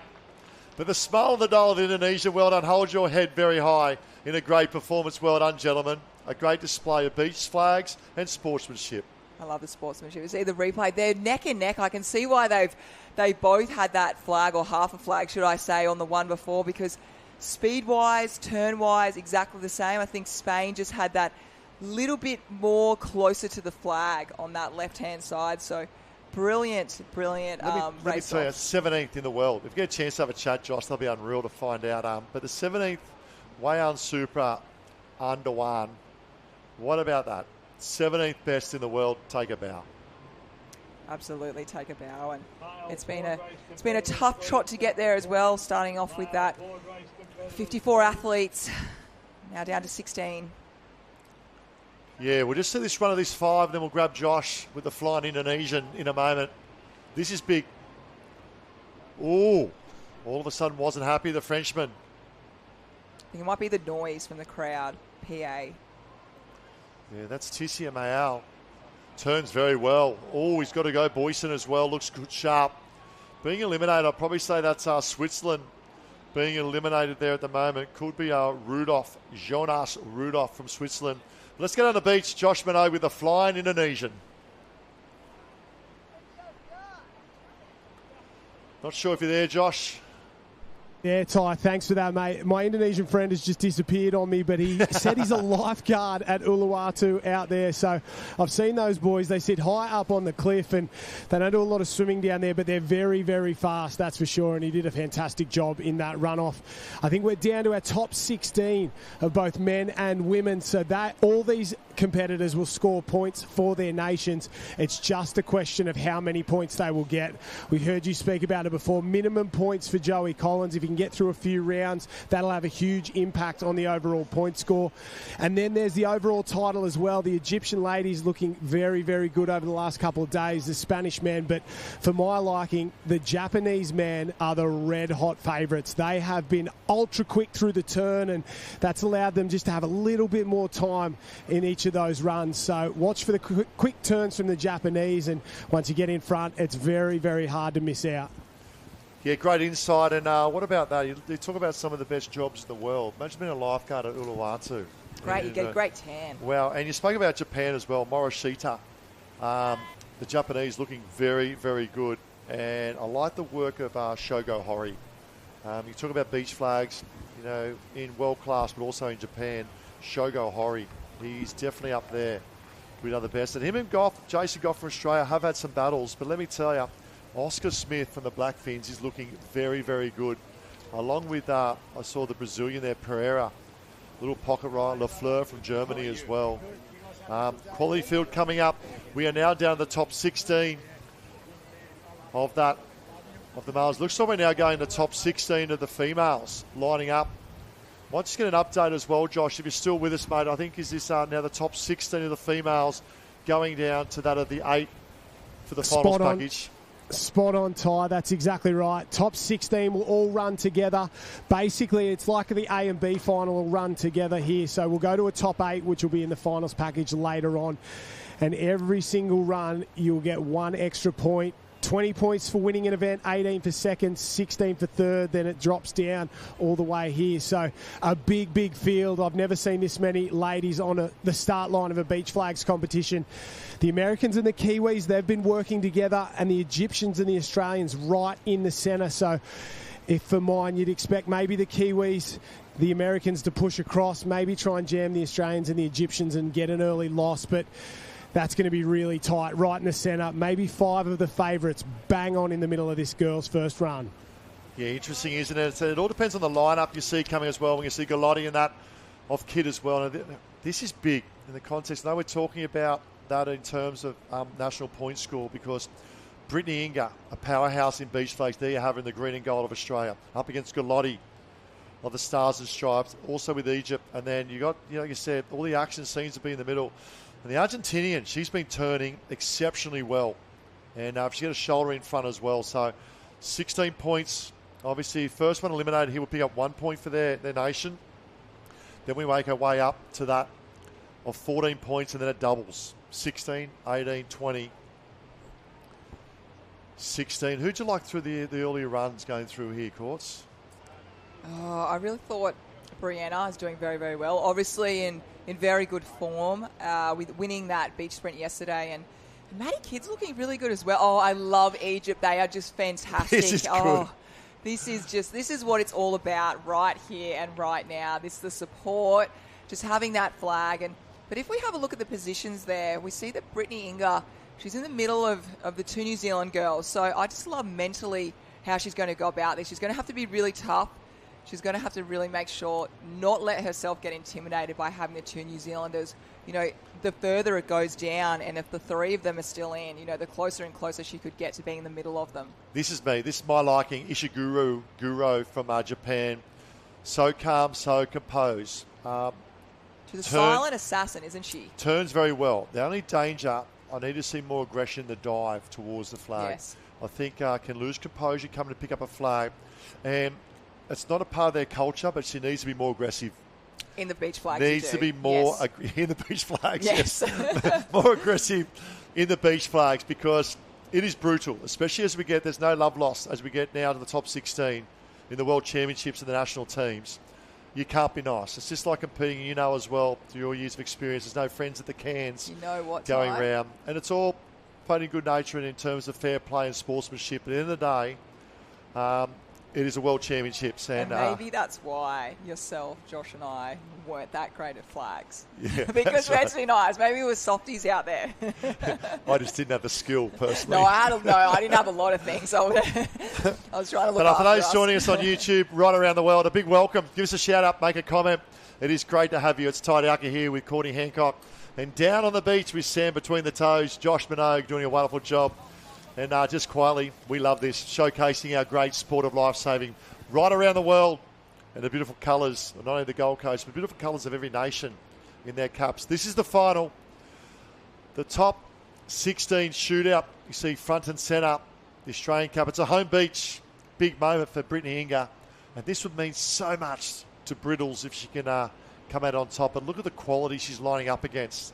And then directly behind them, we have the 16 top males lining up as well. We go from 16 to 15 to 14, right down to that of 1. The top 8 will be held off for a shoot-off in the finals package coming up at 1 o'clock today, which is about an hour 20 away from the finals package. But a big welcome. This is the Lifesaving World Championships 2024, and it has delivered. And we'll keep delivering. Lining up left to right, 16. 16 to go. And you talk about pressure on the athletes. What about the pressure on the starter as well? Let's run through some of the clubs. United States, New Zealand, Sri Lanka, Spain, Argentina, Italy, Germany, Iran, France, Singapore, Hong Kong, South Africa, Denmark, Egypt. And now the starters' hands. We'll see heads down. Here we go. Heads up.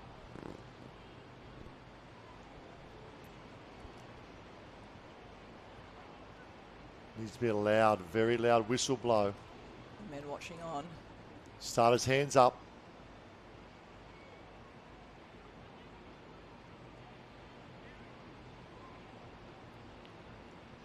And the starters hands. Want to make sure it's the most perfect start. I can feel the tension. I'm nervous up here, are you? Feel the nerves. One will be eliminated. Heads down, around we go. Good turn from Team New Zealand. Egypt flying as well. A little bit of danger for the Swiss. Or is it Hong Kong? Oh, Iran. Iran, I believe, and that of Hong Kong have gone for the same battle. We'll pick an elimination. And I believe it could be that of Hong Kong being eliminated. Very unfortunate scenes. Yeah, she really just missed, didn't she? She really just missed that wing. Yes, Sato Wing-Ka. And we spoke about the danger. She had a very tough wave pool going through as well. The beach flag wave up against the Blackfins. That's her 4 or 5 from the right-hand side. Just got caught behind that of Argentina. Decided to go one flag. Missed that to the Italian. We can see still the flag stand alone over there. Turns into a treasure hunt. And the quickness of Team Iran, obviously second in the beach relay yesterday. Quick across the sand, but Hong Kong, hold your head high. Wing-Ka being eliminated. And we talk about making decisions in flags, and she went to go left, missed that one, and then she had to go right. So it's she would have gone right first. She may have had that opportunity to beat the Iran competitor there, but it's really tough. You just got to make sure you're onto it. Be very aware. There's 16 flags out there, and sometimes if one scoops under your belly, there might be a couple one over. But Joe Collins. Second from the left-hand side, but what about that top pan view of the sandpit. Look at that. That is nothing but sensational. You can see the distance of the flags as well. So we have 16 lining up, 15 flags. A great job to the officials as well. Got technology set up as well if they need to go back and cross-check.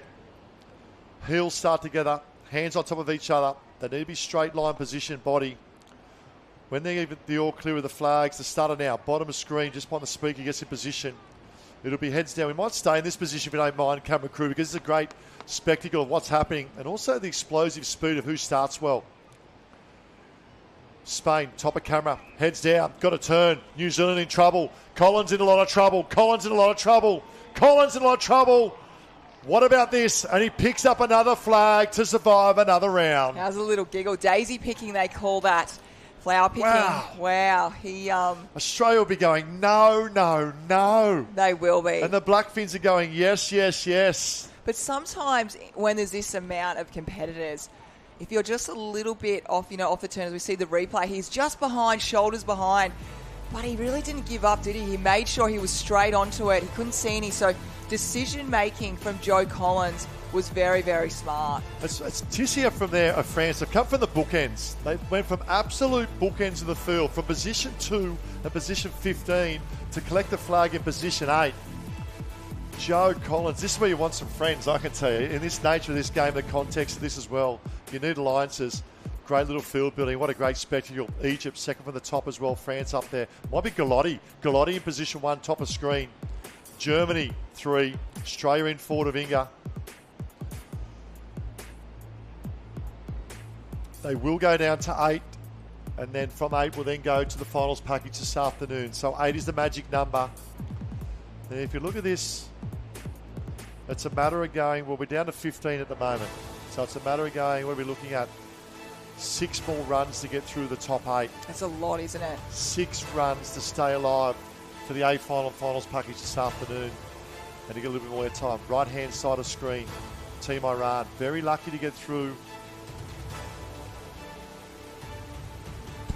Yeah, it'd be nice to, I reckon, we've got Josh Minogue down there. So he's got all the feels down there, feeling the vibe. And Josh, what's your thoughts?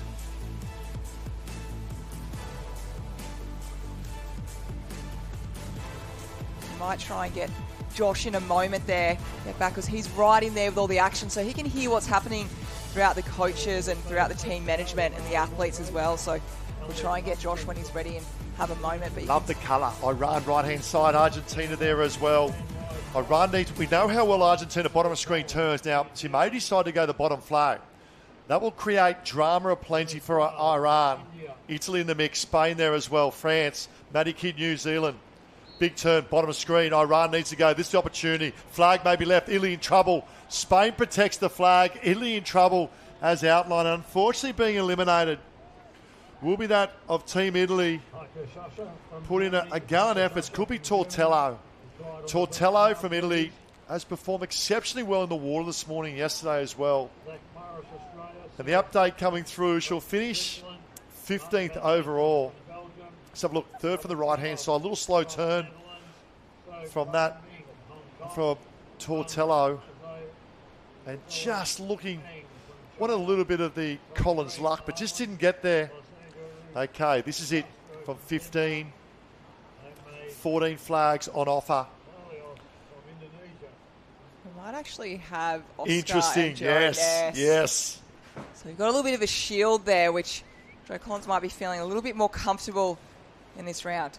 So looking at position from the top, in position 6 and 7, we have the 2 Blackfins together. Now, my understanding strategically, the top Blackfin, Oscar Smith, he will go towards the left-hand side on screen now to provide better opportunity of flags for that of his clubmate, who we know does not turn as quick. This is big. Germany next there in the centre. Egypt looking very well as well. I love the movements of the flying Spanish, and that still alive as well. Second from the top as well. Pereira from Brazil. This angle gives us a great indication of where the speed is on the turn and towards the finish. Let's watch this very, very closely. 15 go in, 14 will come out. Heads down. And there's the turn. Good turn. Collins, you can see in danger at the moment. Collins goes through. Collins just goes through. Looks like Argentina have been eliminated, unfortunately, but big points again for the Black Fins. He's having a great day Wow. out, isn't he? Wow, this is incredible. Man, this is the best, beach flaggers in the world. So for Joe Collins to be there, he's just showing what a phenomenal athlete he is. Yeah, unfortunate for Argentina. And I tell you what, I interviewed Santiago. That's him there. I interviewed him the other day. He had a bit of a double bump, a shoulder bump. He bumped off the shoulder of, just trying to see where he bumped off the shoulder of Canada. Then he bumped off Joey Collins' shoulders. But Team Spain was actually out of it and managed to pick up the spare baton. And it's interesting. We're finding that the spare baton here at the moment, Courtney, is ending up in the middle because they're breaking, splitting sort of either sides. It's good Interesting. to know, isn't it? Yeah, and I think if Joe Collins knows that there's going to be one baton potentially in the middle there, you can keep flower picking along and you never know where he might end up. But yes, the Australian team will be adding the points up. Oh, I tell you what, it's the nature of our sport and it's just the way it's laying at the moment. But every round he goes through is such valuable points for overall points. So let me tell you, coming in today was a matter of probably 1, 2 or 3 points. And at the end of the day, this could be the difference. Still plenty of events to go. Finals package coming up. An unbelievable finals package we have from the women's board race, the male board race, surf skis, board rescues, tube rescues, and wrapping up beach flag finals top 8. And what I like to class is one of the greatest events of this World Championships, the Open Mix Ocean M Lifesaver Relay. It's a big push for this event. It's a mixed gender event. And the athleticism of all disciplines, swim, board, ski and run. Looking to push for that for the 2032 Brisbane Olympics. Why not have it? And Kai Hurst typified that. It is the most healthiest sport in the world with the best athletes in the world. Let's showcase them on the big stage of the Olympic Games. 15, I think, go in. 14 would come out. It's getting down to the wire now. Might be 14 to 13. I think we're down. Yeah, they're one wave ahead. Yeah, it might be 14 to 13. 14 in, 13 flags. Big turn. Oh, break. Ooh. Irving's moving, bottom right there. What's happening here? Because the disqualification here for one of the big teams in the overall point score will also be huge. Dramatic. She's gone. This unbelievable scenes. Drama. Josh, jump onto this. The Black Fins, I believe. Irving may have been disqualified. Let's have a look at this. Bottom second right-hand side. Whereas a kid goes early. Goes early. Really early. Unbelievable scenes. One of the favourites for this. And sorry, Brianna Josh. Irvin, very devastated down here. She was one off the Australian, and she knew Maddie Kidd was right alongside Britt Inger there, and I think she was going to try and jump and defend her there and try and get across and maybe keep her teammate in, and she knew she had to be very, very quick early on and just too quick before the jump, and so that's a massive opportunity gone begging for the Kiwis, and a little bit of danger here as well. Britt Inger next to Maddie Kidd. This could be really the title on the line here. If Brittinger can get across and maybe send the Kiwi home, that's massive points for Australia. Unbelievable. Let's look at it now as it unfolds. You see Ingrid will start to make a move. Kidd bounces off one as well, protects the flag. But still, leading into this, to me, it was advantage New Zealand. And all of a sudden, a little bit of nerves, a little bit of excitement, a little bit of drama here in this round of the girls of Germany, I think maybe being eliminated. Oh, devastation for the Black Fins. We know Maddie Kidd is still alive, but Brittany Inger, chance for Australia now. You see New Zealand still there, Irving at the moment. There could be a potential protest. There's so much going on at the moment. Now, start the tune what's going on there for us, but top of screen Germany, I think, dive for the flag along with Argentina. One of them will be eliminated. Left the screen. I don't think, Irving, this might not be over yet. There may be a protest put in. I think Argentina may have been eliminated. See, Irving is still with the officials. Wow, this is massive in the context. We talk about national overall point score. Obviously, Australia winning the last World Championships. New Zealand won the one earlier to that. Josh made a really good point before in saying, was Brianna thinking about protecting Maddie Kidd? Was she thinking too far ahead of herself kind of thing? And we spoke about with flags. You know, you've got to take moment by moment. And certainly in that one, she knew she broke too. So it's devastating for New Zealand, their team watching on. Yeah, Brianna, we mentioned it eliminated. That's Grudny there from Argentina. Germany did very well to qualify through that one as well. Now back to the males. Becomes even more crucial now for Joe Collins. I don't know if we can to try and stay alive. Egypt looking good. Maybe grab Josh again. How's Joe Collins going down there? He looks happy, excited to be there.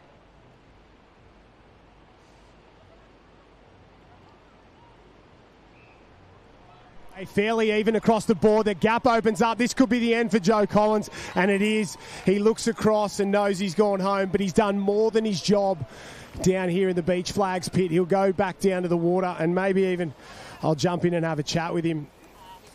He's going straight to the board, I'm being told, so he's back down to the water.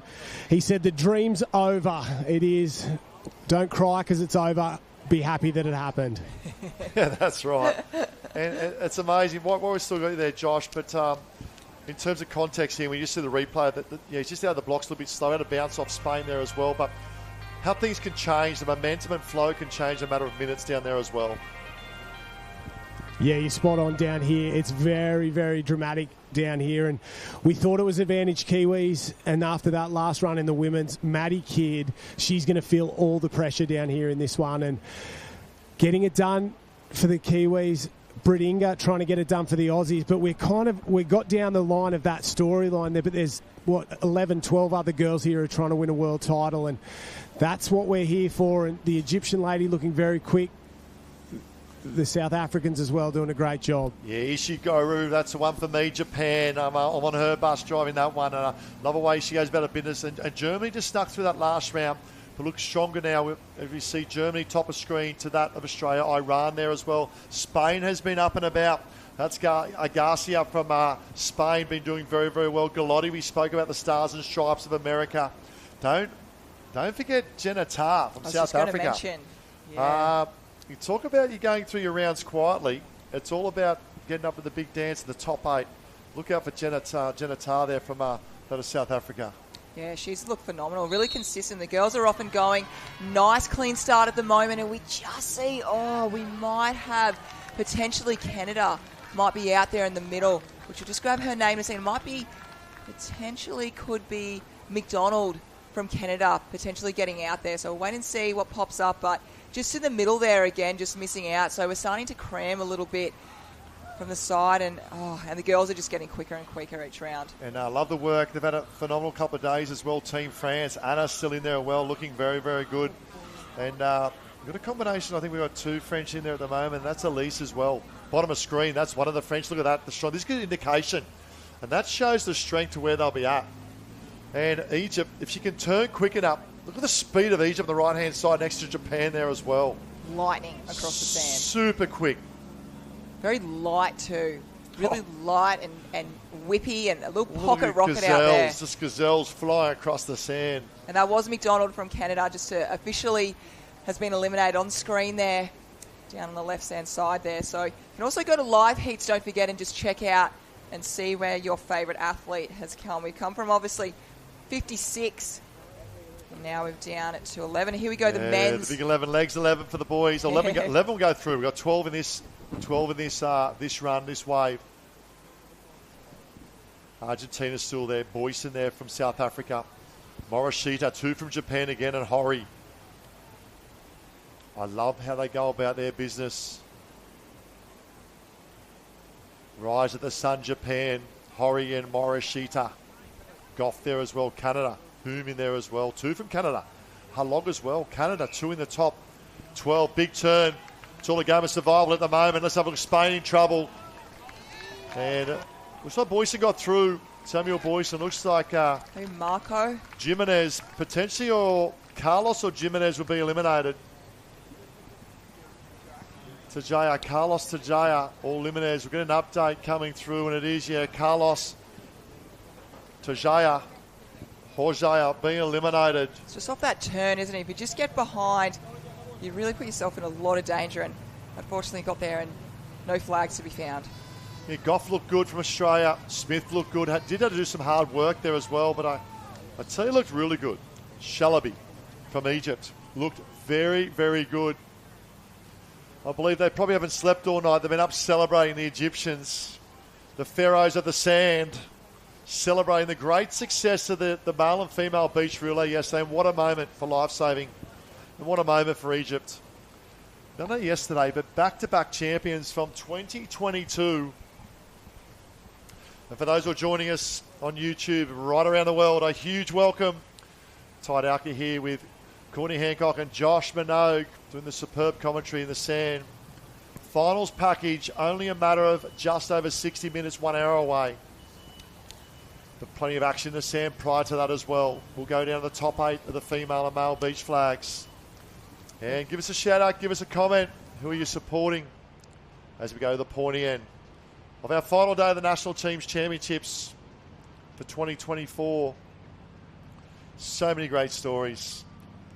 Egypt's still one of my favourites. And we see our men actually from Egypt here. She's again on this ocean side. So she's had that lane number 1 the last couple of times. So it is a random draw. They all pull a stick and see where they go. But she's really drawn there. That's Ahmed of Egypt. I tell you something else. Look at every footprint. Every footprint tells a story.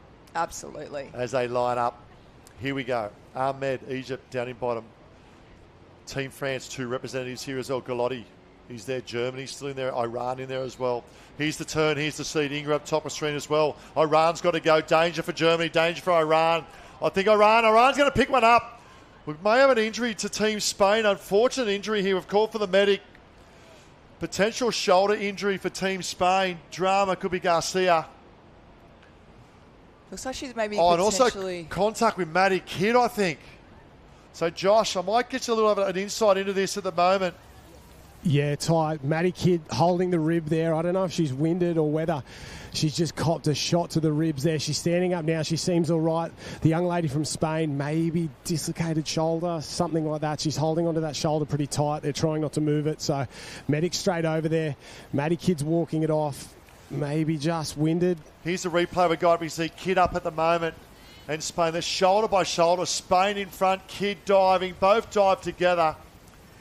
And it looks like Garcia for Spain's just landed on a shoulder awkwardly on the point of a shoulder.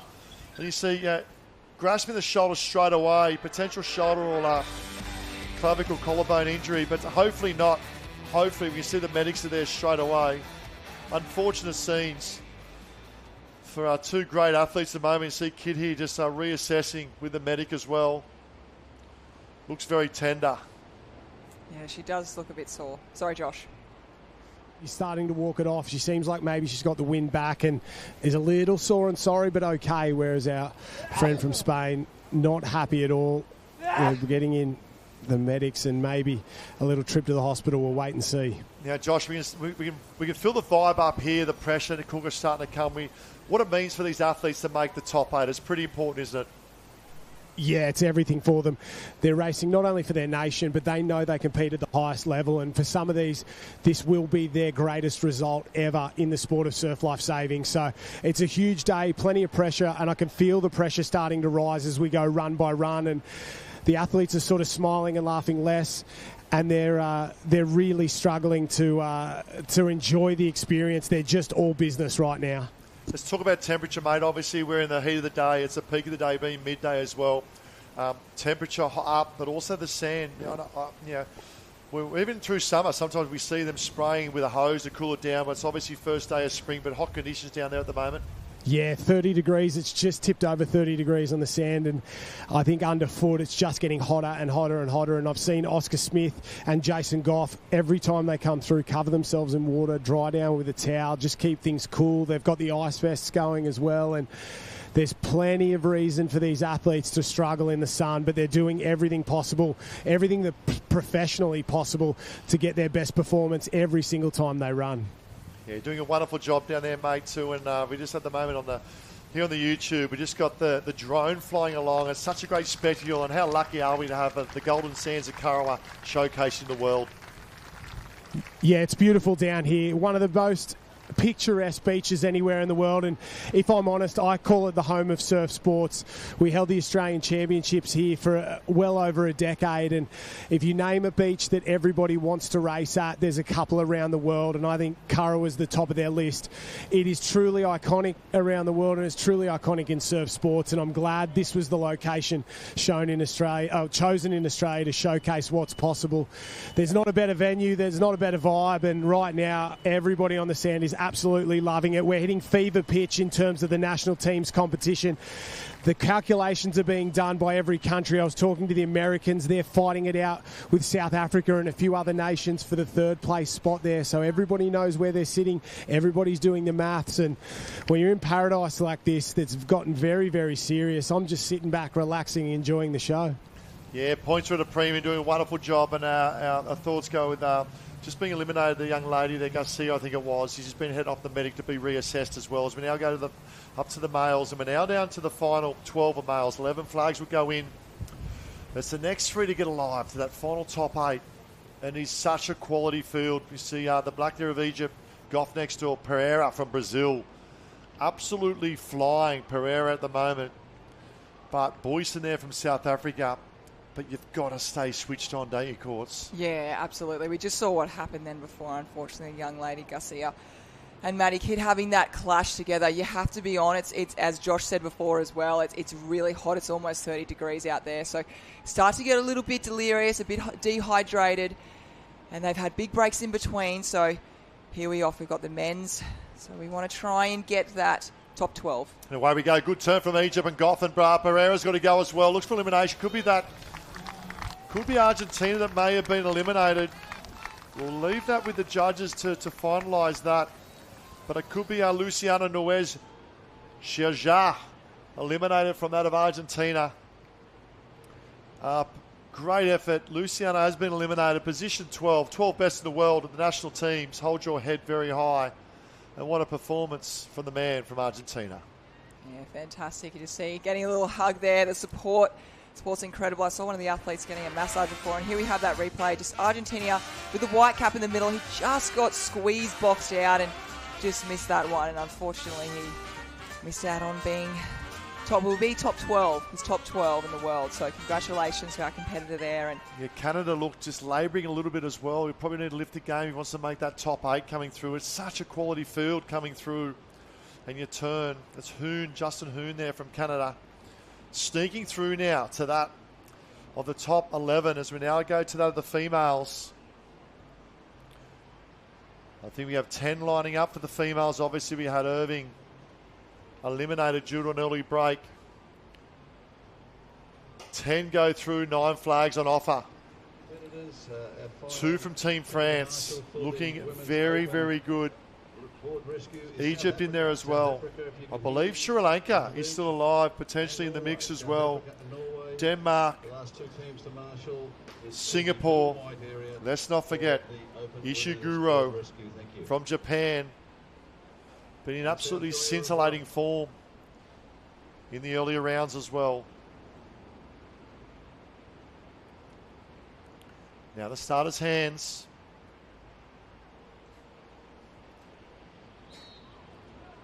And away we go on the run. Good turn from Egypt down the bottom. Brittany Inger as well, and Japan looking very well. Qualifying through. Looks for elimination here. Potentially Germany. I'd say that's Cotter from Germany. Leah Cotter. Done a phenomenal job. She'll end up finishing, Leah Cotter, 10th overall. Top 10 in the world. Oh, so close to single figures. Top 10's pretty good. Top 10. Egg and spoon. Love it. Phenomenal effort from the young lady from Germany, just a little bit slow at the blocks, along with Iran as well. But we know the speed across the sand of Iran. Shoulder in front, boxing out that of Germany. But what a performance. Leah Cotter from Germany. So the girls just have to get through one more run till they get to that top 8. It'll come back this afternoon. But make sure you watch it on live. So the men have 2 more to drop. Women 1 more to drop. The ladies have 1 ahead due to the disqualification for an early break of Irving. But here we go. Big plays on the big days in the sands of Karawa, Spain. Closest to camera, right next to Egypt. haven't spoken about Jason Goff. I love how he goes about his business. He's a flag specialist as well. Great representation here as well. We spoke about South Africa, Japan. Morishita. We have the two Japanese next to each other. Very interesting. Morishita and Shogo Hori side by side, 4 and 5 from the bottom. Right next to Pereira, the pocket rocket from Brazil. South Africa. Canada needs to go for my liking. Hasn't got the turn of the others. Heads down, turn goes now. Canada got to work. Canada out of it at the moment. Needs a flag. Canada needs a flag. A flown flag there from Germany, but they'll get through, I should say, from South Africa. But I'd probably say, unfortunately, it's Justin Hume there from that of Canada being eliminated.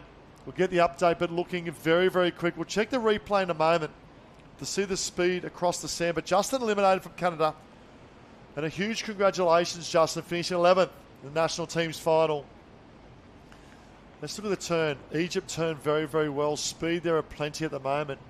On that form, you would say that of Egypt, Australia and Japan, and Oscar Smith top of screen. They're the 4 big countries.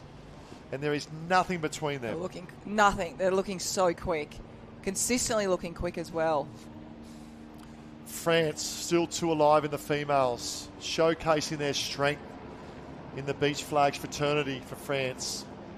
France left-hand side, New Zealand, Iran, Australia, South Africa. Galotti still there, stars and stripes. Going very, very well. And mentally the girls in their mind right now have to go, okay, we've got one more, because the program, they won't have to do another flags hit out till later on when we go to the final top 8. So yeah, I don't think Sri Lanka's in this one. I believe in this. It's Egypt down bottom right as well. A couple of names still on the live heats list going through. Egypt, bottom of screen. I'm a big fan of Ishiguro, second from the right-hand side. I'm just concerned about how she approaches the flag. I want to see more aggression in the dive, especially on the pointy end of play. But now the starter's hands. Heads up. Heads down. And away we go. Good turn. Iran needs a speed. Kidd looking well. Top of screen as well. France in trouble. Iran in trouble. France. No. It's Galotti from the Stars and Stripes of Galotti. And you can see the disappointment. She's performed exceptionally well. Run after run after run. But unfortunately, it just shows what it means to try and make that top 8. We may sneak in for an interview with Josh in a moment from Galotti because we know what it means. Josh, down to you. Yeah, I'm down here. Maddie Kidd just jumped in here. Maddie, how much pressure are you feeling after what happened with Brianna? I mean, super unlucky, but every point counts at this point. So, each flag as we go and just keep going one by one. So that's the main thing for us today. Through to the final, how do you reset before that one? Try get something back in my legs. I've had a huge program, so just have to push through one more afternoon and then done. Good luck. Thank you. Good job. Yeah, great, Josh. To see the replay here, and a good speed from Egypt down the bottom as well. Japan, to me, is in form. Brittany Inger in the mix there as well. Iran, but it's Galotti. Unfortunately, Team France and Team South Africa just boxed Galotti out. Had the chance to go for the next flag, but Iran did sneak up that flag. So unfortunately, but a good effort and a brave effort from the young girl from the Stars and Stripes, the USA.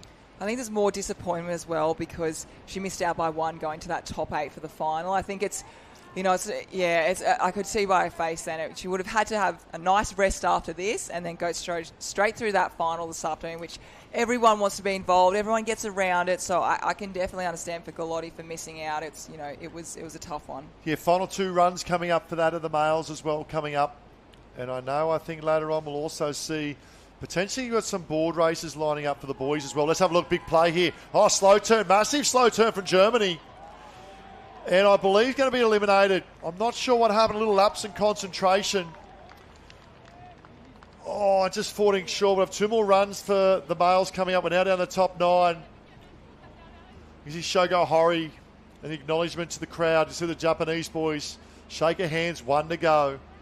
They do look good, but unfortunately it's Team Germany being eliminated. That might be Jean Lafleur from there of Germany being eliminated in 10th position. 3rd from the top. You can see just, 5 from the bottom. Just got boxed out. And that's the tactics from that of Team Japan and also South Africa. Just boxing in the centre of screen there. Oscar right till the Smith. end. Look at this. I might see another replay there if you don't mind, guys, as well, because the beach sprint champion from yesterday, let's have a look at this replay of Oscar Smith and the lack of beach flags. 4 from the top. Slow turn from Smith. Right next to him, potentially being boxed out. He had to go right across there. Goff boxed him out. Smart play from the Australian. Boxed Smith out. The nerves of Smith. All of a sudden, there's a floating flag. Have a look at the floating flag up there. Oscar Smith dives across, says, thank you very much. And says to Jason Goff, you almost got me. Almost. I love the energy. Yes, almost. A lot of energy going on at the moment. So the men, one more round, and then they can have a breather, have a rest, have some lunch, and get ready for this afternoon. Yeah, one more to make the top 8. And obviously we have the World Lifesaving National Teams Board Race semi-finals in action as well, which will look to conclude, I believe, the morning session. What a great spectacle. And that's the Curra Surf Club. That typifies, in particular in Queensland here, the type of surf club and services they provide. And if you're in the area, go and have lunch. Magnificent breakfast, lunch and dinner. Kiosk down the bottom as well. But the ability to have a service like that and a resource like that to protect our beaches with all life-saving equipment in there, from beach reels to IRBs, paddle boards, and the list goes on. And a big shout out to all the club members of the Curra Surf Life-Saving Club that volunteer their time week in, week out, from pretty much now, being that a start of spring, right through to April as well, as we see the views right along our coastline. Final run now for that of the males till we go to the top 8 final shootout. And Team Japan. Might be Shogo Hori there. And while small in stature, huge in heart. I was going to say, when the flags have been happening, we've also had the men's board race. So just see Joe Collins actually won the first heat.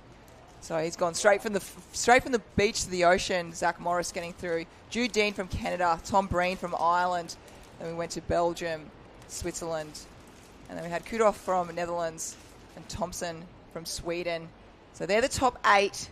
So they will take, it looks like it'll be potentially top 10. So they'll move on to a semi-final. But the men's board, just a quick update. We've only had heat number 1, quarterfinal number 1, should I say. So still 3 more to go. You probably know why. I reckon they've probably been holding, waiting for Joe Collins to finish beach flags. Not expecting him to do as well as he did. I think so. The other athletes will probably wait on the line for 30, 40 minutes. There's a final run coming up. 9 go in, 8 come out. This will now set the stage for our top 8 shootout in the finals package coming up in less than 60 minutes. And for those on YouTube right around the world, a huge thank you for joining us. Ty Dowker here with Courtney Hancock and Josh Minogue with the sand between the toes on the beach. As 9 will go in, 8 will come out. This is all on the line. I think they'll be getting through this one and then being like, oh my goodness, thank you. We need a little rest. You can see them actually feeling a little bit fatigued. A lot of them really rubbing their legs, shaking their legs out a little bit. So see that fatigue coming in. So one more run for the men right now to that top 8. Heads down, round we go. Big turn. I tell you what, Team New Zealand's got to go. Australia versus New Zealand. Oh, Brazil's there as well. New Zealand, no flag. No flag. Treasure hunt. Treasure hunt's on. They can't find a flag. They cannot find the flag at the moment. It could be a potential rerun. The flag is still in the sand. The flag is still in the sand. It has now been propped up by the official. Wow. Yesterday we said we've never witnessed this before. It is deja vu in the sandpit. As we now have, Josh, this is massive. Let's have a look at the replay. I'll come down to Josh in a second. Pereira needed to get his shoulder in front. He was clearly the better turner over Smith. But it's the raw speed of our national team's beach sprint champion, Smith, fighting back. They've both gone over the top of the sand, over the batten. They cannot find it. They're still searching. And the official has now called an unfound flag. We will rerun. Down to you, Josh Minogue.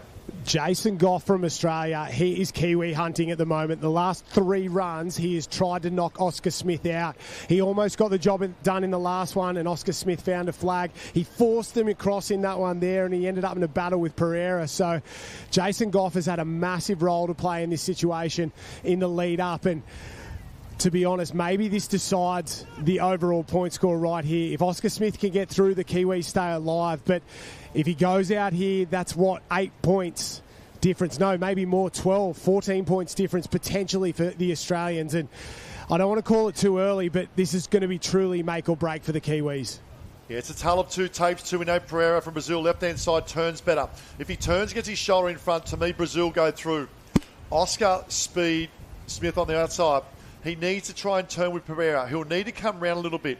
Tactics here playing a huge part, courts. Can Pereira, we know the explosiveness in the turn, but also the factor of the nervousness of getting through the final 8. This is massive. And yeah, absolutely. It's not just to make it to the next round, it's to make it to the final 8. So all the other men will be sitting on the sideline. You know, they booked their ticket to the final this afternoon. With these 2 men on screen right now, they are going to have to fight right till the end to make to that top 8 final. Oscar needs to bring his A game. He needs to bring his A game here. We know the turn of Pereira. Heads down. There's the turn of Pereira. Oscar's got the speed. Pereira, Oscar, Pereira, Oscar. Oh, look at that. Once again, it was an uncollected button. It popped out in front of Oscar, and he lives to fight another day, another round of this top 8 final shootout this afternoon. Oh, that was a tough one. And Oscar just had, we'll see the replay in a moment, but he had that little trip, didn't he? And that was almost overdone for there, but that was survival of the fittest. Here we go, Brazil. We saw Pereira, turns well, shoulder, drifts across, shoulder by shoulder. They both dive, wait for it to pop up. There it is in front of Oscar Smith. Straight over the top. And Oscar Smith, and big shout out to Team Brazil and Pereira. He's a great young man, and will finish 9th in the national teams. I think we might be down the beach now with Oscar, and a quick update with Josh. Yeah, I've got him here. Heart in the mouth stuff, mate. Very, very stressful for not only yourself, but all the Kiwis on the beach. Yeah, I don't know if I've ever been that stressed in my life, to be honest, mate, but yeah. Well, you're through. That's all that matters. What will you do between now and the final? I'll probably go put my legs up, hopefully get a massage. Sounds nice. Yeah, sounds great. Good luck in the final. Cheers, mate. Great job, Oscar. He's through the final, and it's about just staying alive as we see these beautiful drone shots of the Gold Coast, Queensland, Australia. And ladies and gentlemen, that is now the end of session 1, and what a day it's been. And we've had all the qualifying rounds, but do not go anywhere, because in approximately 40 minutes, we have our final day, final package coming up. And what a package it is, with events in the sand and on the water as well. On behalf of Courtney Hancock, myself, Ty Dowker, and Josh Minogue in the sand, we'll be back in approximately 40 minutes for what is the finals package day for Open Teams 2024. Thank you, and we'll see you soon.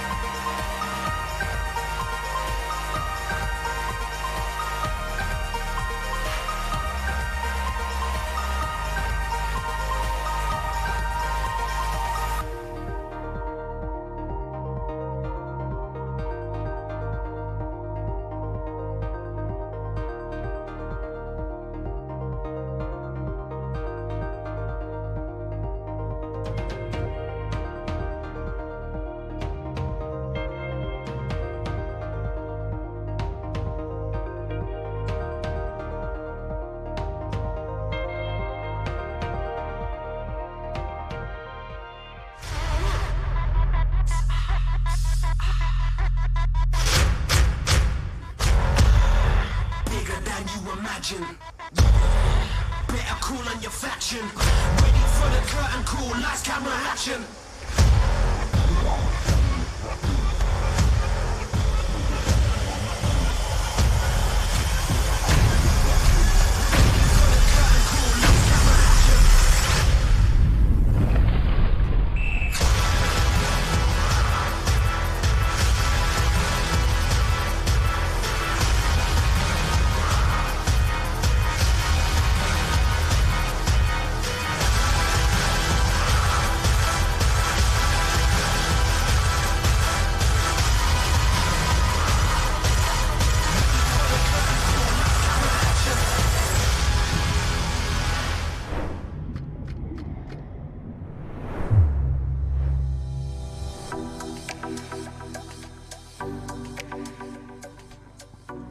Hello and welcome to Kurrawa Beach on the Gold Coast of Australia for the 2024 Lifesaving World Championships. It's the final day of national teams competition. We've had 4 huge days so far and we are going to decide a national teams world champion right here this afternoon. My name's Josh Minogue. Joining me in the commentary booth is former Iron Woman champion Courtney Hancock, and down on the beach, former Australian team member Ty Dowker.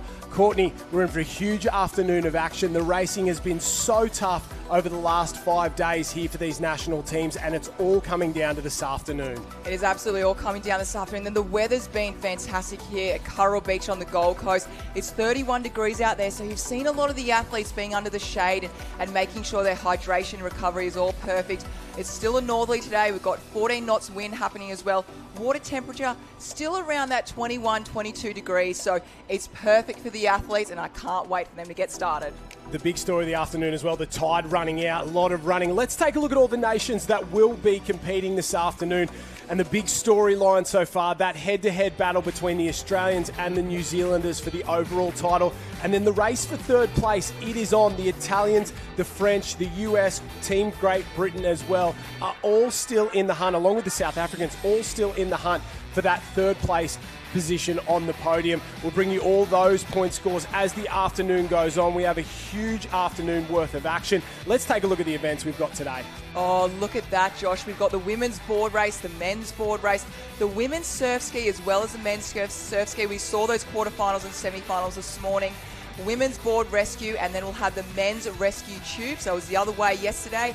Then we've got the beach flags, women and the men's. We saw that before. A lot was happening. We had a few big names go out, and then to finish it off, the Ocean M-Shape Lifesaver Relay. I can't wait for that one. That's a real cracker. Guys and girls, same team, and the pinnacle event, that is for sure. We're going to kick things off with a women's board race, and while some of the events yesterday were a little bit one-sided in terms of the Aussies and the New Zealanders, some of those team events, board rescue, rescue tube rescue, it was caps, colours and everybody going everywhere. So I'm really looking forward to those ones.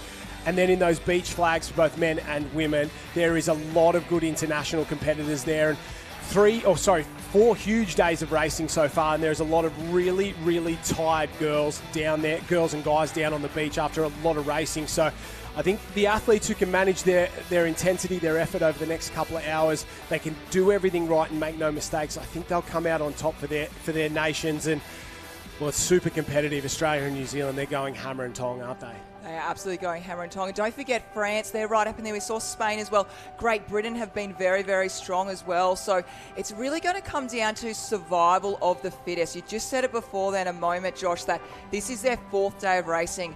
2 days in the pool, 2 days in the surf, racing 30, 40, 50 events back to back. The legs are heavy. So as we see, and we might actually we've got Ty Dowker down the beach. So we'll check in with Ty for those conditions. Yeah, thanks, guys. Well, this is it. It's the final day of the national teams, and it is day 2 finals package, and the girls are lining up for the board race. And conditions have changed a little bit from this morning. Let's go back 24 hours ago, because pretty much they are the conditions we have now. We're probably a little bit less swell, so we're looking at a strong nor'easter that's picked up. That's going to play in the hands of the last third of the race. The ability to come home, chase those swells hard, and chase those swells fast. The smarts are going to be a huge part of this race as well. So stay tuned. Finals package coming up. It's a female board race final.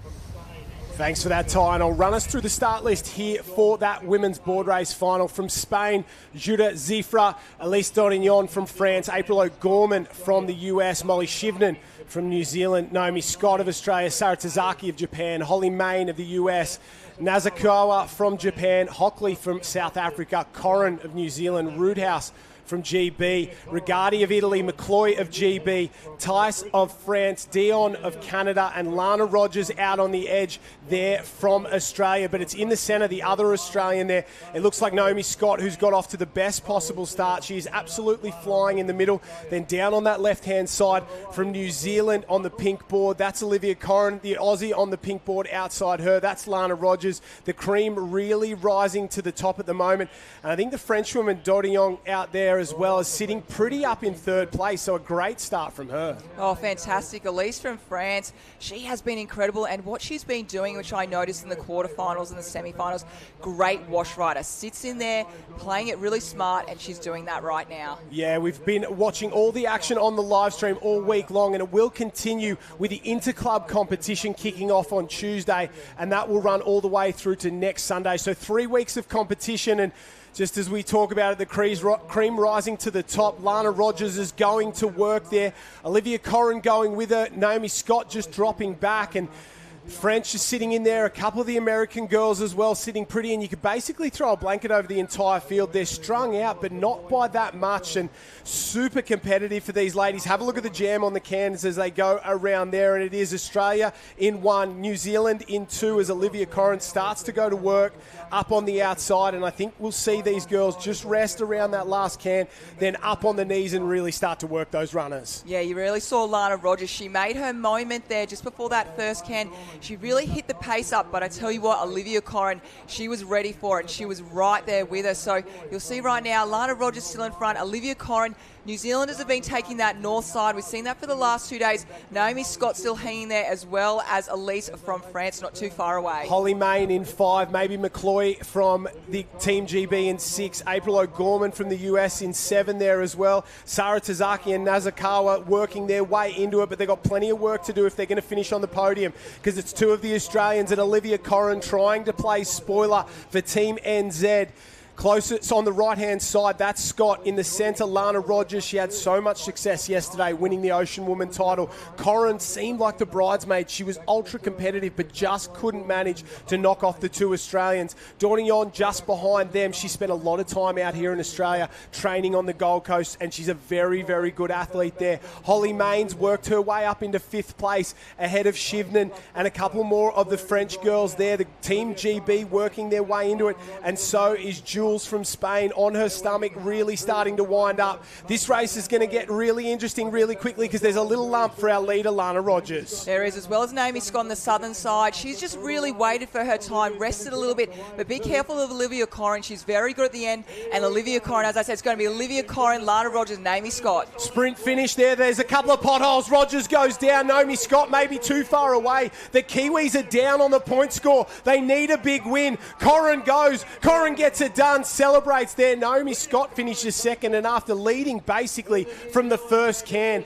Lana Rogers finishes in 3rd place. The Spanish will finish in 4th there. Where's the other Kiwi? Because that's the important part about the overall point score. Holly Main for the US up and across the line in 5th place there. Great run. Sarah Tazaki for Japan, and a few of the other girls drift across the line. First blood for the Kiwis. Olivia Corrin will be very, very happy with that performance there, but the Aussies 2nd and 3rd is enough. You've just got to be consistent if you want to win a national team's point score title. And you can see how much those girls put into that race. And Olivia Corrin, we're lucky enough to have her with Ty on the beach. Yeah, we'll talk about the Black Fins. It's the final day of the national teams, and that one meant a lot, didn't I? I can tell by the smile and the celebration coming across the line there, Liv. Oh man, it means so much to me. It means so much to win an individual title, but in the end it's about trying to be the best team on top, so I'm just glad I can contribute all those points to the Black Fins. Finals day yesterday, the Black Fins really stepped up come part 2, like in the afternoon session. A great run for the team, but I love the tactics of your race. You decide, obviously, that northeaster to head a little bit back to the north and to pay dividends for you. Oh yeah, definitely. This wind's been tricky all weekend. I knew I just had to cut in slightly, but not too far on the way back in to get the best runs back to the beach. And the sprint up the beach, you could catch the same wave of training mates as well. You know, Roger's there and Scotty as well. You look across, when did you know I had this? Oh, not until I crossed that line. Those girls are bloody quick across the sand, and I knew there were a few potholes down there, so I just need to make sure my timing is perfect and get off. Let's talk about the Black Fins. Great team, obviously representing your home nation of New Zealand as well. It's pretty special, isn't it, to be here on the big stage? Oh, I absolutely love representing New Zealand. Although I live here on the Gold Coast now, I don't forget where I'm from. I'm always privileged to have the black cap and the fern on my head. Do you have a shout out to your home club back in New Zealand as well, watching us on YouTube and SBS Demand? Thank you for all the support back home at Midway Surf Club. Amazing small little community in Gisborne. I absolutely love you guys. Thank you so much. And we love what you do as well, Liv Corin. There you go, our board champion for national team. She's up and about. Look out for the rest of the day as well. Well done. Thank you so much. She is the golden girl of Gizzy, that is for sure. We'll take a look at the replay. She finished second in this event 2 years ago at the World Championships behind Harriet Brown. She goes one better today. Incredibly, Naomi Scott finishes third. She steps up as well. So a great performance from both those ladies, ultra consistent. You can see Scott there, got the best at the start, but it was Lana Rogers all the way round. She really battled hard in this board race to lead and do everything right, but you'd know better than anyone, Courtney. Sometimes in surf sports, doing everything right just isn't enough. Yeah, that's all you can do. You've got to put yourself out in front, which Lana Rogers did, and you can see her Coolangatta Gold training doing very well. It was a long, long board race. So really at the end, there was no way she was slowing down. I like what Naomi Scott did. She kind of rested in the middle here, but just this moment on this replay, there she goes down. That was a pivotal moment where Olivia Corin came through. But I have to say, Olivia Corin's board paddling and her board races, she's really been able to execute the last 10, 15 metres of her race, and she's really been going back to back and winning almost every board race at the moment. Yeah, she's been one of the most improving athletes in the sport without a shadow of a doubt. She went from very good to top tier to almost unbeatable every time she put her foot on the line. So that's a look at the overall results there. It was the Kiwis ahead of the two Aussies, and we're now into the men's board race final. This one is going to be ultra quick because these boys know how to fly along. We'll run you through the field. Uno from Japan, LeBron from France, Phillips of GB, Noah Lombard from South Africa, Male from France, Corey Taylor, New Zealand, Wolkoff, Germany, Dean, Canada, Brian Murphy of the US, Zach Morris, the Australian board champion, Robert Whittaker of Team GB, Joe Collins, Corey Fletcher of Australia, Tom O'Neill of the US, Azawa from Japan, and Koitsa from South Africa. Off and away. Very, very good start from the French boys there. They got off to an absolute flyer. He's leading out in front of Corey Taylor, who looks like he's just struggled ever so slightly in the centre of the field.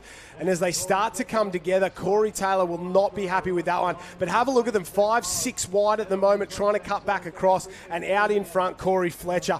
Bang! Best start in the business. He has gone off like he's been shot out of a gun. Oh, you saw on that angle before, from that view from behind, you just saw Corey Fletcher. His reaction time, he wants this. He is out and happening.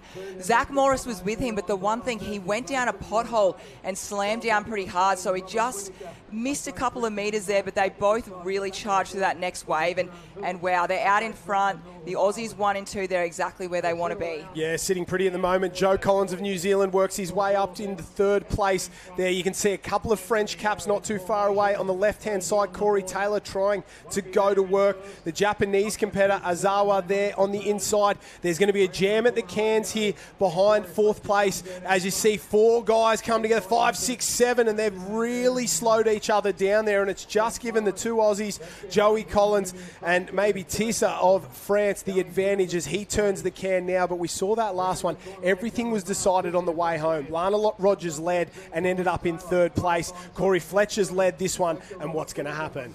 And remember, Corey Fletcher is fresh. Zach Morris, well, as fresh as they can be after 4 days of racing. Joe Collins has been out in the sun, made it all the way through that top 16 for the beach flags. So this will be that moment. We'll see how much he's got in the legs. But for me, with New Zealand, it's Corey Taylor right now. Where is he and how much can he catch up? He was 5th around that can. He might have worked his way up into 4th. It's not going to be enough because the Aussies are really starting to drive it home. Corey Fletcher, I would say the best board paddler in the sport right now. Joe Collins on the far left-hand side. sides, taking a much different line to the Aussies. His teammate Corey Taylor taking that more direct line, and he's chasing the Frenchman there, trying to end up on the podium. Every place counts, every race counts for that overall national team title. Australia are the defending champions. New Zealand won the 2 titles before that. It's been a back and forth ding-dong battle all weekend long. Corey Fletcher, I know he's battling a little bit of an injury as well. He's got a knee issue, but he's just decided to put it aside and forget about pain for this entire board race. He's found a little runner, and if he gets over the top, this could be enough. Oh, he just had the perfect race, perfect start. Look at that, he's up and he doesn't have to stress himself too much. And as we saw Lana Rogers go down on one of those potholes, he is the best sprinter out there. He would have been tough to beat in a sprint finish. No sprint finish for Corey Fletcher. He's happy about it. And this becomes second and third. We've got Joe Collins and Zach Morris going head-to-head again. Oh, it's going to be important. They dip for the line there. Zach Morris looks happy with that. I think he thinks he got second, so smiles all round for the Aussies. A Quinella there. Corey Taylor has done a fantastic job to battle his way out of the muck there and get himself into fourth place, and really, really good important points. We saw Robbie Whittaker come across before. That's Phillips, his teammate from Team GB there. So good results for the British as well as they cross the line, and you can see how much they fight it out for every single place. 20 points for first, all the way down for 1 point for last in that final, and every single one of those places counts. Wolkoff of Germany crosses the line there. Brian Murphy across as well. A great performance. Our Canadian friend in there, Dean, he's done a great job. The Canadians have been good all weekend long, and Ty Dowker is on the beach with our winner. Yeah, down the beach, and I can tell you one thing, the Australians are making plenty of noise right over here for this man, Corey Fletcher. I call him Wheels Fletcher. Mate, that means pretty special, that board race. Yeah, it is. Had a great year last year and was pretty disappointed with my Aussies results, so to come here and represent Australia in Australia and get the win, it's pretty special, and Zach followed closely behind for second, so it's all about the team here and we're doing everything we can. Let's talk about the team and being a part of the Aussie Cup. You know, the tradition of lifesaving, on the golden beaches here of Australia as well. You grew up in Coocoobana down there in New South Wales. You've made the move to Queensland, obviously on the Michael King in the Kingdom there. It's a long journey, mate, but you're doing a great job on the Cup, but it's pretty special to represent Australia. Yeah, it is. They don't come very often, and especially experiences like this at world titles at home, and you just got to savour every moment.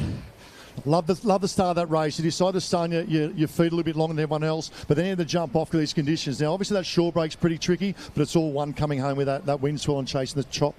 Yeah, honestly, I didn't even really look back. I knew I had a great start, and I could see people were going down to the left and right of me, and I just knew I had to execute my own race properly, and I feel like I did that and got around clean around the cans and didn't look back coming home and just had to bring it home. Didn't look back coming home. 1 from 1 from the board ski. Coming up, can we make it 2 from 2? Oh, let's hope so. We'll go for a quick warm down and get ready for the next one. Well, there you have it, guys. Corey Fletcher, he's up and about and he is flying. Back to you guys. Flying is an understatement, Ty, that is for sure. Let's take a look at the start. The Aussie boys in the middle were very, very quick. That's Zach Morris there on the left and Corey Fletcher on the right. You can see this is the moment. Oh, Morris just went down. It opened it up for Fletcher. Good skills to go up and over that one, and when you give him an inch, he takes a mile, and you can't let him get away on the board. He's lightning quick, and you love to see it. Good board paddling is an absolute joy to watch, and Corey Fletcher is a damn good board paddler. Oh, he was so good at that. And I really feel like his endurance, as you said, training with Michael King, he's put in the work, and it looks like in the off-season he's definitely put in that more distance paddling. So he's not only fast, he's now got the distance work as well, which is really, really scary. Obviously can finish off as well. So Corey Fletcher really, really doing great things for his country there. And I have to say New Zealand obviously coming in second in that one, but Great Britain coming in for the third. They were fantastic. Yeah, they really did a fantastic job there, the boys from Team GB. They've been great all weekend long, and they're sort of fighting their way up on the point score, and they're really keeping an eye on it. Obviously, Whittaker there in 6th place and Phillips down in 8th, but they're good results from those boys. Tizamail from France. He's been out here for a while and trained with the Aussies and spent some time at Northcliffe, so no surprise there. The Frenchies are doing such a fantastic job here in these board races. Lombard from South Africa, watch for him in the ski race coming up as well. Very, very quick on the ski, so not a lot of turnaround for these guys and girls. They'll go straight from the board race to the ski race. They'll have a little bit of time with the board rescues there with A and B finals. Then we'll head up to Rescue Tube Rescue. The beach flags competition will come back down for that open mixed Ocean M Lifesaver relay. That is a great one. Guys and girls, every leg. You love to see it. Let's take a look at the start list for the women's ski race. Mitsu from Japan, Hockley of South Africa. Very, very good this morning. Edwards of GB, Shibnan of New Zealand, Tortello, Denignon from France, Mills of South Africa, Cummings of the US, Tace from France, Zifra of Spain, Nasukawa of Japan, Kurta of Germany, Corin again looking to go back-to-back from NZ, Evie Wong, she's a great competitor, and then the two Aussies on the edge, they'll work together. Evie Wong's quick, Olivia Corin's quick, Ty down on the beach. This is going to be an absolute cracker. Yeah, thanks, guys. I think the big thing down here now is that nor'easter's got up. And what that's going to do is the flat water specialists are going to be challenged a little bit more here as they get together. So I expect to see the dominance of those that have spent time in the ocean in wind swell to come to the fore. So it's a bit of a challenge for Evie Wong from that of Great Britain. But we saw this morning the power to weight ratio of this young lady is second to none. She's positioned right next to that of Lana Rogers, in between Lana Rogers and Olivia Corin. And she can get out clean through the shore break. Look out for Great Britain. Also the young lady from Spain, that's Judith Burgess.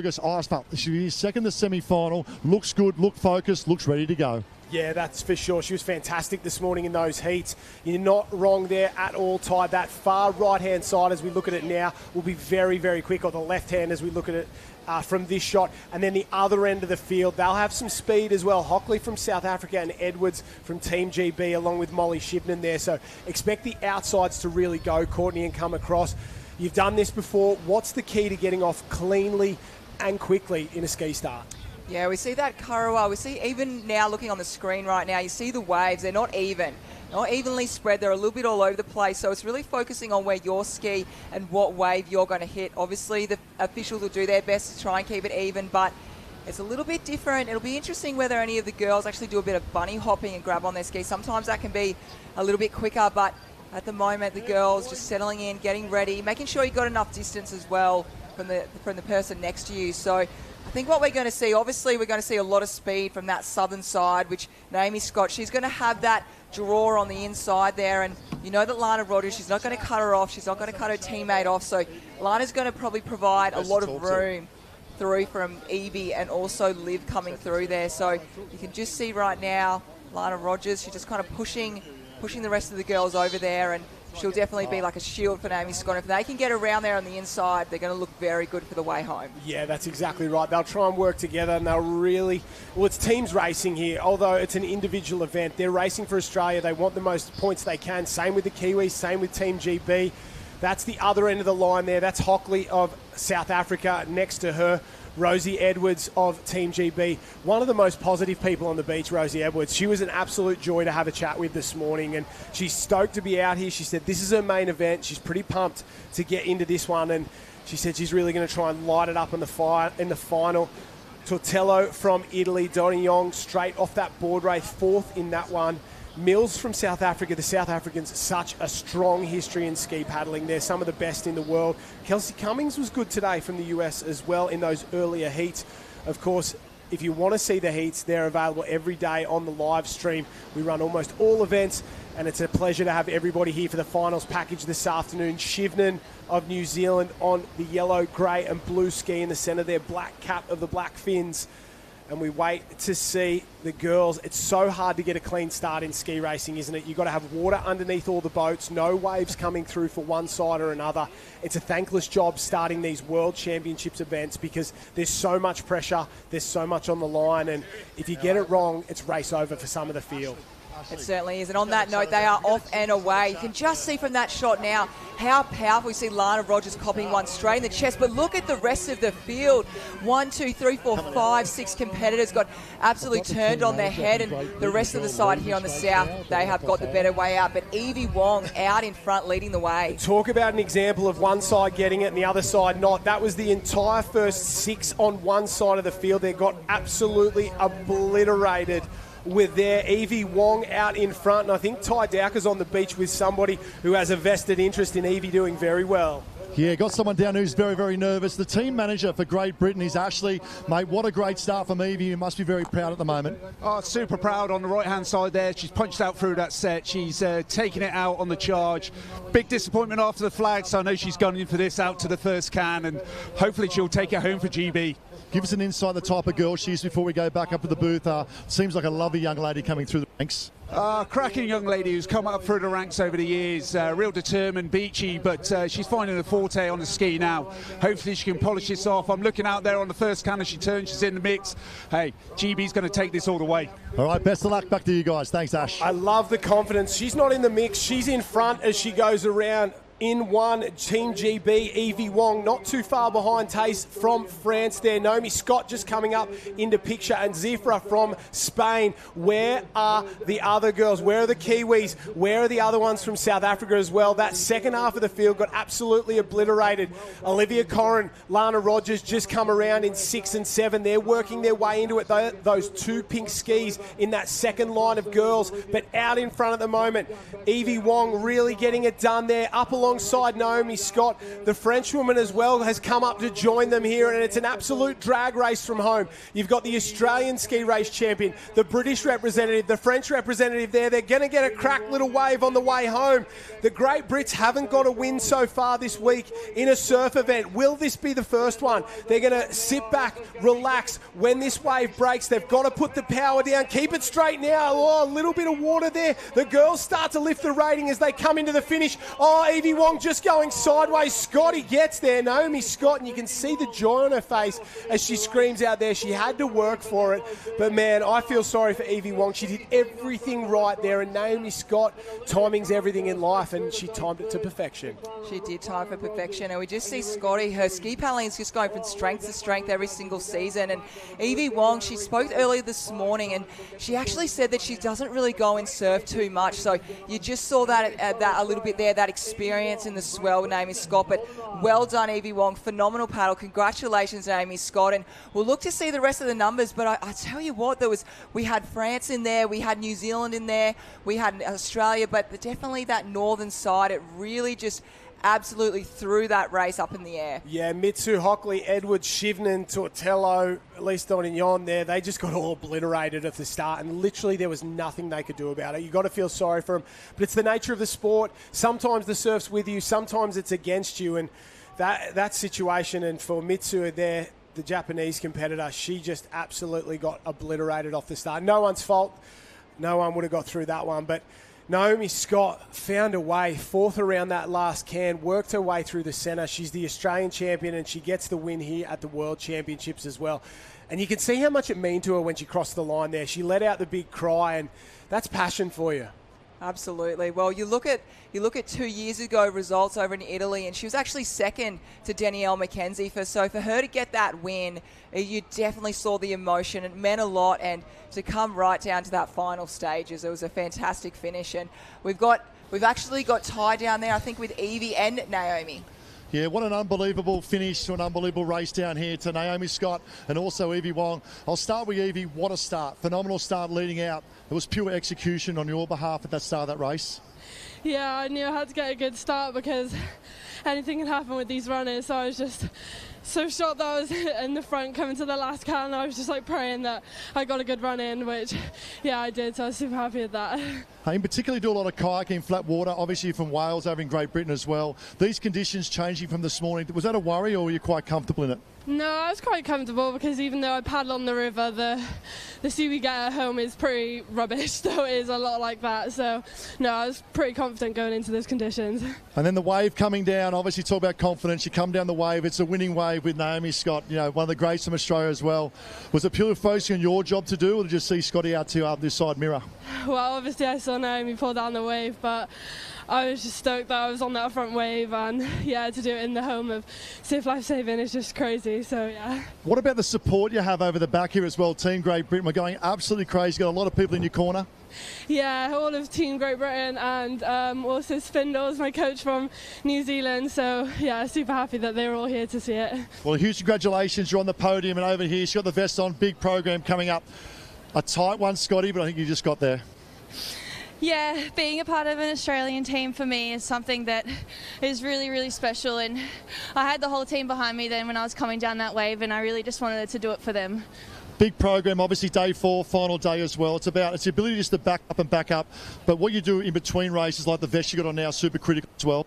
Yeah, for sure. I mean, I've been racing since Thursday, had the 200 ovs and a couple of relays in the pool with the girls, and been up on the track running the beach relay, so pretty big program the last couple of days, but really been on top of recovery. We have a great management team that are holding umbrellas for us, giving us ice vests and making sure we're drinking our hydrolyte. So, yeah, I couldn't ask for a better team. Well, there you have it. Both got great people in their corner as well. Scotty pretty much took out the gold there. We'll have to check with you guys up top. What a great performance, Naomi Scott. And Evie Wong, what about that Great Britain? Well done. Back to you guys. Yeah, Naomi Scott plays spoiler for Great Britain and Northern Ireland. Let's have a look at the start here. The starter, hands up, off and away. We kind of caught that half. But as this wave comes through, watch the other side. Boom! Absolutely obliterated. 5 girls off their skis, and it's literally just from where they were on the start line. It's a random draw, and sometimes you're just unlucky in the surf. Evie Wong, that's her on that yellow Race 1 ski out in front, doing a fantastic job there. And have a look at Naomi Scott just looping up on the inside there, ducks in around there, shortest line around the can. She comes up alongside of there, and at this point, Evie Wong would have been worried without a shadow of a doubt. When you've got a champion like Naomi Scott there, you know you've got to be at your absolute best. She did almost everything right, and she trains out of Wales, spent a bit of time in New Zealand, has done a fantastic job, but it just wasn't enough. Scott put the power down, gets across there, and have a look at the celebration when she knows she's got that 1-1. Big shout there. She loves it, and that's how much it means to Naomi Scott to wear the green and gold. She did the perfect race out there. She just waited to really get that last shot right at the end there. So maybe a little bit more energy at the end, but yeah, absolutely phenomenal. And we'll have the men's watching on. They would have obviously seen that start that those girls obviously on the northern side got absolutely launched. So they're going to make sure they're really ready to go. And you might even see a few hands up in the air, but we'll just have a look and we'll run through a little bit of the start list here. So obviously we've got Kreiser from South Africa there, Shifton from Switzerland, LeBron from France there as well. United States, we've got Tessa from France. He's been up there right from the start.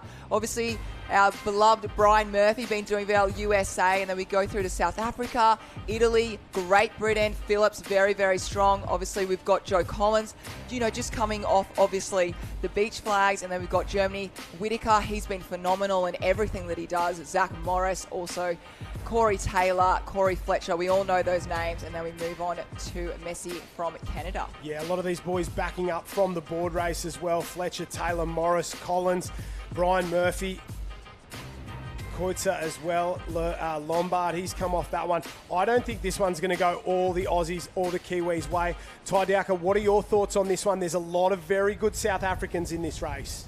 Yeah, a lot of good South Africans. Koitza in particular, what I love about this is the congestion that's in the centre of the field on the right-hand side. So on the right-hand side, you've got Zach Morris with CT Taylor and Fletcher all next to each other. Now, that could cause a little bit of congestion. I love the work of Koitza out on the far left-hand side. If he gets a little bit of a sniff off this start, look out. He was in that semi-final earlier today. He finished top of the tree. He know he's up and about. We know pound for pound he can match these boys. If he gets the start, look out for South Africa. Yeah, spot on there. Thanks, Ty. Senfen there from Switzerland. Spoke to him this morning. Obviously, landlocked country, does all his training in the lakes of Switzerland. He said very beautiful, but not very many waves out there. Every now and again, a boat goes past and he's able to deal with the wash in there. Joey Collins, he will be exhausted. He's been up in the beach flags. He's been running relays, ski races, board races. He is an Energizer bunny. You wind him up and let him go. That is the call there. The big German next to him, Wolkov. Bobby Knuckles, Robert Whitaker of Team GB. That's that blue cap with the flag on top of it there of Great Britain. And there's a few of the boys once again down one side of this start list. And, well, it can be good because your rivals are around you. But if what happens in the last race happens here and that side gets cleaned up, it could be a real upset here. Another man I like from the USA, Tim Burdiak. He's big, strong lad. He's been here a long time. He's the second oldest man in the US team. And he's got some experience here. He's a large lad, 4 in from the left-hand side of this field. That red, white, and blue cap with the stars as well. So it'll be interesting to see what happens here. The boys are fired up and they're just waiting to get the start. That's Koitza on the far left-hand edge there. He's been good, but I think Noah Lombard, who spent a summer out here on the Gold Coast doing some training with the Northcliffe Club. He's a very good paddler. He's a very good athlete. And every time one of these paddlers put their hand up, that's a signal to the starter that I'm not ready, I'm not comfortable. There may not be water underneath their boat. There may be a little wave coming. They may be getting pushed from the left and the right. And boys play games a little bit. They'll put their hand up, wait till they're ready. They'll yell, they'll argue. They get a bit. There might be handbags at 5 paces out there. They're very precious, but they want to get off to a cracker because after that last race, you can see what happens when they get it wrong.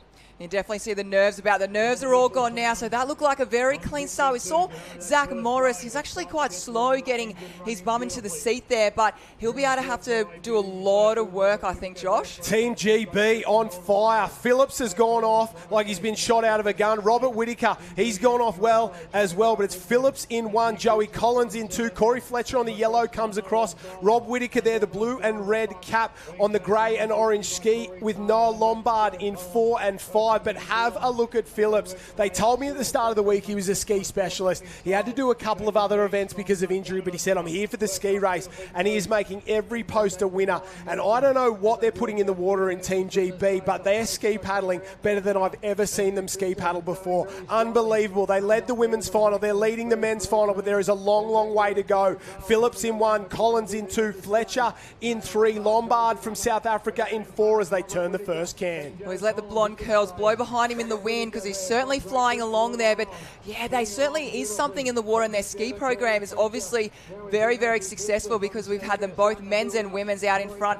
Joe Collins might be stinging a little bit, but he sat himself in there and just washed road, so he's going to come in on that inside. We've seen Joe Collins very light and fast across those runners. Corey Fletcher starting to make his move right now. Yeah, still out in front, Phillips. The blue ski is Collins, the yellow ski is Fletcher. Then Lombard on the white with the pink nose. Corey Taylor into 5th place on his own. Zach Morris not far behind him. Robbie Whittaker and Wolkov of Germany. Don't count him out. If there's a little wave, we could have 8 on the lead wave here in a sprint for home. Phillips is going. Hang on, son. You've done everything right, and there's a wave out the back. The Aussie's going to get down it. So's the South African. The Kiwis there as well. Whoever gets the best run out of this one might end up winning it because it's not breaking perfectly across. There's 4 on the way behind. Don't look around, Phillips. Keep going, son. Keep paddling. He's on a little lump out on his own. No, I think he's going to be joined. Can he hang in there? Hold on, hold on. The South African comes for him. The South African's gone to the front either end. Collins at the top, Lombard at the bottom. I think it's a win for South Africa. And Phillips, he led with 5 metres to go and he's ended up in 6th place. That is how brutal surf sports can be. But Lombard, what a win for the South Africans. We said they were good and he has delivered. Devastation for Phillips, and that right now is the heartbreak of sport. You see the highs, but this is definitely one of the lows right now. But he should be so proud of himself. He did so well, and I hope he's staying around for next weekend because he is on fire. You see Corey Taylor on screen there, and Zach Morris, he just came through the middle there from nowhere after that kind of slower start that he had. So we'll wait and see. But as you said, Lombok there, he was right in with the mix. He really put himself in a perfect position, equal second with Joe Collins. But Phillips, the beach is bleeding for him right now. Yeah, I think that might actually be Koitsa. I've called Lombard around. I didn't recognise that. The same coloured ski and the same coloured boat, but it might be Koitsa, the South African who's got there. I think he definitely got the win over Collins, but they're leaving it down to the judges. What about the drama of that one? Tyres down in the sand, and the South African, he definitely got the win there. I think we're calling it, and what a performance, and a big apology to him as well. We thought it was Lombard. They got the same coloured cap, the same coloured ski, but what a paddle from the team. Ty, are you with our winner? Yeah, we're down here on the beach, guys, and they're still undecided. Matty's confident, cuts up a mate from the South African. Joey's not sure. He says, mate, I think you might have got me. It's unknown at the moment, but what a performance. You started that top end, the northern end. I actually said before the race, if you get clean water, you are a big shot. You look very good in the semi-final, going around the cans, coming home. How was your feeling out the last little third? I didn't have the greatest start. It's not what I wanted. I was just hanging on the half diamonds there, but I turned the can, gave it my all. I don't know who won. Maybe it was Joe, maybe it was me. I can't say. Let's go paper, scissors, rock, I reckon. Joey, from your angle, what do you reckon, mate? Who got it? Did you get there for the black fins, or did the South Africans get up? Look, I wanted to finish up on that top side. I knew it was going to be fast on the bottom side, but I had a little stumble in there, nearly fell out of my ski, and I think he got me, but we'll have a look. Excited to see the video. Well, let's bring this man as well, Piran Phillips. Mate, my heart. He just said that. Joey just said he led the whole way as well. What a performance. Mate, I'll follow your journey. If you're on his social media, I'll tell you now, jump on it. He's a poster boy of the Great Britain team as well, but so close, mate. But I tell you what a performance. You must be very proud. Yeah, pretty much went 99% right, and that 1% is surf life saving, and that's why we love it, and that's the sport. Yeah, that 1%'s called the surf in the ocean. But more important, Tommy Tribblecock, mate. I know he injured himself, a part of your team as well. That would have meant a lot for Tommy there. The T for Tommy there as well. Want to have a shout out to Tommy? Yeah, what a legend. All us boys in the GB team, we're such a tight group. We've had group chats going since Riccione 2 years ago to build to this moment. I think we've pushed each other all the way, and I think you see that. I think with my paddle, Bob's iron, we would have seen it in Tom's surf race yesterday, but he just didn't get the chance, and we've seen it with the boys in the pool. The boys as well, but Evie Wong as well, mate. There's something in the water over there in Great Britain, is there, in terms of surf ski paddling, ocean ski paddling, also swimming? Yeah, you don't make them like the British. We deal with the cold, we deal with wind, deal with everything. We just get on with it, and yeah, we're here now to prove how good we are, and we will be for all the worlds to come. Obviously, you didn't get the chocolates today, but more importantly, the confidence you would have got out of this race today, leading up to next week in the club as well. It's a big confidence booster for next week.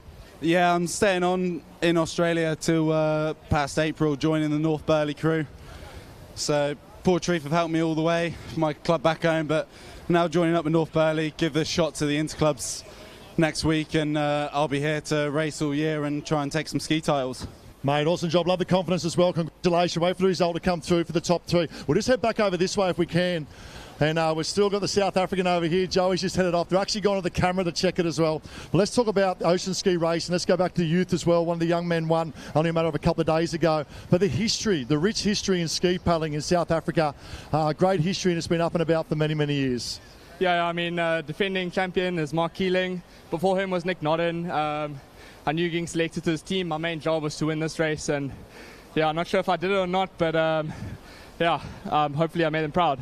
I don't know if you guys have seen the camera up there for the replay, but I'll head back up to you guys. But it's a proud moment of South Africa. Whether it's first or second, Joey Collins here as well. I might just try and hook into you there, Josh, if you've got an update to who got the chocolates in that one. I'm just guessing as well, Ty, but I think the South African got there, and send him my apologies. We called him Lombard the whole way round, and he got the job done. We'll take a look at the replay that comes across the screen. They got off to an absolute cracker. Anyone who can start faster than Joey Collins is quick in my book, and he absolutely flew a full ski length better than the field there. He was flying along at the moment. And Ty, can you ask him what he was thinking when he got out in front and there was no one around him? Okay, I'll have a quick little question from Josh up in their live stream. He's just mentioned when you got out in front coming down towards the line and there was no one around you, what was going through your mind? I mean, I was out of the race until that point.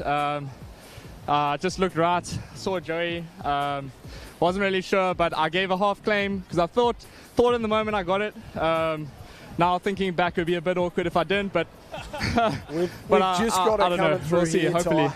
We're just looking at the replay now, and I'm going to give it to him. I think it's maybe a quarter of a nose, if that. It's the closest finish we've had all day, but I'm going to give it to him according to my call up here. I don't know about the officials, but this is good enough. We're going to the Minode camera. The Minode camera. Josh thinks you've got it. We're waiting for the final word, so South Africa can get ready to go berserk in a moment. But a tight fitting as well. But Joe, come in as well. How healthy is this for Lifesaving? Obviously, we're shooting out for the 2032 Brisbane, obviously Olympics, and the Ocean Man, Ocean Woman, and the M Lifesaver relay, mixed relay as well. It'd be great to have the big event on the big stage here in 2032. Yeah, look, man, it's awesome. And, even go down, look at what the juniors did on the beach, mate. The Frenchies ended up beating our Kiwi junior team on the beach, I think, mate. It's the other countries are catching up, and it's just a matter of time. In 2032, I reckon that's heaps of time to have a lot of good athletes, and hopefully we do make that Olympic bid and get it running down here in Brisbane on the Gold Coast. Word on the street is you might retire from water events and do beach flags. Is that correct? The Sand Crab Collins? I think that's very ambitious. Maybe in 5 or 6 years, but we'll see until then. All right, results are about to come in. If you look over this side to me as well, guys, this is the officials over here trying to work out a decision. Let's wait. I'll tell you what, South Africa are going to go berserk. We'll go back to you guys. We'll come back down once we get the word. Yeah, thank you very, very much there by my call. And I wouldn't exactly take it. I think it's South Africa from New Zealand. Australia get 3 and maybe 4 as well. But Piran Phillips, you got to feel sorry for him. Leads the entire way around that one and just doesn't get it done. That's how brutal surf sports can be. Yeah, he mentioned that. He said that's why we love it. A brilliant interview at the end there. He's very humble, great sportsmanship. He said he'll be hanging around competing for North Burleigh and he's going to stay around and wants to take some ski titles. So he's ready to take them off the Australians. And I love the confidence and I love the way he goes about it. And up next, we'll have a look at on the screen. So we've got the Open Women's Board Rescue Race. So Hong Kong, been Ching and Yang there. We've also got the Czech team.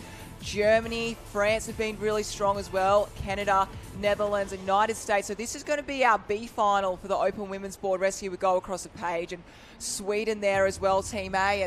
And then after we get through the B final, we'll go to the A final. So the girls board rescue, they've got a tough course ahead of them, don't they? I said this to you before. This is one of the events where I really think we can see some upsets. It all depends on the lane, the way the race works. If you're tuning in for the first time, swimmer goes out to the can, puts their hand in the air. That signals the board paddler to go out. They both jump on the board, paddle home. They have to cross the line with the board together. Part of the brutal aspect of this race is you can draw a can that might have a better run on the way out and a worse one on the way home, or be just generally tougher than some of the others. So there's a little bit of luck, there's a little bit of skill, and your ability to paddle that board together comes into play. And what we saw yesterday when the men's board rescue was run and won is that there was a lot of upsets there. That some of the teams that I would have thought would have been a certainty to win or end up on the podium, they were second last, because they just didn't have the races they were supposed to have. And this is a tough event to win. You've done it before so many times, Courtney Hancock. What makes a board rescue team special? Oh, it's special. It's having that partner, that special partner. Don't let them go. You've got them for life. So you've got that really good bond. You almost imprint on each other. But we'll get back to that B Women's Board Rescue Final, because we're going to go to the beach with Ty, because we have those results we've all been waiting for. The results we've been waiting for. Well, let me tell you, there's a bit of controversy. Not controversy, I love the drama. But number 1 is South Africa. Matty Kutsa, a huge congratulations, mate. What a proud moment for yourself, your club in South Africa. It feels unreal. I don't even know what to say. I'm so stoked. I love the yell bit, because the drama was in second place. It was actually Corey Fletcher who was picked up as second place, the angle of the finish flags as well, and that of Joey Collins in third. So there you have it, Matty Kutsa from that of South Africa in 1. We had Corey Fletcher in 2 and Joey Collins in 3. Oh, I've watched that finish 3 or 4 times now, and I don't know how they got that result there. Interesting one, but they are the judges, and they're the judges for a reason, because that is drama. Corey Fletcher will be very happy with that, and the South Africans even happier with that performance. So in the end, Koitza, Fletcher, Collins, Morris, Taylor, Phillips, Lombard, Wolkoff. That's your top 8 in the ski race. Next event up, B final, the Women's Board Rescue. And you can have a look at them celebrating there. Don't you love to see it? The rich history you spoke about, Mark Keeling, who was the defending champion in this event. South Africa, I think it's a three-peat for them at the national team's title. So what a performance. South African ski paddling is in good hands, that is for sure. Women's Board Rescue B final off and away. That's the Americans in the middle there getting across. And the most complicated part about this is staying on your feet across the bank. You can see from above those potholes in the water there, those little lines in the sand. You can't see them from water level, and they're really, really tough. You go in the wrong way on one of those and you go down almost immediately. And I'm going to say something really complicated now. The best way to go across potholes is not to think about them. Okay. Pretend they're not there, because if you hesitate, they will win you over. So potholes, you've got to make sure you absolutely charge. Use your long legs as much as you can and really drive. Do you know what? Anyone who's done this sport and been at this level understands that completely, because it does make sense. For some reason, if you start to worry about it, or you think, I've got to be careful, that's when you're going to find one. That's when you're going to go down without a shadow of a doubt. So it's good advice, Courtney Hancock, and you would know you've won these races more than just about anyone. Team Canada there doing a really, really good job out in the centre of the field. Ainsley McMurray, their swimmer there, doing a great job. She's headed towards the blue and white can. In the centre of the field, maybe the Americans working very, very hard as well on that far left-hand side. But looks like the Canadians might be first there. The blue and white. She'll put the arm over, arm up, signal her board paddler off and away. There's the Canadian board paddler getting into the action. Coralie Dion. She will head out and away. I think the French are there as well. The Americans, they've done a good job. The Germans, Nina Holt, the Olympian from just a few weeks ago in Paris. She was part of their 4x100 freestyle relay. She swam for the Germans, so a great swim for her there. Maybe a little bit longer than she would have been used to. And it's now up to the board paddlers to negotiate this break on the inside. They sit back, lean up and over, and it's still Canada out in one. And the US look like they've worked into second place. Yeah, Canada looking very good. That is Coralie Dion out in front there at the moment. Very strong on the board, but not too far away. We almost see it might be Team USA. It could be Kelsey Cummings. We actually saw Holly Main. She board paddled very, very well earlier on today. So they're coming around. We'll see the technique. I tell you what, in board rescue, this is where you can make some meters up. You've got to swing that board around. Everyone's got a different way they do it. Both girls looks like they're putting their swimmer on the front. You can put the swimmer on the back as well if you want. So there's Canada on screen at the moment. And we will look forward to see. We've got Coralie and also Ainsley out in front. Yeah, a little kick in the face there for the team. The Americans are locked in and starting to wind up on the way home. They've gone to the front. French in the background doing their bit as well. So the race for 9th place, essentially, this one is the B final of the women's board rescue. No World Championship up on offer, but every point counts. And the Americans, a fantastic performance so far. Really starting to wind up down at the bottom of the screen there to do a really good job. The French, the Germans, that's Holt on the front there with the goggles. The Olympian from Paris 2024, and no waves on offer out the back. Here comes a little lump for the ladies at the moment. They're going to try and push down this one. No, they won't. Here we go. They'll get this wave here. The American girls sit back, relax, safety first. Oh, they get it just sideways. Disaster. It almost cleans up our cameraman as well. But the Americans, they will take the win in the B final after that performance, and it really was their speed on the way home that proved the difference. The Canadians are off. The Germans are there. They're fighting it out for the minor places. You're allowed to jump off the board, but you've got to cross the line together. So the Americans have done a fantastic job down here, and they're all smiles. They are all smiles. It's really smart of Holly Main there. She actually got off onto the sandbar, went back and really controlled that board. So if you're nosediving, you blame the board paddler. But we see Canada, they're not too far away. They're going to get that 10th place overall and coming through. Germany, wow, yeah, not Germany. too far away. The French behind them, and the rest of these, the Netherlands there as well, Hong Kong and the Czech Republic. Great job by all of these nations, and a fantastic performance in the B final. Very, very strong paddling from these ladies. And this A final is going to be an absolute cracker, Courtney. Oh, after watching that, I think there's going to be a lot of decisions when it comes to that sandbank. So it's quite a heavy shorey there. So are the girls going to get down? As you mentioned there before, is the board paddler going to bunny hop? Is the swimmer going to get up and wade?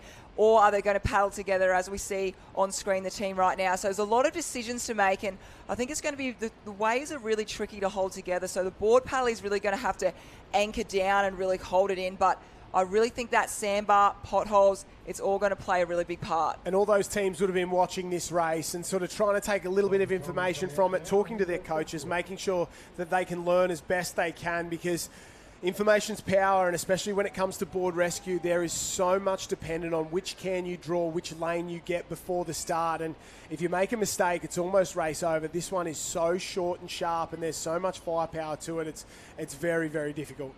It is, certainly. And as you mentioned, that next final of the A women's board rescue coming up, they will be watching on very closely. And I think we'll definitely see the likes of Naomi Scott out there with those long legs. She's such a great wader. So we'll definitely wait and see those long legs out there. We'll go from there. But also we've got Lana Rogers as the board paddler. So they're going to be a very hard team to beat.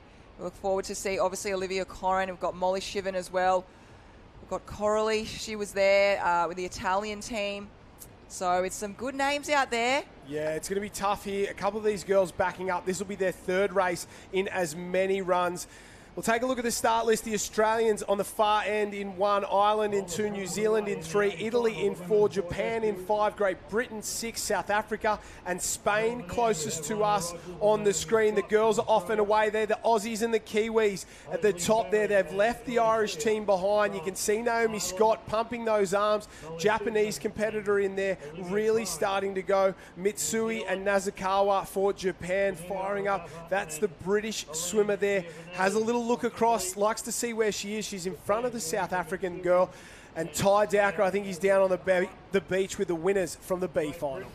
Yeah, it's all stars and stripes for the Bees. You've got Kelsey here, the swimmer, and Holly Main as well. And Kels, what about that? All the way from the USA. That's a proud one to win the B final. Oh, yeah, it's nice to take a win. A little bummed we missed the A final, but happy to get that done. Give us an insight to back home. Obviously, you're part of the lifeguard services as well. Whereabouts are you from the US? And a shout out to your crew back at home.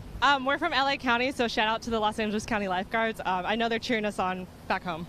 And you and Holly both in the same club, or obviously with LA County together. Are you back at home as well? Yeah, same club back home, so we get to train together and race together. How good's that? Train together, race together. Holly Main, she obviously spends a bit of time over here at Burleigh as well, and I think got a boyfriend in Burleigh as well. Just quite, we won't talk about that, but must make us so proud. One to represent the Stars and Stripes, and then to do it with Kelsey as well. Yeah, it's super special. Kelsey and I have been doing this race for a while. We won it last year at U.S. Nationals, and then we won at U.S. Regionals this year as well for California. So, yeah, we've definitely got some good chemistry on the board out there.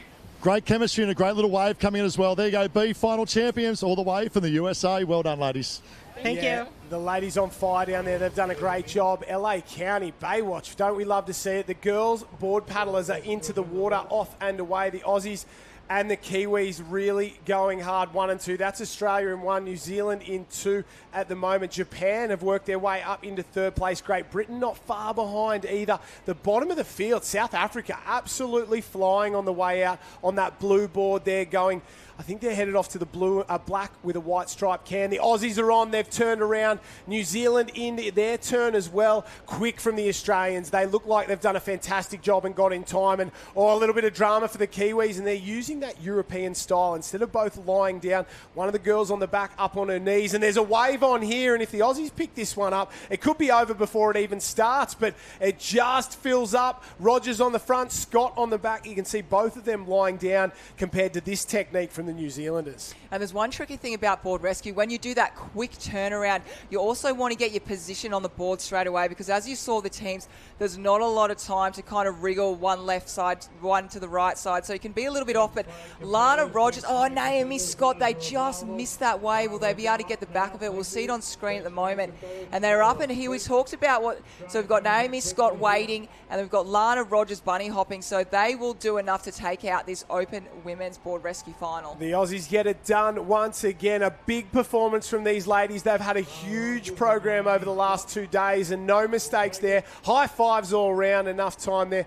New Zealand look like they'll end up in 2nd place, but what about that? Naomi Scott back-to-back wins this afternoon. Olivia Corrin has to settle for 2nd place with Molly Shivnan there. They did a good paddle, and the race for 3rd is on. Here's the Italian girls. What a performance for them. They're chasing the Japanese girls. They've left one behind. Japan, maybe they'll get 3rd or 4th.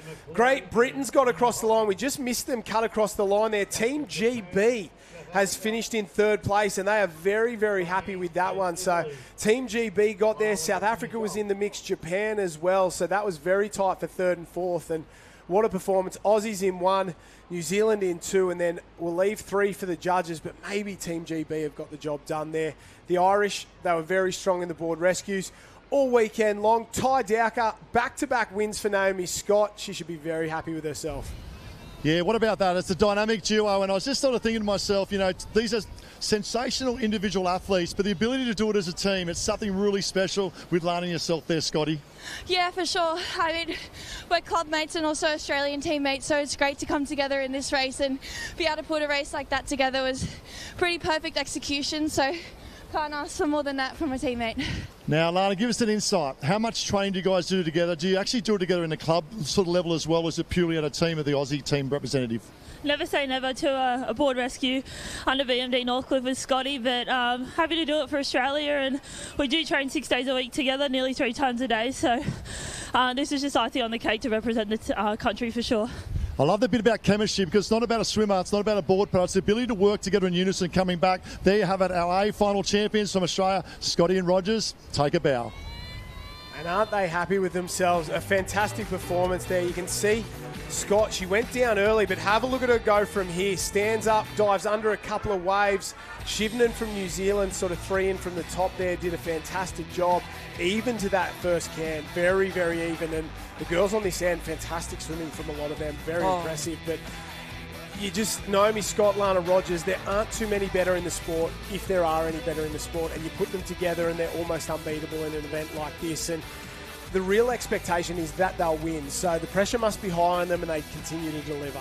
Yeah, they certainly have. These whole 4 days, they've been very, very good. They must be absolutely exhausted, but look at them here. They've really, the bunny hopping, it was just pure perfection, and really seeing the girls together. As I said, they train together every day. They're teammates, so they know each other very, very well, and they really just made that work. And getting down that last wave at the end was good. You saw New Zealand a little bit disappointed, but they've still got a few more opportunities to take the Australians down. Yeah, the fantastic performance. The results in the end, Australia, New Zealand, Team GB get there in 3rd place. Japan, South Africa, Spain, Italy across the line. And then the Irish ladies finished in 8th place. A great performance by all these teams to make the A final. Super tough racing all morning long just to get there. So very, very impressive performance all round.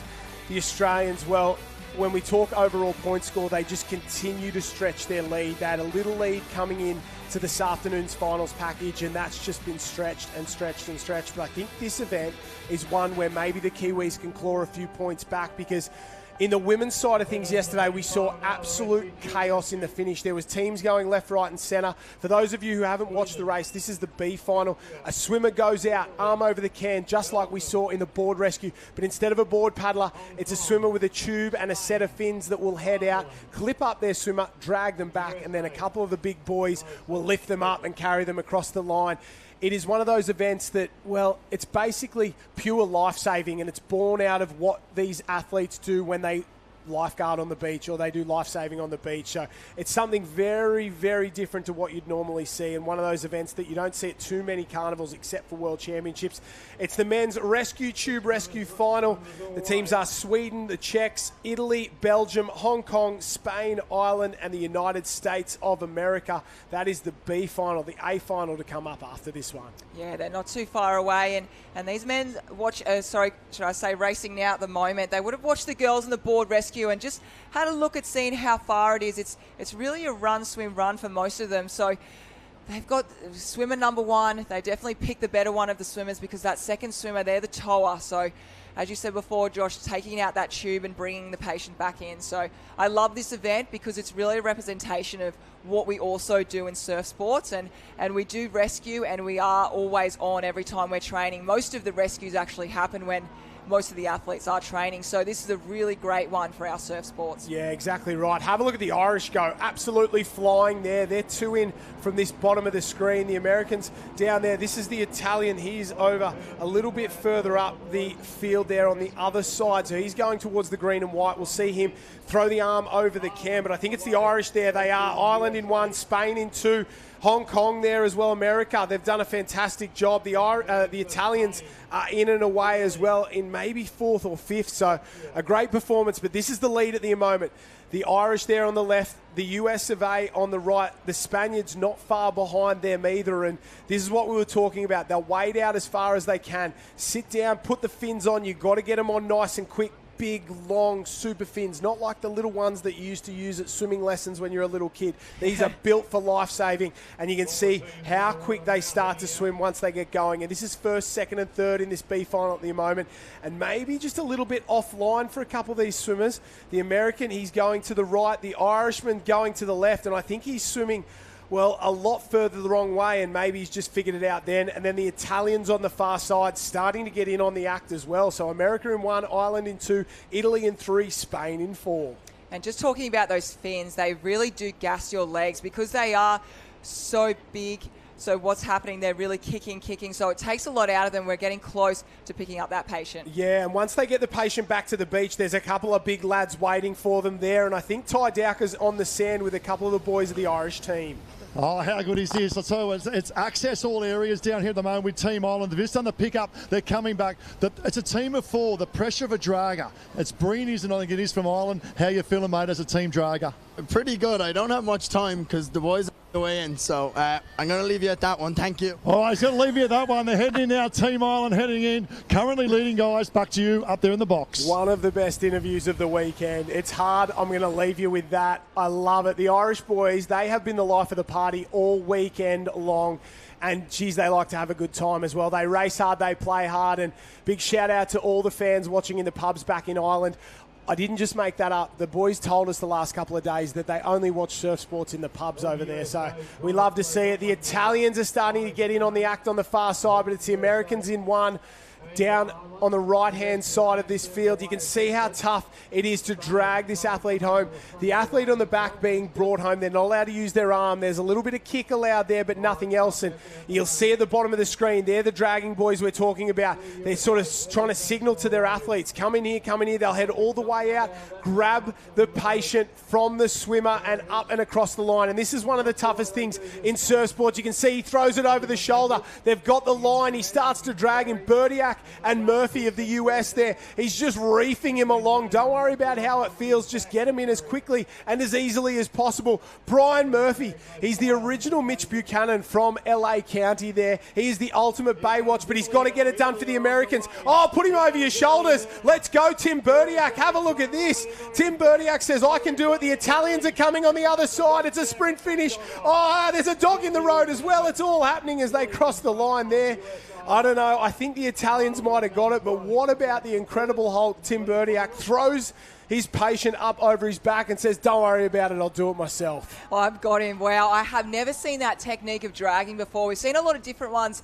We had the pulling and then back over the shoulders, so we've seen at the moment, we've got all the patients over the stiff body, but we'll wait and see. That was really, really tight, so we'll have to wait for those official results. I don't even know if it's a technique, Courtney Hancock. I thought he said, oh, don't worry about it, I'll just do it myself, and he made it up on the spot, that is for sure. But what about that one?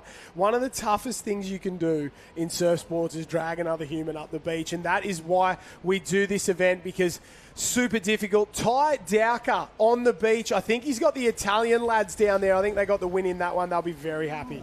I tell you what, they dominated the pool events only a matter of days ago. We had a dog come on the course as well. We had the carry by where we spoke about the Hasselhoff of the USA as well. We still have our Italian swimmer getting his breath back, walking around the beach. But what a performance from the boys. Listen, first of all, how good in English? Good English?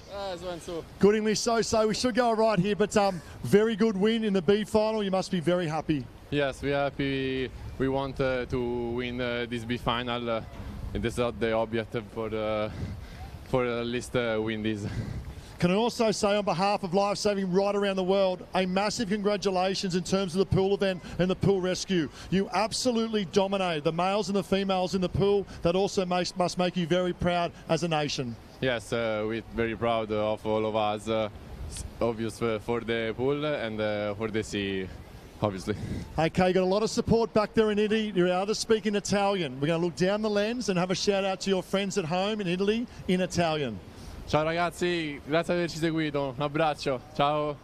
Ciao. See you later, guys. What about that? Congratulations. Great job all round. The Italians are the B final champions. Back to you guys. Ty Dowker, he speaks English better than you and I do. So English. That is kidding. What a performance from the Italians, and you're spot on. They dominated the pool events. Obviously, Courtney, there's two elements to this World Championships. Pool life-saving, surf life-saving, and the Italians were a class above in terms of this national team competition. Very strong in that competition.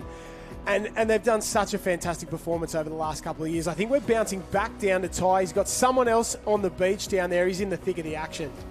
Yeah, this is the A final coming up, guys, and let's go back to semi-final earlier today, and it was the Polish team that come out in front from Poland. Now let's go back 2 days ago, because in the 200 obstacle course, 1:51 for the Austrians Jasper. He broke the world record. He will start as the swimmer in this event for Poland. They didn't want an interview pre-race, and I respect that. They're up and about, but they said if we win this, we'll be all over the interview. Back to you guys. 1:51, put that in perspective. That's swimming 200 metres, 4 laps of a pool, but there's obstacles along the way. You have to dive down underneath them for anyone who hasn't seen the pool rescue stuff. So 1:51 is heading towards world class if you're just swimming 200 metres flat. But if you've got to dive down twice every single lap, it slows you down dramatically. So to swim 151 and break the world record there, world class doesn't even describe it. It is truly elite, Courtney Hancock. Oh, that is ridiculously fast. Like, wow. So amazing. They're so good at what they do. And I was just having a look at the replay there. We just saw USA, Brian Murphy in there, just having a look at doing that different technique. But now we do move on to the men's rescue tube rescue, but this is now the IA final. So, Josh, you're going to run us through that list? Yeah, Team GB in 1, Japan in 2, South Africa in 3, France, New Zealand, Poland. They are the ones that Ty spoke about. Germany and Australia. Australia bring their own real weapons here as well. They've got a couple of very, very good swimmers. James Koch, an absolute speed demon, Australian swimmer, representative in there. He's very, very quick, so watch for him. Team Japan, they'll be strong in this one as well. That's Honda, the Japanese swimmer there. He is first off the beach. Watch for his early pace as well. Louis Clark and Joey Collins swimming for New Zealand. That's Joey Collins there. He has been in everything up to his eyeballs today. Louis Clark, very good swimmer as well, so watch for him. He'll go out and rescue. The Polish boys are fantastic. The Germans, they might be the biggest lads on the beach, so when they get back to that drag, I don't think they will have an issue at all. They'll just absolutely lift their swimmer and drag him up. They're off and away. Here we go. Before you can get into the swim, you've got to negotiate that early bank, and maybe that's the advantage for a couple of these nations that may not be as quick in the pool comparatively to the Polish, but the likes of Joey Collins, he flies across the sandbank like that, and that is very tough to do. You can see him already leading. That's from hours and hours and days worth of practice. He's been a packet of little jelly beans today, hasn't he? He's been in every single race, and he's just really, I would think that he'd be racing absolutely lollies, Coke and sugar at the moment. So he's doing phenomenal effort. He's out there in front in the middle, as you can see, the sparkly ocean. But also over the other side, we might have Great Britain out there actually on can number 1. They are looking extremely strong, and as we said, there is definitely something in the water because they have just been up the front in every single race. Yeah, they've had a fantastic day today, and I think Robbie Whittaker came out here a couple of years ago to race the entire summer, and they said around that period they got together, decided they were going to make a big crack at this, and Team GB is on fire, but it's really closed up here. The Australians, the Kiwis, all side by side, the French there as well. So's Team GB, so 4 or 5 within an arm's length together, and the Polish guys are there as well. That's their red cap with the white stripe down the centre. You can see they'll head out, get the legs up, get across the bank, dive in and put the fins on. This is the Aussie in here. He'll jump in, flip over, put the fins on, wind it up and get going. Ty Dowker on the beach, getting those fins on, super difficult under pressure. Yeah, super difficult, but also the conditions of the skill sets running in, the ability to wade, porpoise and get through. Now, it's a massive advantage to that of Australia and New Zealand. The Polish team, pound for pound, they showed that in the semi-final. They're the best in the business with their skill sets. However, they don't get much in terms of surf, in wading and porpoising, so that has given them probably a disadvantage, I'd say, of 10 or 15 metres, but they're going to try and fight back. There's going to be one coming home. Bring it on. Kevin Lasser from France as well, absolutely flew in. He jumped in, flipped those fins, got them on and got them going, and they are having an absolute blaster of a race at the moment. It's the Aussies in 1 as they head into the clip up there. Maybe New Zealand and France side by side in the race. 2 and 3. The Aussies are on around. They clip up. They've got to get going. Not the best clip up we've seen. The Kiwis, they're struggling as well. So's France. It's just taken them a little bit longer than they would have liked, but they're off and on their way home now, and it's advantage Australia by a full body length. The Polish clip up was unbelievable. They've clipped it up and halved the gap. They're a long way behind, but skills pay the bills, and this race, it's not even half over yet because the ride home, this is the crux of this one. It's the key to being good at rescue tube rescue. How well you can drag your swimmer home. Yeah, this is where you can really make up some metres and also lose some metres as well. So the draggers they'll be on the shallows there, getting ready, getting pumped up to rest those arms and rest those legs to make sure they have that sandbank run in them. But at the moment, it's really stretching out at the moment. As you can see, we've got a couple of the teams. We'll bring them up in a second. But yeah, Poland, that clip up really made the world of difference. Yeah, unbelievable performance there. The Aussies going in. Australia at the bottom of the screen there trying to get a wave. New Zealand hanging on in second. France and Poland fighting it out for third. Here we go. This is the critical moment. The Aussies, they've got their athlete. They both go in really, really deep. Hines there and Corey Fletcher, they've gone in so deep. The Kiwi boys have got theirs as well. They're starting to really fly. The Aussies are struggling. The Kiwis are coming. The Polish are there as well. The Aussies are in deep, deep water. And have a look at the Kiwis go just above them there. They're going to have to get a wriggle on because the Kiwis, they're coming fast. They're really trying to get it done. But I think the Australians will do enough. If they drop him, it could be all over. Australia on the line. Oh, I do not know. They stumble across there. The French or the Polish, will they finish in third? The French get there in third. Poland finishes in fourth. What a performance all round from those nations. I thought the Aussies had done enough, and in those final stages we saw how difficult it was because those Australian boys are big and strong and they really, really struggled. Well, right then and there, you saw the importance of the draggers. They are not there just to fluff around and just to kind of, I guess, take the cookies at the end. They work really, really hard. And we actually saw, Ty trying to get that interview. It would have been with the, I think it was the Polish boys, team. And they said, no, it's hard. Yeah. We've got to get out there. So it's, so you just saw it just then. But the Australians, they just got in that little bit of deeper water and they just went down and they kind of lost momentum. And New Zealand, they had the little lightweight of Joe Collins carrying there and they really went for it. So we'll wait and see what happens, but Australia might have just got there. Well, have a look here. The gap is big and I think it's enough, but you can see they just start to stumble. They start to slow. Oh, there's a little trip there as well. They don't really get it off. And in the end, it was probably bigger than it looked from the front-on shot, but only just. The Aussies get the job done. Kiwis in second place. France will finish in third. Poland in fourth. And I think that's the best result for the Poles all week long. So a great performance there. That is Team Germany. We love their work. Ty Dowker's with the Aussies, and they've got to be happy with that one. Yeah, I tell you what, it was an absolute captain's knock from the start there, Smitty. What about that? And we'll talk about the legs of the burn of the boys coming, Matt. But Jake, this is a special one, especially against the Europeans who are so strong in this format. Yeah, this is when the poolies come out to play, and you can see them all get their fins on, the big, strong boys, and they're heaving on the way out. So to get this win with a team of legends that we've got beside me is just unreal and a dream come true. Mate, to be a captain of an Australian team in any sport is iconic in itself. It must make you very proud, one, to be in that leadership role. But like you mentioned, not only the men, but also the women, the support of your management and coaches around the team as well. Yeah, I mean, our team's unreal. Nearly every single person could have stood up and done this job. So to get that spot, I guess, is just amazing. And the people who come before me, you got the names like Kendrick Lurie, Harriet Brown. They're just superstars, and to be able to follow in their footsteps and try live up to their expectations is a huge honour. Mate, you're doing a wonderful job. And then you've got the names over here, James Koch as well. Come over here, mate, because I've never done the role. I've never done the role myself of having to swim out with fins, but then let alone to tow the bus back to the beach. What does it feel like? Look, I guess out there, right, you're just trying to get in the rhythm, and getting the rhythm with the ocean with the fins on can be hard sometimes, and your legs are already burning by the time you're out there. So pulling back Jake, and 2 years ago he was probably about 63 kilos. So having a 90 kilo bloke to pull back, it hurts the legs a little bit, yeah. It makes a 40 kilo mannequin pretty easy, doesn't it? And then talk about the leg burn. Come over here, Heinzie, because he broke a world record in the pool only a matter of a few days ago as well. And we talk about that of Corey Fletcher, about being Will's Fletcher, but there's a lot of pain in those legs, mate, and the Kiwis almost got you. Yeah, they definitely put up a good race there. Pretty proud of those boys. We're good friends with some of them, so yeah, but yeah. Stings, eh?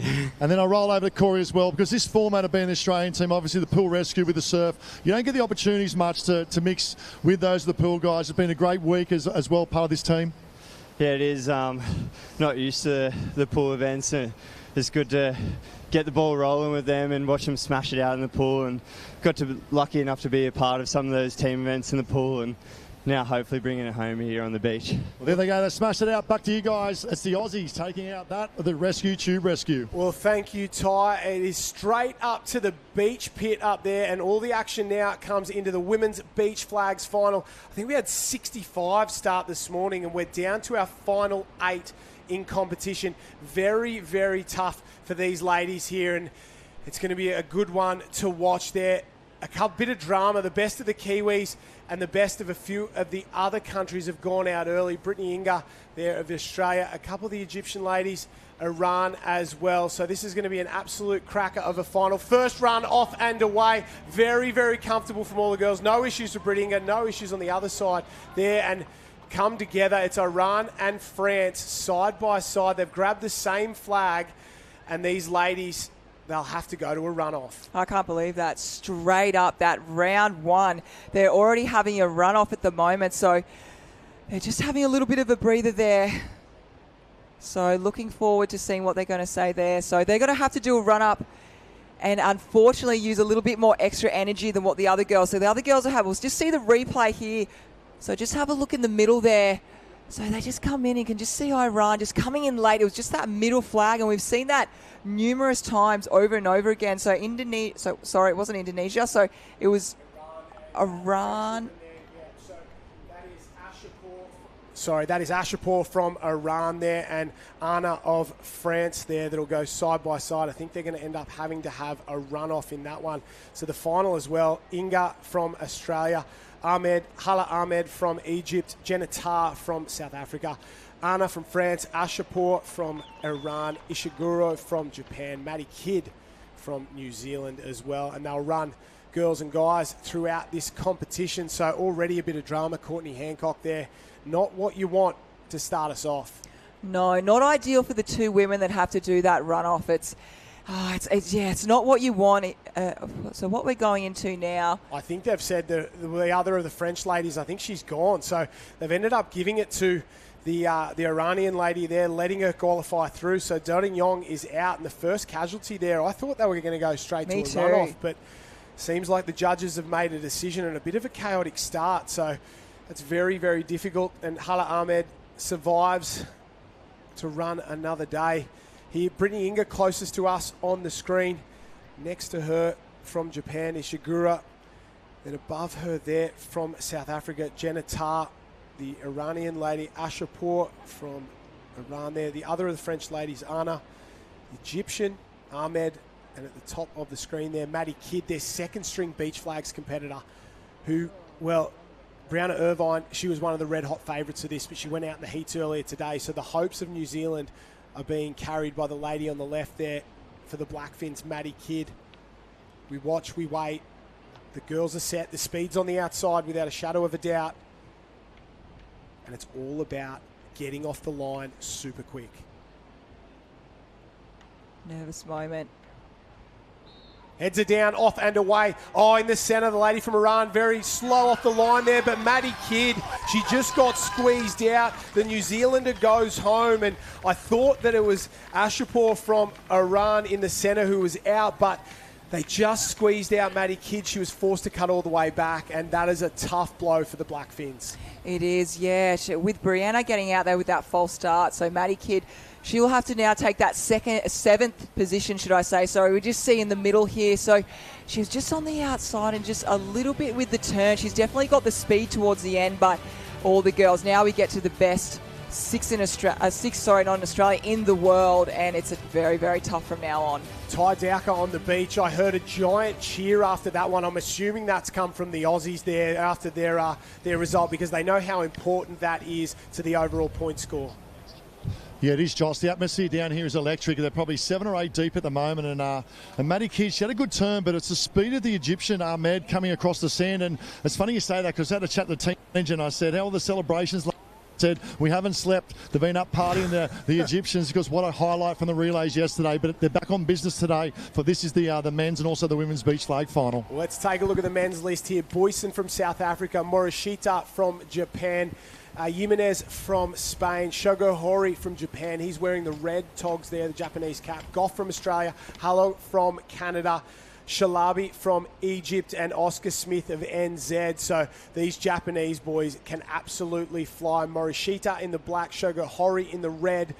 I think they're the favourites to go 1-2 here. We haven't seen that in a long time. Off and away, very even on this run. A little bit of push and shove there. I don't know who's missed out on that one. Maybe the far side. And it might be our Egyptian friend. We said they might have celebrated a little bit too hard after that beach relay last night. He's the first one to go out. Rami Hussein Shalabi there. But a big week for the Egyptians. They've been fantastic. They have been incredible. Just the energy they give to the beach. And wow, and they're so excited to be here. We spoke to them. You had that incredible interview. That's still one of my favourites. But we just see the replay now. We just see Egypt. They just come in for the fall and just pull up a little bit short. But We heard them speak. They're excited to be here. They're happy. They're just doing their best, and it's wonderful to see them produce the magic that they have. Yeah, they've done a fantastic job there from left to right. That's Brittany Inga there. Anna from France just inside her. Ashapur from Iran there. The South African Jenna Tar in lane number 4. 2 in from the right-hand side. Ishiguro from Japan. And then out on the edge, Hala Ahmed from Egypt there. And disappointment for Egypt in the men's, but they're still alive here in the women's.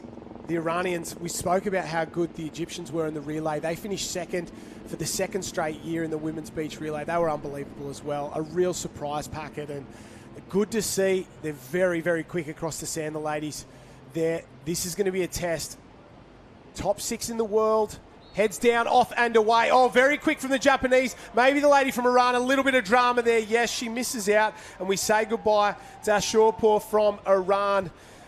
They finished second in the beach relay. That's a great performance. 6th place overall in the beach flags event. You've got to be happy with that, but just didn't have that early speed, did she? Yeah, you've really got to have... There's obviously a lot of sections to do with flags, but what I'm really picking up is that turn and then the speed off the turn. So that athlete that can do both, we just see that replay right now, and it was the turn. You're very correct. She came through at the end, but she kind of went, okay, all right, haven't got it. There was no flags left at the end of it, and unfortunately we have to say goodbye. Jenna Tar there just grabbing that last flag, and if you don't have that quick first step, and it's difficult because it's not pure speed. It's your ability to react, turn, and get going almost immediately. Ty Dowker, I think you've got some news about our French friend down there. Yeah, I remember commentating the Aussies only a matter of about 6 months ago, and she finished third at the Aussie titles. And when she finished third, she was actually really disappointed because she knew she was better than that. So now lining up, obviously she's racing Brittany Inga before. On the turn there, she actually had a better turn than at Brittany Inga, but then left the flag for Brittany as well. It's a confidence thing, obviously, getting the pointy end. But obviously look out for that from the French. They could cause an upset, along with that from Japan as well, looking very good form in the female beach flags. Yeah, boys' turn.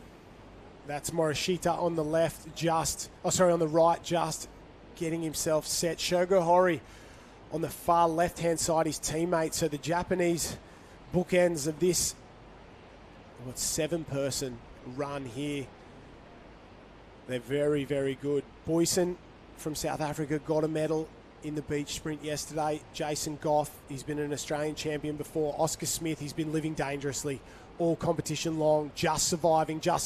Off and away, very, very quick on the bottom end here. Oh, there's going to be a bit of push and shove. The Canadian gets it, and maybe the South African misses out. Oh, he's tried to rip it off. The Spanish competitor there, Jimenez, and Boyson got I thought for a second there he was dead and gone. He tried to grab the flag, and Jimenez ripped it back off him and said, not today, mate. And what about that one? 3rd place in the beach sprint. He'll go home in 7th place in the beach flags. Yeah, it'll be really interesting to see this replay now. They're neck and neck, aren't they? And they just both go down and... Cuts back across there. What about that one? Marco Jimenez, he was out for all money there. Oh, sorry, Halog from Canada. He was out for all money there. Jumps on that one. And Boyson, if you just looked up a little earlier, and you've got to keep your head on a swivel. If you're not going to get a flag or in a push and a shove, there's a flag missing somewhere. You've got to make sure you keep an eye on it. So... From the guys to the girls, we're back and down to a final 5. They're getting close to a medal at this point. Ahmed on the left-hand side, Brittany Inga there, Ishiguro from Japan, Anna from France, and then Jenna Tar on the right-hand side in lane number 3. 5 girls, 4 flags. It's pretty simple. If you get a flag, you stay alive. If you don't, you go home. Down to the 5 best in the world. The ladies are set, and they're in the starters' hands.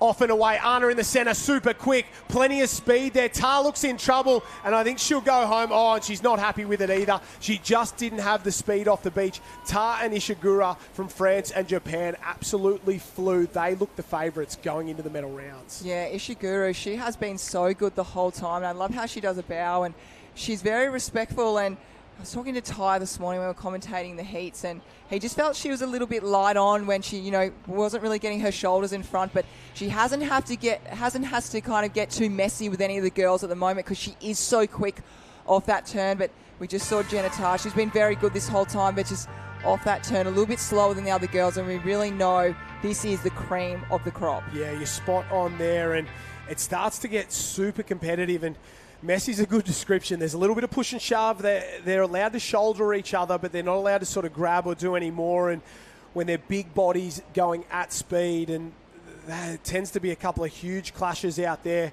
You love to see it.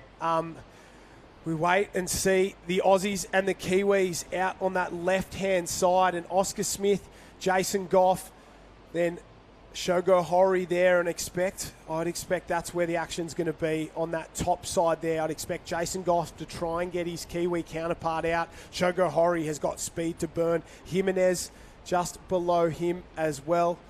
Then Morishita from Japan and Halog from Canada. But all the action's going to be on that left-hand side. Watch for fireworks here. National team's title on the line. Australia, New Zealand 1 and 2, and there's going to be a difference of about 10 points here if you go out now or you go on to win this one. Off and away. Oh, a lot of speed from Goff. He's going to go straight across, trying to knock him out there. We called it. Oscar Smith goes home. The Kiwis are out. The Aussies are celebrating. And just like that, that national team's title, it could be held back here in Australia thanks to Jason Goff's effort. It's late in the competition, and a result like that is going to have a massive impact. He really put his body on the line then. He knew it was going to be extremely tricky to do that, but he saw his moment, saw that opportunity. We look at the replay right now. He knew he had Hori on the other side, who's very good, but wow. And we've got Ty. He's right in there with all the action. Yeah, down the beach here, guys, with Oscar Smith, mate. It's a tough battle, isn't it? And drawn, obviously, against Goffey. Pound for pound, you've probably got him over the sprint distance, but in a shorter concept like this in the flags, he's a tough man to beat, isn't he? Yeah, not exactly the result I was hoping for. It's feeling pretty good. But yeah, that's just how it is. Mate, hold your head very high. Your performance yesterday, you're the national team's beach sprint champion. You're in sensational form. The way you come back in that last third yesterday was second to none as well. I know it's a team's format. You've got a great team behind you anyway, haven't you? Yeah, mate. Everyone's pretty brilliant. Everyone does everything for us while we're racing, and couldn't ask for much better. Hold your head high, mate. You're a great man from a great nation as well. Go the Black Fins, and we'll see you next week in the club. Cheers, mate. There you have it, Oscar Smith. Yeah, disappointed there, but that is racing. You survive this one for the ladies. You get a medal. Off and away. Oh, this is going to be very tight. Maybe Ahmed from Egypt. She will struggle. Yes, the little push and shove. Ahmed of Egypt goes out, misses out on a flag, and disappointing for the Egyptians. And you can see the devastation there for the lady from Egypt, Hala Ahmed. She came so deep in the competition, and that's pure heartbreak there, because to finish fourth, we call it the chocolate medal, is not what you want. And the Egyptians, they've won everyone's heart this week, haven't they? They have been absolutely spectacular on the sand, and you can see how disappointed she is there. Hugs all round, and what more could you want? But the other ladies, just so much speed out there to burn. The French, the Australians, and the Japanese, they are very, very good. And Hala Ahmed, she should be proud of her effort. Oh, she should be so proud. It's so tough out there. And I love the way Ishiguro got around her at the end, just to see if she was okay. But look at this, they're neck and neck, and you can see why she was disappointed. She went in there and she stretched that arm out wide, but this is beach flags. And once you get to the fourth best in the world, anything can happen. A stumble, a trip, you can accidentally put your hand to the wrong side of the flag. And she should be so proud. Egypt have been fantastic this whole week. Yeah, you're spot on there. Shogo Hori on the left, Jason Goff, lane number 6, Jimenez from Spain in the centre. We haven't spoken about him much.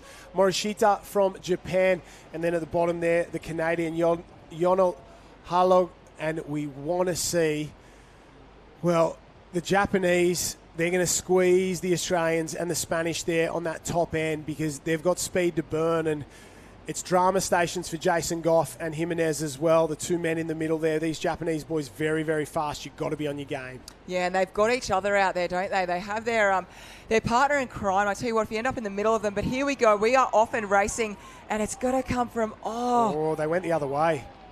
Yeah, Halog from Canada, he goes home, and Morishita, I just thought for a second there, he looked across, thought better of it, took the easy flag there, and we say goodbye to the Canadians. They've had a great performance in the sand over the week. The Canucks are very, very happy with themselves there, and they've done a fantastic job, but we're down to 4 in the men's competition. We're down to the women's top 3 as well. We've decided for the medals. Ty Dowker, you got a bit of an update for us. Yeah, this is really good, guys. They're lining up here. You've got Anna on left-hand side, and you've got Brittany Inga there in the centre, and on the right height. Now, they all approach this differently. The sports side, look at the clap coming. You probably hear the clap coming in as well. And Anna really revs herself up. Self-talk at a premium, slapping her legs around. Brittany as well. Brittany Inga slapping her legs as well. And another Japanese just goes about a business run by run at the moment that are being Ishiguro. This is a massive play in the context of the top three. Yeah, they've all got a medal. It's just which colour to decide. Anna at the top there, Inga in the centre, Ishiguro on the right-hand side. I don't know where you'd rather be, out on the edge and you've got limited choice, or in the middle and know you're going to get squeezed. It doesn't matter now. It's been decided. 3 will go down to 2. 1 will walk away with a bronze. Off and away. Very, very quick on the outside. Inga, what about the speed in the centre from the Aussie? She absolutely flew there. She was in all sorts of trouble, and she absolutely flew through the centre there. That was pure foot speed across the beach. Turn wasn't great, but, man, she made up for it. Yeah, she certainly did. Wow, my eyes, I didn't know where to look then. Everything was happening, and, yeah, just the absolute speed. And Ishiguro, she can walk away being so proud. She had so much respect for every single other athlete out there. Beautiful person. You just see giving a bow to the crowd and a wave. And beautiful girl. But we'll just have a look at the replay. But, yeah, Brittany Inga in the middle there. She got a little bump to bump with Anna there, but just for Ishiguro, she just wasn't enough. She had a great speed off the turn, but just at the end there, just a little bump, and Brittany Inga had the opportunity to go left or right, and Ishiguro, unfortunately, was the one that missed out then. Yeah, I spoke to Brittany Inga's coach, Simon Harris, this morning. He said she was fired up and ready to go, and the girls seemed very, very happy with that result. Hugs and high fives all round. They'll go head-to-head in the final, and France versus Australia, but we've still got a couple of runs here, and we haven't spoken about it much, but the Japanese men, to have 2 in the top 4 is such an advantage. You know they're going to work together. You know they're going to try, and I think here they'll just try and stick to the outside flags, let the Australian and the Spanish competitors fight it out for the third one here, and this is going to be very, very interesting to see what happens. Hori and Morishita, the other Japanese competitor, Marco Jimenez from Spain, and Jason Goff in the green and gold of Australia. 4 men, only 3 flags off and away. Oh, it looks like there's a little bit of push and shove side by side. Oh, and isn't he happy? Jimenez loves it. He grabs that flag, he grabs a medal, and the dream of a Japanese 1 and 2 goes wanting. Jason Goff got there as well, and heartbreak for Team Japan.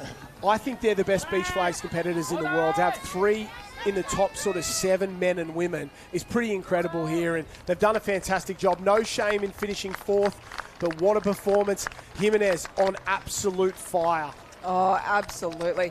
There must certainly be something in the sand, I think, over there for sure, because they have been on fire this whole time. But we might actually go down to, I think we've got a special guest with Ty Dowker.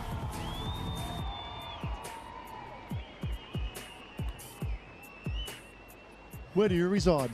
Oh, mate, look, where your heart is, you know, obviously work every week with Britt, but by correspondence every week with Anna as well. So they're both in the flag squad that we run, and they're both great kids. So good luck to both of them. Must make you very proud. Good luck. Absolutely, mate. I'm stoked for them. Stoked. Thank you. There you go. One of the best in the business, Simon Harris. One of the best in the business is an understatement. The best male beach flags competitor of all time. There is nobody even close. He is a cut above. And to coach Britt Inga and to help coach Anna from France as well, it shows just how good he is at what he does. And he's a Wollongong boy as well. Don't we love it? But here we go, the final of the World National Teams competition. 20 points up for grabs. France versus Australia. Anna and Inga.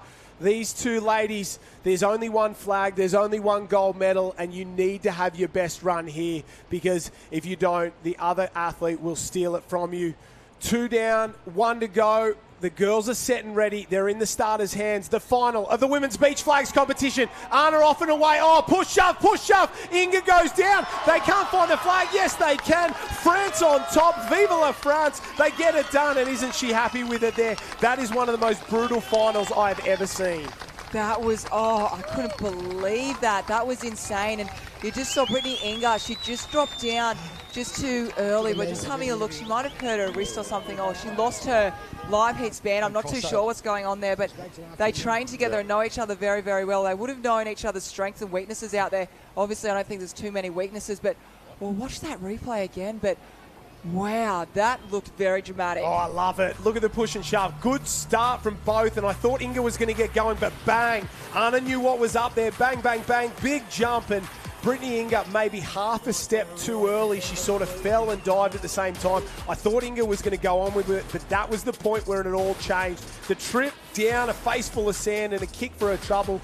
And Anna from France over the top, right here, down, over the top, and grabs it, and timing is everything. And poor old Brittany Inga just a little bit early, and that was absolutely brutal for them there. The French absolutely loving it at the moment. Wow. Anna just went down and she flew up in the air. She just landed perfectly on that flag. And we talked about this morning when we were commentating the heats, getting that shoulder in front. Anna had that shoulder in front the whole time, and it looks to me that's just how she got that win over. We're down to our final 3 in the men's beach flags competition, and this is going to be a very, very tough run. And I think after Morishita went out in the last one, Shogo Hori is the red-hot favourite.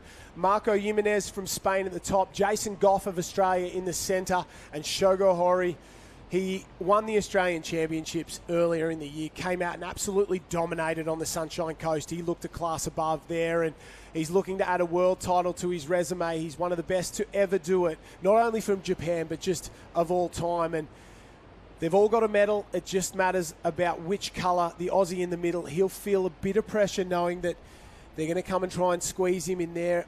I think Jimenez was just happy to get through that last one. I think he was very ecstatic, but he won't be settling for bronze, that's for sure. They started at 56. We're now down to the best 3. So is it going to be...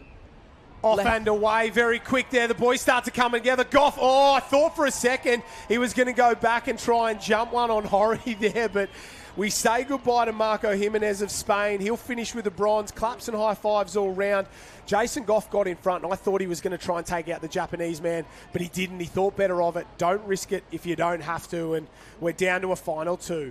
Yeah, it was whether he was going to go left or right, and we'll just have a look at that replay really quickly there. Left or right, and he went to his right-handed side, and we'll quickly, after this replay right now, we might go down to the women's winner with Ty Dowker.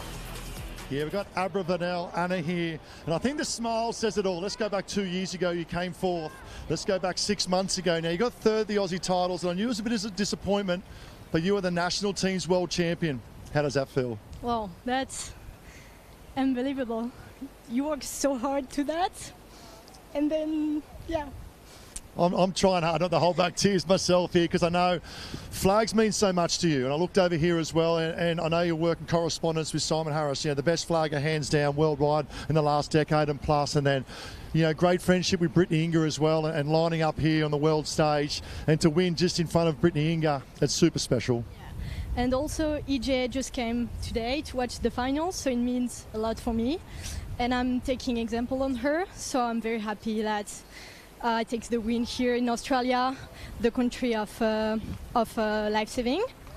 Oh, most definitely. And we go back to Paris, obviously the Olympic Games as well. It's been a massive few months, you know, involved. But in French, down the lens of the camera, like to have a shout out to all those supporting you back at home. Yeah, so I have so much support. It's just insane. I used to say that behind my performance, there are so many people like you cannot imagine. And I just want to thank everyone because I will not be here with all that people that help me every day to be a better athlete and a better person. So yeah, thank you to everyone who plays. Well, there we have it. That's our champ all the way from France. Congratulations. Men's final coming up. Well done. Thank you so much. Thanks. What an interview. A fantastic performance. She deserves it. And EJ Forsyth, she was talking about the former world champion in this event, the defending world champion from Australia, and she's a fan favourite. Everyone loves EJ, and what a role model to look up to, and to have her down here along with her coach, she was very, very happy with that performance. Time for the men's final. Shogo Hori of Japan at the top of the screen, Jason Goff of Australia at the bottom. Japan versus Oz, and it is the 2 best beach flags nations in the world. I think France might have something to say about that from here on out, but Here we go, the men's final. Shogo Hori, I think he's been the best athlete in the world for the last 2-3 years. There'll be a couple of people who might have something to say about it, but he's been very, very good. Jason Goff, he wants maximum points for Australia. He wants to really drive home this national team's title. A very, very good beach competitor in his own right. 2 men, 1 flag, 1 gold medal up for grabs. It's the men's beach flags final, the national team's competition, the final beach event of the competition, the second final event of the entire day, and we're about to get it on. They're in the starters' hands. It's all been said. It's time to run the race. The boys are set and ready. Off and away, very even term. Hori's in front. Hori's got the jump on Goff. No dramas at all. Oh, he grabs it, and look at the celebration. He gets a little wrestle for his trouble, and doesn't he love it? The man from Japan dominates on the sand, and what a performance. Shogo Hori is the best in the business. He stares down the camera there, and don't you love to see it, Courtney? Yeah, Hancock? love the celebrations. He's a fan favourite, isn't he? And he's just, as you said, he's been the best in the world for the last couple of years, and he's so fast. I love the way he sets himself up, doesn't he? He does the same thing, the same preparation every single time. We went from 56 athletes, now he's number 1. So we'll definitely be seeing him next week, hanging around in Australia to watch him race next weekend. Yeah, Japan on absolute fire down there on the beach. I think Ty's just trying to find a translator down there. Shogo Hori, he's won so many events in Australia. Maybe he might need to start working a little bit of the English. He's that dominant that he's always getting interviewed constantly. He's absolutely on fire, the man, and didn't he perform? Goff was quick, but Hori's just got that speed. He drifted him wide and around, got the flag, and have a look at the wrestle and have a look at the celebrations. He's the king of the sandpit, Shogo Hori. Ty Dowker, he's down there with our winner. I think they're just trying to find a translator for us. How good was that? Performance. It's the big stage. It's a big dance for the man from Japan, Shogo Hori. This is very special for Shogo being world champion. Rejoice. He just said, very good team from behind. Flag. It's like a cultural event, isn't it, for Japan? ビーチフラッグ日本ではまだ、そこまで大きく、ビーチフラッグスは普及されてないので、ここで優勝することが僕の目標でした。Beach flags culture is not such a big for as compared as Australia, so he wants to number 1 to spread the lifesaving and beach flags. Well, I'm going to draw a picture of the world. There is a picture of the world. And you are the best national team's flagger in the whole of the world. Congratulations. I'm a Super Saiyajin. There you go, all the way from Japan. Shogo Hori, he's your champ. Congratulations. Bring it in, get around him. The man, the moment, Shogo Hori. Did he just say he's Super Saiyan down there? I love to see it. Shogo Hori, he is the best beach competitor in the world, and we love to see him win because nobody celebrates harder. The Japanese stoked. They were down in that sandpit all day long, absolutely loving it, and it's good to see him win, and he definitely deserves it.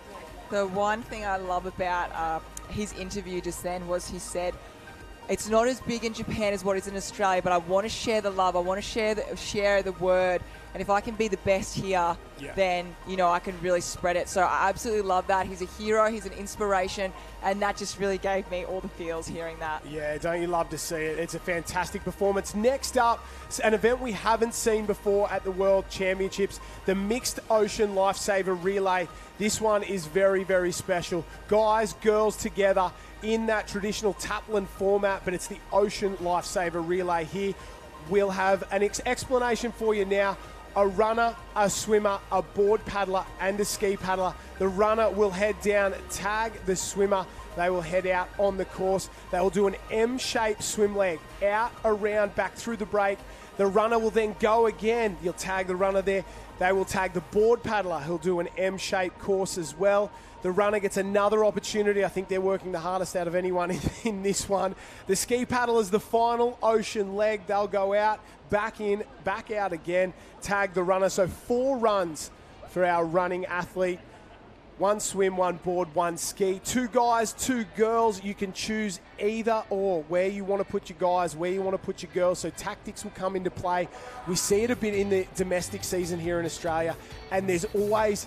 Well, traditionally, the countries had put their guys off first, but Alexandra Headlands, I've seen them do it a lot, put the girls first, let them get dragged around ever so slightly, and it tends to pay off more often than not. So it'll be interesting to see which country does what and how tactics come into play. Yeah, it's really, really tough to tactically put your best team in because every country has the best athletes from their country representing them over these last 4 days. But if you have a specialist in a certain leg, you would put them in it. Yeah. Whether that's male or female, obviously. We've definitely seen generally most of the teams will have a female runner. Yeah. So I'm sure we'll see the same. We saw that in the youth yesterday or the day before. So it'll be really interesting. But if you have a specialist, and we've seen a couple of the teams, Great Britain, they might actually even have... one of the female ski paddler, Evie, she might even go in and do the ski paddle. So it's going to be really interesting. I'm excited to see what every team's got out about. We saw Sara Tazaki. She's definitely going to be there. She's been amazing for Japan. So we'll wait and see. Yeah, she looks like she's swimming for Japan, so she'll go off first. And the thought behind putting the ladies first is if there is a couple of guys there, they can jump in on their feet, get a drag along around and sort of limit that damage to a lesser extent. And then the boys will jump in afterwards and maybe close up any of that distance if you can. But when you've got a couple of the ladies like yourself, Yolana Rogers, your Naomi Scott, I'd be very, very nervous there if I'm a couple of the boys there because they can get it done and they're absolutely flying at the moment. It's really, really interesting to see. The Italian team there, they're set and ready to go. They'll be strong in the swim. They're all getting final instructions down there on the start line. 23 teams on the start list, and I'll run through them for you right now. The Germans, the Belgians, South Africa, Singapore, Austria, Argentina, France, the US of A, New Zealand. They'll be very good. Czech, Sweden, Hong Kong, Great Britain and Northern Ireland, Italy, Norway, Switzerland, Canada, Japan, Ireland, Spain, Australia, Sri Lanka, and the Netherlands. 23 teams. There can only be one champion. And these mixed ocean relay events have only been a new sort of thing in the last couple of years in surf sports, and I think they're the best we get. Taplin relays have traditionally always been something special. Ocean relays and mixed ocean relays, these are the ones that they really want to win, and it really showcases the quality of the athletes. Oh, it really, really does. And also the quality of not only your surf club but your country as well, bringing everyone together. And it's bringing, because we never get to race, I guess, being a female, you never get to race with the males, especially when you get into the opens, in some of the nipper age groups. Obviously you're still racing with the men, or should I say boys and girls, but having this together and putting this as the last race of these 4 days, it's the one that means the most. It does. It does, yeah. Country gets the last say. Yeah, that's so everyone will be after it. Everyone else is going to take their bat and their ball and go home. But we are going to have one champion. They're just getting final instructions from the starter there, making sure everybody knows exactly what is going to happen. It's a complicated event if you haven't done it in the past, but it's pretty simple when you get out there. If you're a water leg, you go out around the cans, back into the beach twice, out and in, out and in. The runners, it's pretty straightforward. For everybody else, they're just trying to deal with that break in there, and it's going to be very interesting to see. Australia and New Zealand, obviously super strong, but yesterday in those ocean relays, the individual men and women sort of ones, we saw Japan, we saw France, we saw Team GB be super competitive, especially on the women's side of things there. They were really looking to cause an upset there. So you add your best of your best in each of these teams, and I don't know if they're going to beat Australia and New Zealand, but they'll go really close. Team GB, the US team as well, I think they'll be in the mix up to their eyeballs, and France might be a dark horse here to grab the bronze. I totally agree with you. It's not just going to be a race of Australia and New Zealand. We just see all the athletes at the moment just getting their last second directions, but you can see everyone moving around the crowd. They went from the top end of the beach now down to the water, so there'll be a lot of atmosphere down there. We're lucky we've got Ty there, but he'll be hearing all the cheering, the yelling going on. And I do like what you were saying before, putting a girl off first, because I feel like being a female, when you're up against men, somehow you lift because you really want to beat them. So, so it's kind of having that mindset as well. How can you intimidate the other countries? I would 100%. I didn't think. I thought you had to use a guy first, get off in front, make sure you're on that front wave. But after seeing Alexandra Headland do it all domestic season down here in Australia, I've really grown to sort of think that what Jack's done there at that club is the smartest move, because if you've got one of the quality girl athletes who can jump in, hang in, hold on, maybe get a wave, before you know it, you're at the front of the race and you've got a bit of speed on that back end to really burn. Looks like the Belgians are going to use one of the boys there. The Japanese are using Sara Tazaki out in front on the swim, that is for sure. Ty Dowker is on the beach in the thick of the action. Ty, what are you seeing, the girls or the guys going first? Who's doing what? Yeah, it's a bit of a mixed bag, and I don't mind that, because obviously it is what we spoke about, the open mix ocean lifesaver relay. And 2032 Brisbane, this is the event we want to see. It's a great event. I love it. It's mixed genders, we've got all the disciplines. The run league's pretty critical, because I know we talk about the old traditional tuple, it's only that sort of one run league they look at. They'll look to do the run league 4 times here. So we're going to introduce the teams from top to bottom, starting that with Germany. The runner will go up the start position, the swim leg will come down. And at the moment, even looking here in the Netherlands, they're opting for a female swimmer. I'll look over there to Australia. They're going with Zach Morris as well. So I'll probably say the best thing to sort of outline this, you play to your strengths. Whatever your strengths are in your team, you play to that, you back yourself, or chips in. That's the last event. Yeah, you're spot on there, Ty. That is actually what you've got. If you've got a gun swimmer, you use your gun swimmer. If you've got a gun ski paddler, it's exactly what you said as well, Courtney. If you've got a weapon, you've got to use it, because there are no more events in this national teams competition. Now is the time, and they are all in this one to win, that is for sure. And as Ty spoke about, this event is one of those ones we're trying to push to get towards the Olympics, so it is super special. With the presentation of teams down on the start line, Ty Dowker, introduce us to who we've got. Well, ladies and gentlemen, girls and boys, welcome not only to the Gold Coast, the beautiful Kurrawa Beach, but the day 4 in our final event of the National Teams World Lifesaving Championships. And it gives me great pleasure now to introduce 22 of the finest and fittest and fastest athletes from around the world and in the open mixed ocean lifesaver relay. Starting from the Dutch in the orange cap, we introduce the swimmer and that of the runner as well from Team the Netherlands. Next position on home soil. Look out for this one. The Aussies make some noise. Team Spain out on the line next of all. Congratulations and welcome to that of Team Spain. And they got a great cold hollering all over there from you on the Northern Ireland, I should say. A big welcome to Team Ireland. What about this from Team Japan? They just had a win in the flags. Can they back it up in the Lifesaver Ocean Relay? Team Japan, off we go. Canada, the Maple Leafs of Canada, welcome to the big stage and the last event. To that of Switzerland, the Swits, a big welcome to Switzerland. Also coming through as well. I mentioned that of Canada, we mentioned Swiss, now Norway. A big welcome to that of Norway. Coming up, they were dominant in the pool performance all the way from Italy. Well done from that of Italy. Coming up next, the Great Britain team. And we look at the dominance of Great Britain. Big welcome to that of Great Britain. All the way from Hong Kong, and a big welcome to Hong Kong. Make some noise, they make their way out. To that of Sweden, the blue with the yellow cross on top of the Swedish cap. To the Czech Republic, a big welcome to that of the Czech Republic. We talk about the battle. What about this one of the Black Finns across the Tasman of New Zealand? The smiles on the dials for a runner and a swimmer. The stars and stripes of the USA. What about the French? We've got the French coming up next. Look out for the red, the white and the blue. A dominant performance of the French, and the Argentinians also make their way to the field as well. A great introduction now to Austria. We come Austria of our runner and opting for that of a female swimmer. From Austria, let's go a little bit closer to home. Singapore, a big welcome to Singapore as they high-five their way out to the start line. South Africa, what about this, ladies and gentlemen? They have dominated on the beach and also in that of the ski, and it leaves 2 and 2 only. They are 3 coloured cups and very, very similar. Put your hands together for that of Belgium.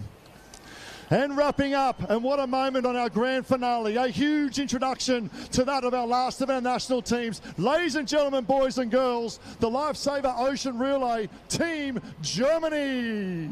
Best of luck to all teams.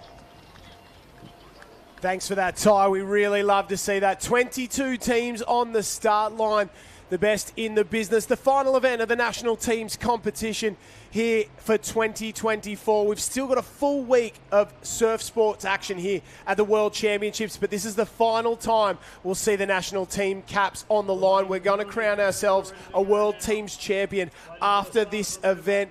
It's come down to Australia and New Zealand, and I think the Aussies have the advantage heading into this final event. We haven't seen this format for a long time. Start with a run, a swim, run, board, run, ski, and finish with the runners. All the nations opting for a female runner, a couple opting for a female swimmer as well. This is going to be pure chaos. Off and away, the national mixed ocean lifesaver relay. Have a look at them go. Australia and New Zealand straight to the front. Big tag there for the guys and the girls. A few of them went straight off the line, out and flying, and it is Australia and New Zealand off and out in front at the moment. Have a look at them getting the legs up and out of the water. Maybe Zachy Morris for Australia on that far left-hand side as we look at it now, but the ability to get the legs up and out and the ability to get across that bank, second to none from these two men. They absolutely flew. That was absolute chaos going in there because we know we have the best sprinters in the world, and not only were they sprinting towards their swimmer, they were sprinting downhill as well. But we look out now, we've got Zach Morris out in front. Very big program, obviously, but he's really, really setting the pace at the moment and looking the goods. Yeah, flying Zach Morris there. So Australia in 1, New Zealand in 2, US of A in 3 there. Team GB in 4, South Africa in 5. On this far side, the German team just out of shot at the moment, doing a really, really good job. Spain there as well, and France. So that's your top 8 at the moment. Ty Dowker down on the beach. The Aussies lead at the halfway mark of the opening swim leg. Yeah, what an event it's been. It's been 4 days of competition. We've had the pool, this the ocean, now the grand finale event lining up. And I got the last craft competitor, Corey Fletcher, lined up. Zach Morris off to a very good start, mate. The position you'd like him to be in anyway. Yeah, it is low tide, so the shallow banks are good for Zach's long legs, and there's a few little bumps coming around, so hopefully you can get one of those and get us in a good spot. What will it mean to win this one in the inaugural mixed ocean relay, lifesaver relay here on home soil? Oh, it meant everything to the team. Australia is all about team first mentality, and we've had a great day so far, so to bring it home and last event of the national team's carnival, it'll be pretty cool. Best of luck, mate. Rip in. Yeah, thank you.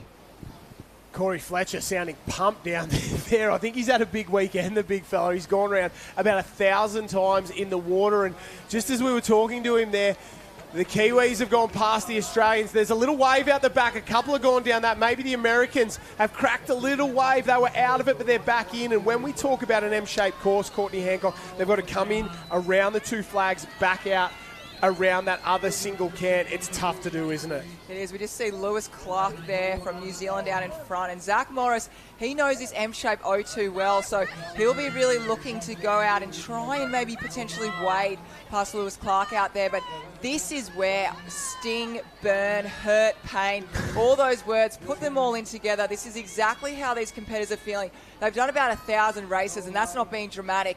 All of these guys and girls out here right now have got Sara Tazaki, so very, very smart by Japan. If she can hang in there with the males, try and get a wave, should I say, at the end there. Japan could be one very dark horse out there. Japan is in that second group there with Sara Tazaki. So Australia, New Zealand 1 and 2, US in 3, then France, South Africa, Team GB. They're all in the mix. There's Spain, the Italians, and there's Sara Tazaki at the bottom of the screen. She's latched onto the back of that group there of the boys, and she is putting Japan in an unbelievable position. So a really good swim from Sara Tazaki's so far at just over the halfway mark of this swim. A great performance from her. That's her at the bottom of the screen there, just ahead of Argentina, sitting, well, side by side with the Italians and the Spaniards there, just inside the top 10. A great swim, but New Zealand 1, Australia 2, maybe 3 body lengths back to the United States of America. Then Team GB, Team South Africa, not too far away either. There's the US team. They're hanging in, and a great swim so far from Louis Clark. He's doing a fantastic job.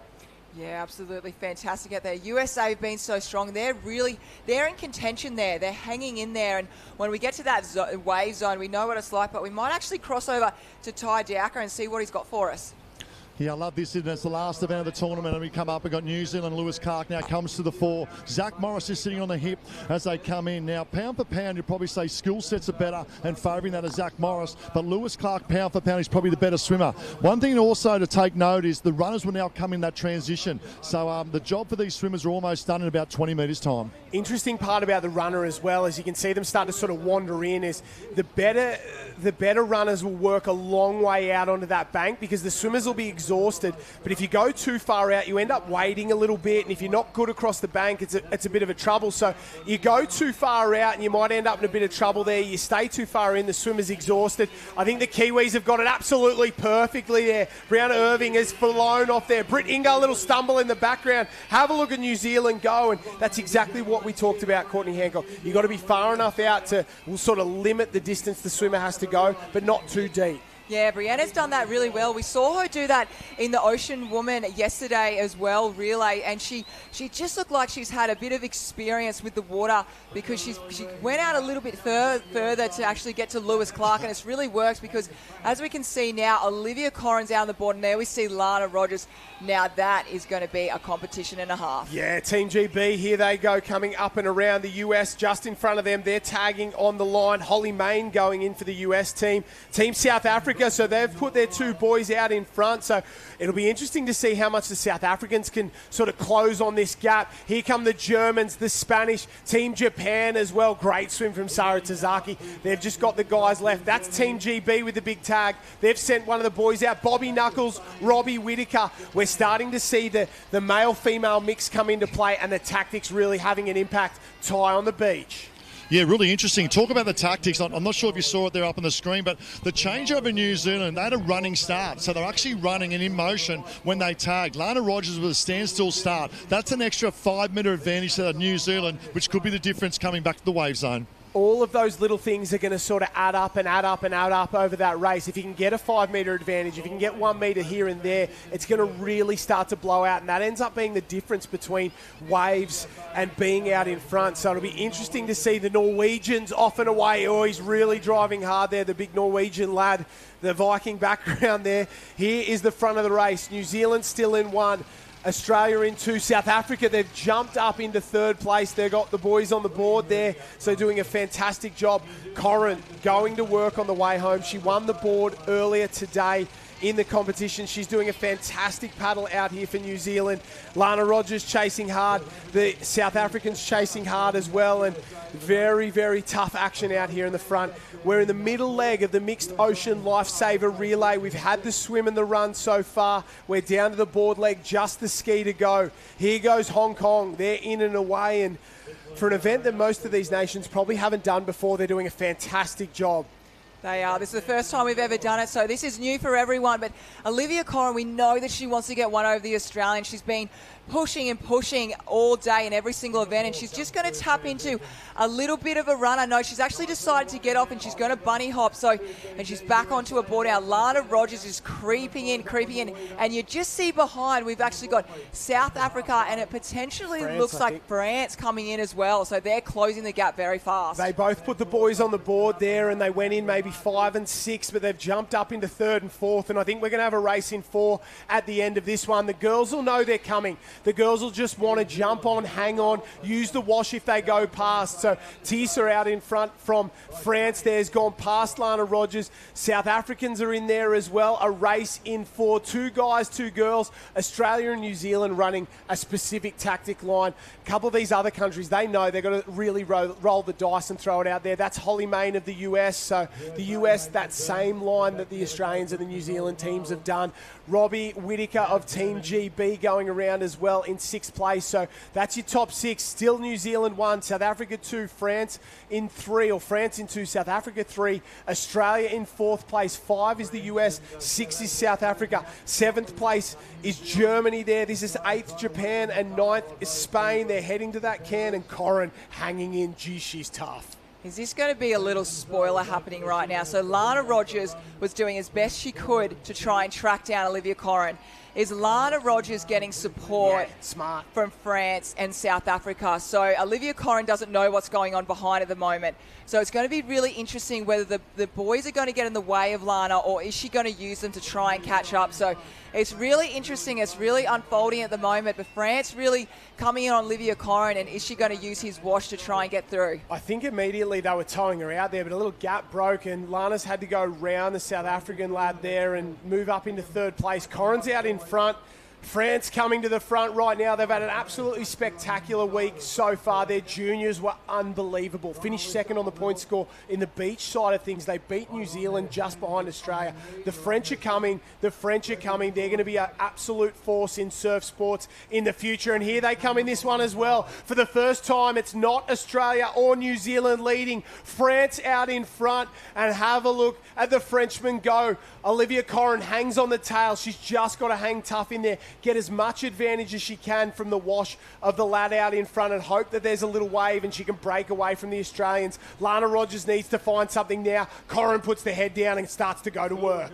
Oh, wow, look at that. Olivia Corrin coming down, the French competitor right there. She didn't really get too much of a wash from him just before, but we might see if we can go down to tie, whether, we just see the French competitor. He's back on, but we might get down to tie on the beach.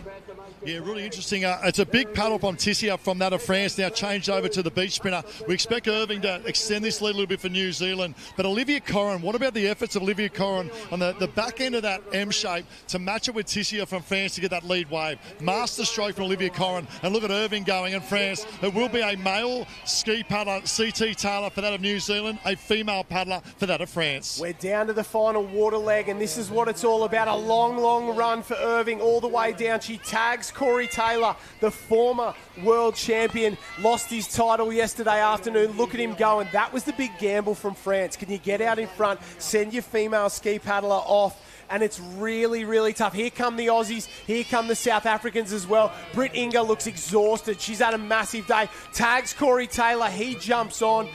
Corey Fletcher. He jumps on. Corey Taylor is off and away. And the French, they're hanging in there. Can they hang on? Can they get around and finish on the podium? Or can they finish in silver? Because the Aussies will be coming for them thick and fast.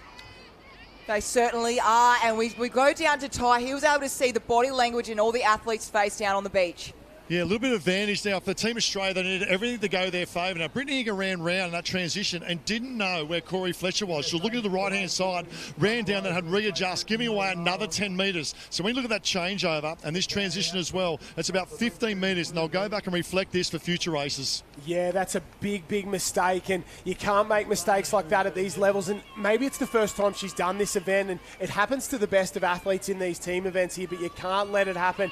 Still out in front, New Zealand, France in 2, Australia in 3. The Spaniards are on to their final leg here, the ski leg, M shape on the way home. Corey Taylor's got a little run, a little bump underneath him. You can see it there, and that gap's just going to open up bigger and bigger and bigger. He works to hang on, the nose dips again. He cleans it up there. What a paddle so far from Corey Taylor. It hasn't been the week that he's really wanted so far, but he's putting everything into this one, and the French have got a wave as well. If she goes, she might get down this. The French could hang on for silver here if she can crack this wave out the back. Corey Taylor's flying.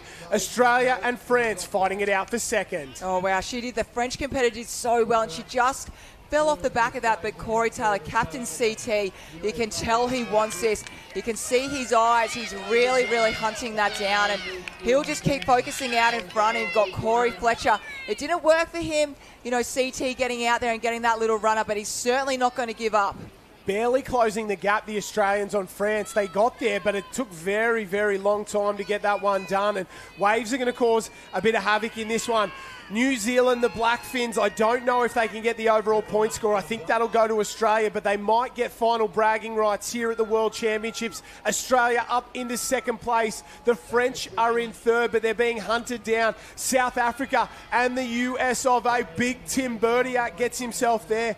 And the French ski paddler, she's got to go. She knows the boys are coming after her. She knows that, she's real. Oh, and almost the shot to their head. That's Saskia Hockley there for Team South Africa. And she's a fantastic paddler in her own right. So Berdiak and the Americans are looking very, very good, but they're still chasing this man out in front, Corey Taylor. Yeah, every single country has certainly brought out the big guns to finish off this ocean. It's a mixed taplin going on. So Corey Taylor is really going strength to strength. He wants it. He really wants it for his country. He wants to finish off with a great bang. And Corey Fletcher doing as best as he can on that yellow ski to hang in there. But Corey Taylor, experience. He's done this time and time again before, and he looks fantastic. I don't know how many more times we'll see Corey Taylor at a World Championships. He's not old, but he's getting towards the twilight years of his career. I don't know how many better world team competitors there have ever been. Corey Taylor has done it for well over a decade, and he shines every single time. It means so much to him, and if this is the last time we do see Corey Taylor, congratulations, because he has been a champion of New Zealand surf sports and just surf sports in general. This one will mean a lot to him to get it done, and look at him driving it home. The Aussies are chasing, but I think it's too little too late.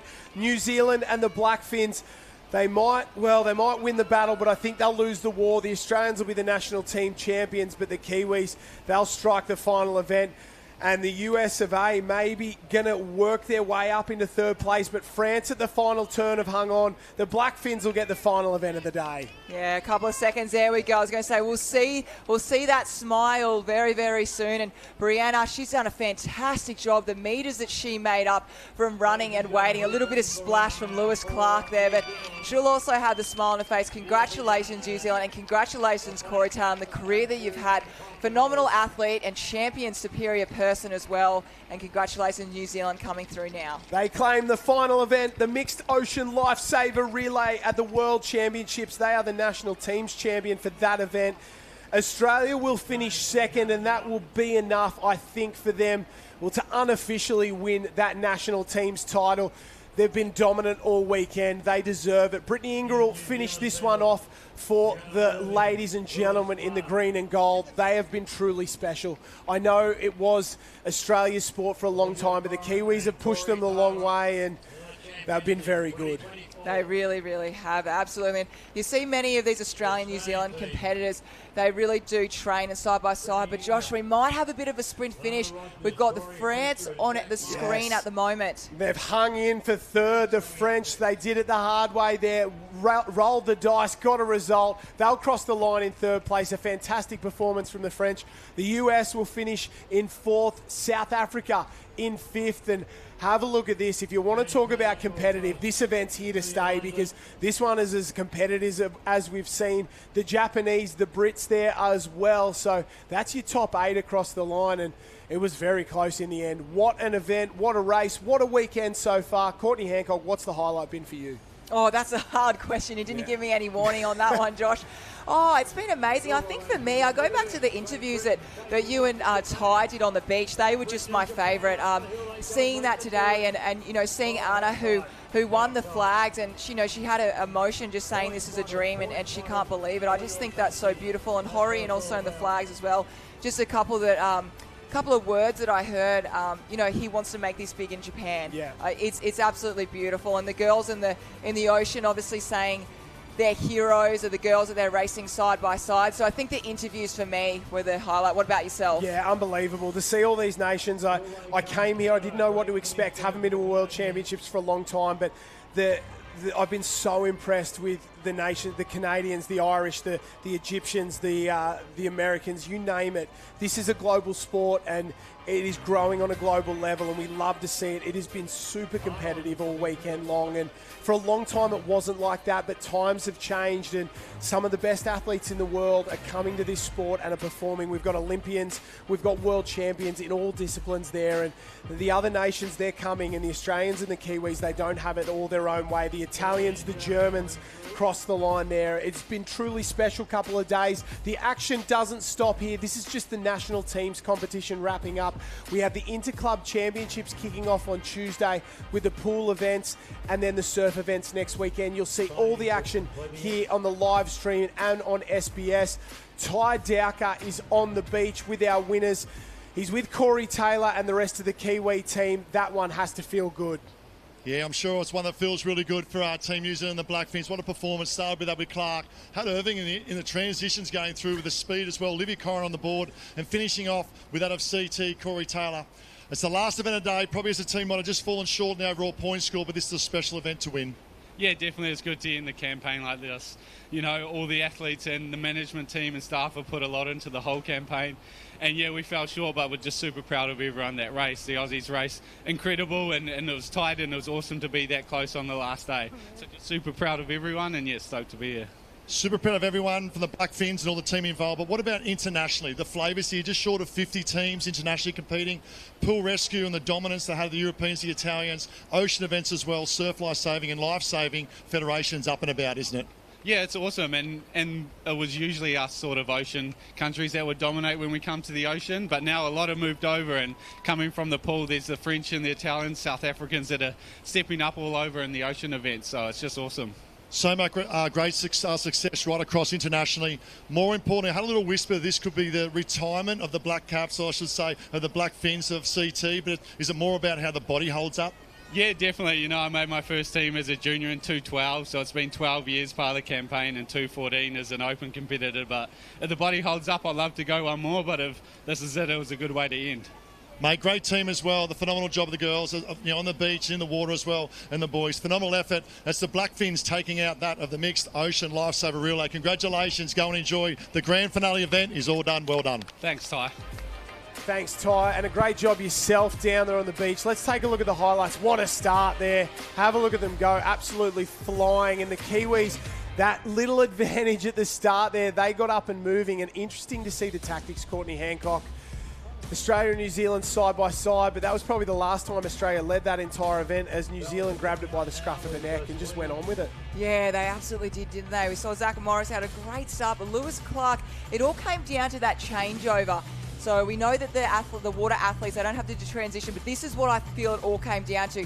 You had Brianna versus Brittany, and she just got out there a little bit earlier than Brittany, and you can see that gap, and then Olivia Corrin just went on from there. Yeah, it's hard to sort of specify when races are won, but there's key moments, and you're spot on. That was a key moment there, and the gap was 1.5 meters and became 30 metres in just that single transition alone. And Corrin's ability to hang on when the boys were paddling past as well, very special. She's a tough athlete, and I'm no one hiding the fact that I'm a big fan of how tough she is, and she'll be a future superstar, not only here at the World Championships, but in the sport in general. The French, super impressive. To get to the lead of that one, and I think most people expected it just to be a head-to-head Australia and New Zealand clash, but the French were in it, the South Africans were in it, the US were fantastic as well, and that's what we like to see. It's a competitive sport on a global stage.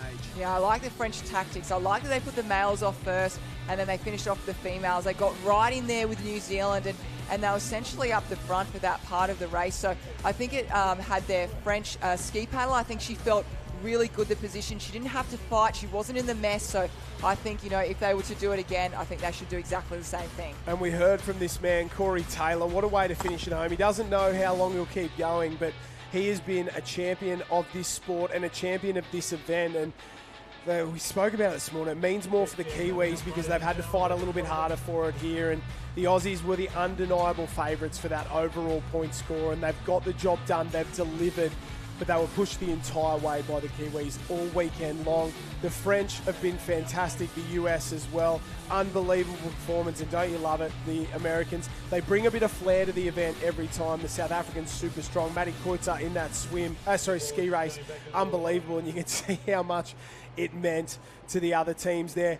We'll take a look at the results for just that mixed ocean lifesaver relay. NZ Australia, the French, the US, South Africa, Japan, unbelievable all weekend long. Great Britain and Northern Ireland finishing in the top 7. That is the final event of our national teams competition, and what a week it's been, Courtney Hancock. Oh, it's been absolutely fantastic. We've been on a high this whole time. If we go over the page, just look at the incredible countries from all over the world. Canada, I know they're one of your favourites. Ireland was one of Ty's favourites. Italy, incredible in the pool. We cannot cheer them enough in that area. Germany, fantastic. Spain, love their interviews. Netherlands, incredible. Argentina, the cheer squad was going off. It's just amazing. And the amount of friendships and sportsmanships that we've seen over these last few days. days and still yet to come next week has just been so admirable. Yeah, the beauty of this as well is somebody's brought something to the party, that is for sure. We've seen the flavour of every nation, and we've seen, well, the joy that every nation brings to this World Championship. That wraps us up here from Kurrawa Beach on the Gold Coast for National Teams Day 2. On behalf of myself and the entire team here, a huge thank you for tuning in this afternoon for the 2024 Lifesaving World Championships. The strategic partners, a huge thank you to Surf Lifesaving Queensland, the International Lifesaving Federation, the Gold Coast and Queensland governments, our supporting partners, Risk Intelligence, Kurrawa Surf Club, Race One, Ampol and Eventco. For all results, go to liveheats.com. You can check every result from every event all weekend long. Check the LWC website for the rest of the program for the week. We will be back with the Interclub Championships on Tuesday. On behalf of myself, Courtney and Ty and the entire team here, thank you for joining us. Stick with us. There's still another week to go. That has been the National Teams competition. Thank you and goodbye.